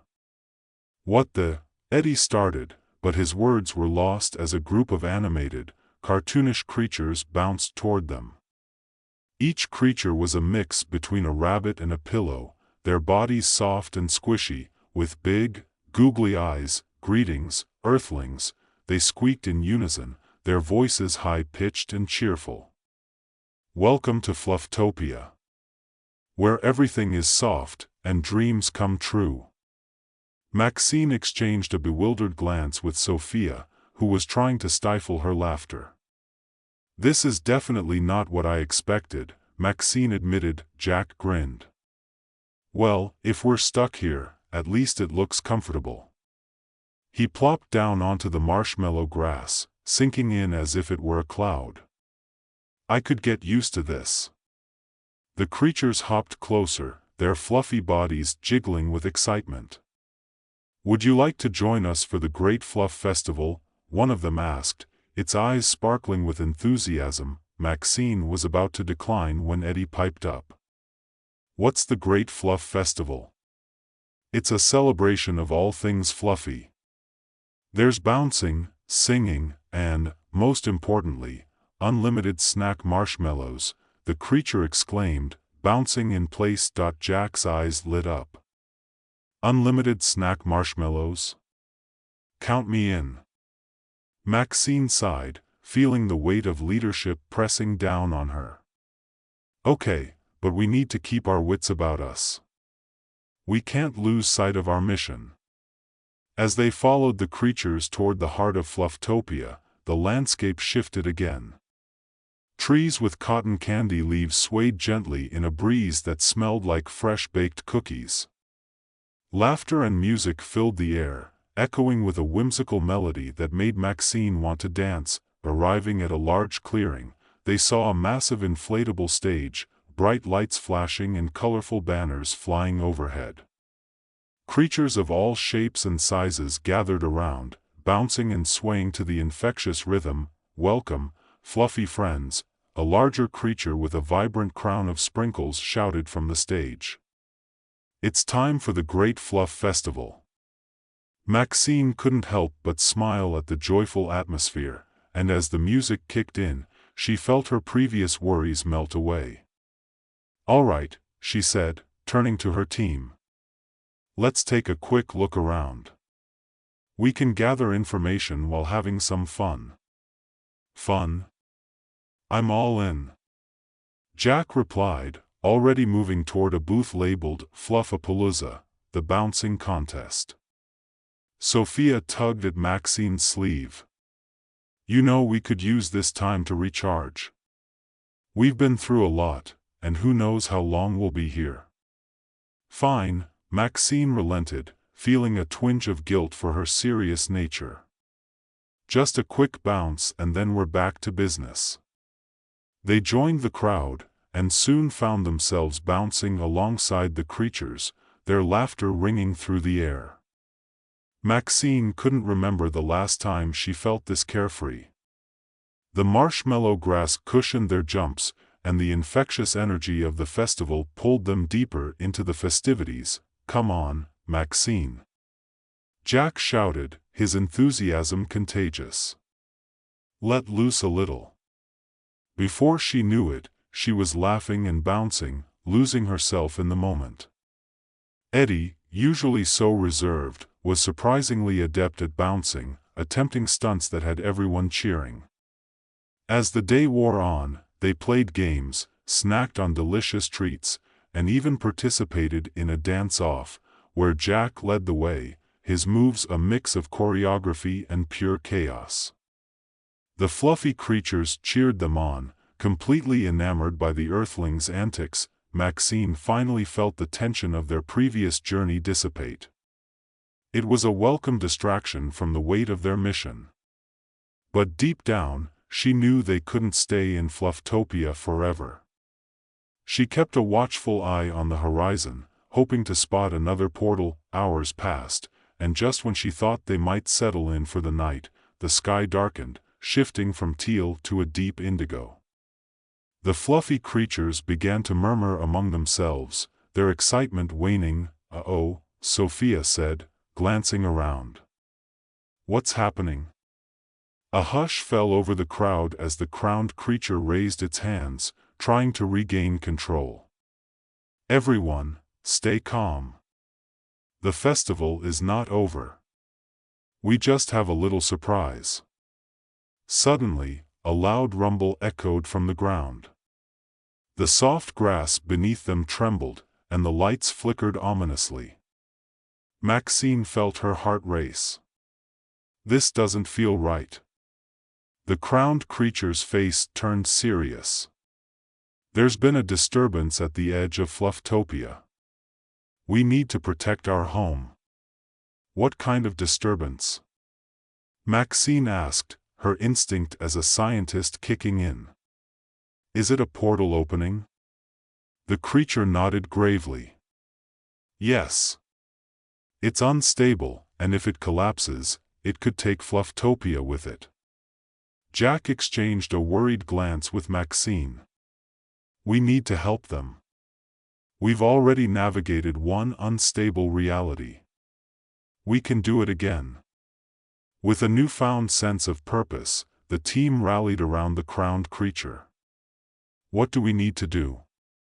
Maxine asked, her voice steady. Follow me, the creature said, leading them away from the festival's heart toward the edge of a shimmering cliff that overlooked a swirling vortex. The sight was both mesmerizing and terrifying. As they reached the cliff, Maxine could see that the portal flickered erratically, pulsating with energy. We need to stabilize it before it implodes, she said, feeling a surge of determination. If we can create a balance, it might hold long enough for everyone to escape. Right. Jack said, his eyes narrowing with focus. Eddie, can you calculate the frequency of the portal's vibrations? I'll try. Eddie replied, his fingers flying over his tablet. If I can isolate the frequency, we can counteract it. Okay, Sophia, let's work on rerouting the ship's energy to create a stabilizing field, Maxine directed, her mind racing. And I'll monitor the portal. Together, they worked frantically, combining their skills in a desperate attempt to save Flufftopia. The crowned creature helped rally the fluffy citizens, organizing them to form a protective barrier around the portal, their soft bodies creating a shield against the chaotic energies. Almost there. Eddie shouted, his face scrunched in concentration. Just a little more, got it. Now, Sophia. Maxine called. Send the energy. With a deep breath, Sophia pressed the button, and the ship's systems roared to life, sending a pulse of energy into the portal. The vortex trembled, and for a moment, it looked like it would collapse completely. Come on. Maxine urged, her heart pounding in her chest. Stay stable. Gradually, the portal's chaotic movements began to calm. Colors settled into a steady glow, and the vibrations softened. Cheers erupted from the fluffy creatures as the vortex transformed into a swirling halo, bright and welcoming. We did it. Jack yelled, his voice filled with triumph, but their victory was short-lived. A new sound erupted, a loud crack, and the ground shook violently again. Maxine felt the world sway beneath her feet. The energy is unstable. Eddie shouted, panic creeping into his voice. Everyone, hold on. Maxine called. We need to reinforce the field. They hurried to adjust their controls, focusing their efforts on keeping the portal stable. The creatures surrounding them rallied together, lending their energy and support, and with one final push, the portal stabilized into a shimmering gateway. Now's your chance. Maxine shouted. Everyone, get ready to escape. The creatures leapt into action, ushering each other toward the portal, their soft bodies bounding gracefully. Maxine could see the hope in their eyes as they moved to safety. Let's go. Jack said, grabbing Maxine's hand. We have to jump too. Together, they moved toward the portal, feeling the energy radiate through them. Just as they reached the edge, Maxine turned back to the crowned creature. Thank you. You've been amazing. The creature smiled, its eyes twinkling with gratitude. You saved Flufftopia. We will always remember you, brave Earthlings. Without another moment's hesitation, Maxine and her team leaped through the portal, feeling the familiar rush of energy engulf them. They landed softly on a familiar marshmallow-like surface, but as the stars came back into focus, they realized they weren't in Flufftopia anymore. The sky was darker, a rich indigo, and an eerie silence enveloped them. What just happened? Jack murmured, scanning their surroundings. Looks like we're in a different dimension, Sophia said, peering into the shadows. It doesn't feel friendly. A low growl resonated from the darkened tree line, sending chills down their spines. Maybe we should have chosen a different portal, Eddie suggested, his voice shaking slightly. Stay close, Maxine instructed, her scientist instincts kicking in. We need to assess our surroundings and find a way back. Suddenly, a shadowy figure emerged from the darkness, its form shifting and blending into the surroundings. Well, what do we have here? It rasped, eyes gleaming like cold stars. Maxine felt a shiver of fear, but she stood tall. We mean no harm. We're just trying to find our way home. The creature laughed, a deep, unsettling sound. Home? Oh, you're far from home, my friends. This is the Shadow Realm. And here, we play by different rules. What do you want from us? Jack demanded, stepping forward bravely. Only a little game, the shadow figure said, a sinister smile creeping across its face. Win, and I'll send you back. Lose, and you'll become a part of my realm, forever wandering in the darkness. Maxine exchanged worried glances with her team. What kind of game? Ah, a riddle, it said, its voice dripping with amusement. Solve it, and your freedom awaits. What's the riddle? Eddie asked, his curiosity outweighing his fear. The creature leaned in closer, its eyes narrowing. What has keys but opens no locks? It has space but no room. You can enter, but you can't go outside. Maxine's mind raced as she thought through the riddle. A piano, she said confidently. The shadow figure recoiled, its expression darkening. Correct. But there are many more riddles to come. Only the wisest shall leave. With that, the ground shook, and more shadows emerged, each presenting their own riddles, each more twisted than the last. Maxine's heart raced, but she felt the adrenaline surge through her veins. She stood beside her team, their faces determined. Together, they tackled each riddle, their minds working in harmony. What has teeth but cannot bite? A comb. What runs but never walks? A river. As they answered each riddle correctly, the shadows grew frustrated, their forms flickering like candles in a breeze. Finally, they reached the last riddle. What is so fragile that saying its name breaks it? Silence enveloped them as the team exchanged worried glances. Hope, Eddie whispered, and Maxine felt a spark of recognition. That's it, she shouted. Hope. The shadows shrieked, their forms dissipating like smoke in the wind.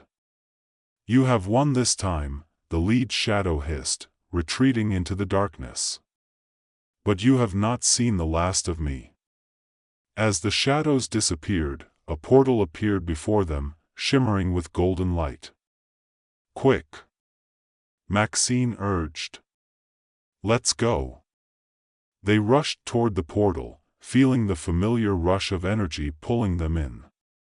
Emerging on the other side, they landed once more on solid ground.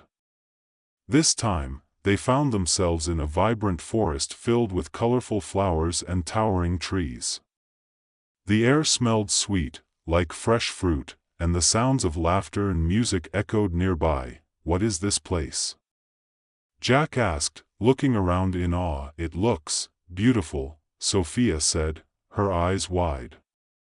Let's explore. Eddie suggested, his usual anxiousness replaced by excitement. As they ventured deeper into the forest, they discovered a lively village, filled with creatures that resembled a blend of animals and mythical beings.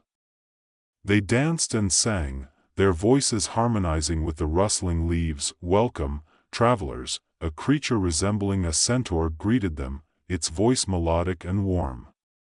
"You've arrived just in time for the Festival of Unity." Maxine felt a sense of relief wash over her. "Festival? What's it about?" "It's a celebration of friendship and cooperation between all beings," the centaur explained. "Would you like to join us?" Without hesitation, Maxine nodded. "We would love to." The festival was a whirlwind of colors, laughter, and joy. They participated in games, learned new dances, and shared stories of their adventures across the multiverse. Maxine felt the weight of her responsibilities begin to lift as the villagers embraced them with open arms. "Maybe we could stay here a while," Jack suggested, his eyes gleaming with excitement. "This place feels right." Maxine considered it but knew their mission wasn't over. "As wonderful as this is, we have to keep moving. There are still mysteries to uncover and adventures to be had." With a twinge of regret, they thanked their new friends and prepared to leave. The centaur approached, presenting Maxine with a beautiful crystal pendant. "This will guide you when you need it most. Wear it with pride, brave travelers." Maxine accepted it gratefully, feeling the warmth of the crystal against her skin. "Thank you. We won't forget this place." As they stepped back toward the portal, she turned to the villagers. "We'll carry your spirit with us wherever we go." With one last wave, they leapt through the portal, the energy surging around them once again. Landing on familiar ground, they found themselves back at the research facility, albeit in a different part than they'd originally left. The chaos was replaced by a serene quiet, as if time had paused while they traveled through dimensions. "Did we make it back?" Jack asked, glancing around. "Looks like it," Sophia said, her eyes scanning the surroundings. "But something feels off." "Agreed," Maxine said, her instincts on high alert. "Let's regroup and figure out our next steps." As they ventured deeper into the facility, the atmosphere shifted. An unsettling silence hung in the air, and the lights flickered ominously overhead. "Something's wrong," Eddie whispered, his voice barely audible. Suddenly, they were confronted by a figure draped in shadows, its form flickering like a flame. "You've returned," it hissed, the same sinister presence they'd encountered in the shadow realm. Maxine stepped forward, her heart pounding. "What do you want from us?" "You've disrupted the balance between realms," it snarled. "And now, you must pay the price." Jack moved to protect Maxine, his stance fierce. "We won't let you take us again." "Oh, but you have no choice," the figure sneered. "You will remain here, lost in the chaos you've created." With a swift motion, it unleashed a wave of energy that crashed over them like a tidal wave. Maxine felt her mind whirl, reality bending and twisting around her. "Hold on," she shouted, grabbing Jack's hand. As they were swept away, they found themselves tumbling through a kaleidoscope of colors and shapes, the very fabric of reality stretching thin. "Maxine!" Jack yelled, his grip tightening. "We need to stabilize ourselves." "Focus on each other," she shouted back, trying to remain grounded in the madness. They reached for one another, feeling the warmth of their bond anchoring them. With a sudden burst of clarity, the colors around them coalesced into a single bright light, and they emerged in a new dimension. This one was unlike any they had experienced before. They stood on a mountaintop, overlooking a vast landscape of shimmering lakes and rolling hills bathed in sunlight. In the distance, they saw creatures soaring through the sky, their wings glistening like diamonds. "What is this place?" Sophia whispered, her eyes wide with wonder. This feels like home," Eddie said, a smile breaking across his face, Maxine turned to her team, feeling a swell of hope. We've been through so much together. Whatever challenges we face, we can overcome them. As they took a moment to breathe in the beauty around them, they heard a familiar voice echoing from the distance. Brave travelers! Welcome to the realm of light. The figure approaching them was a radiant being, shimmering with golden light. You have shown great courage and unity across the multiverse. Maxine felt a sense of awe wash over her. Who are you? I am Leora, the guardian of the realms, the being replied, its voice like a soothing melody.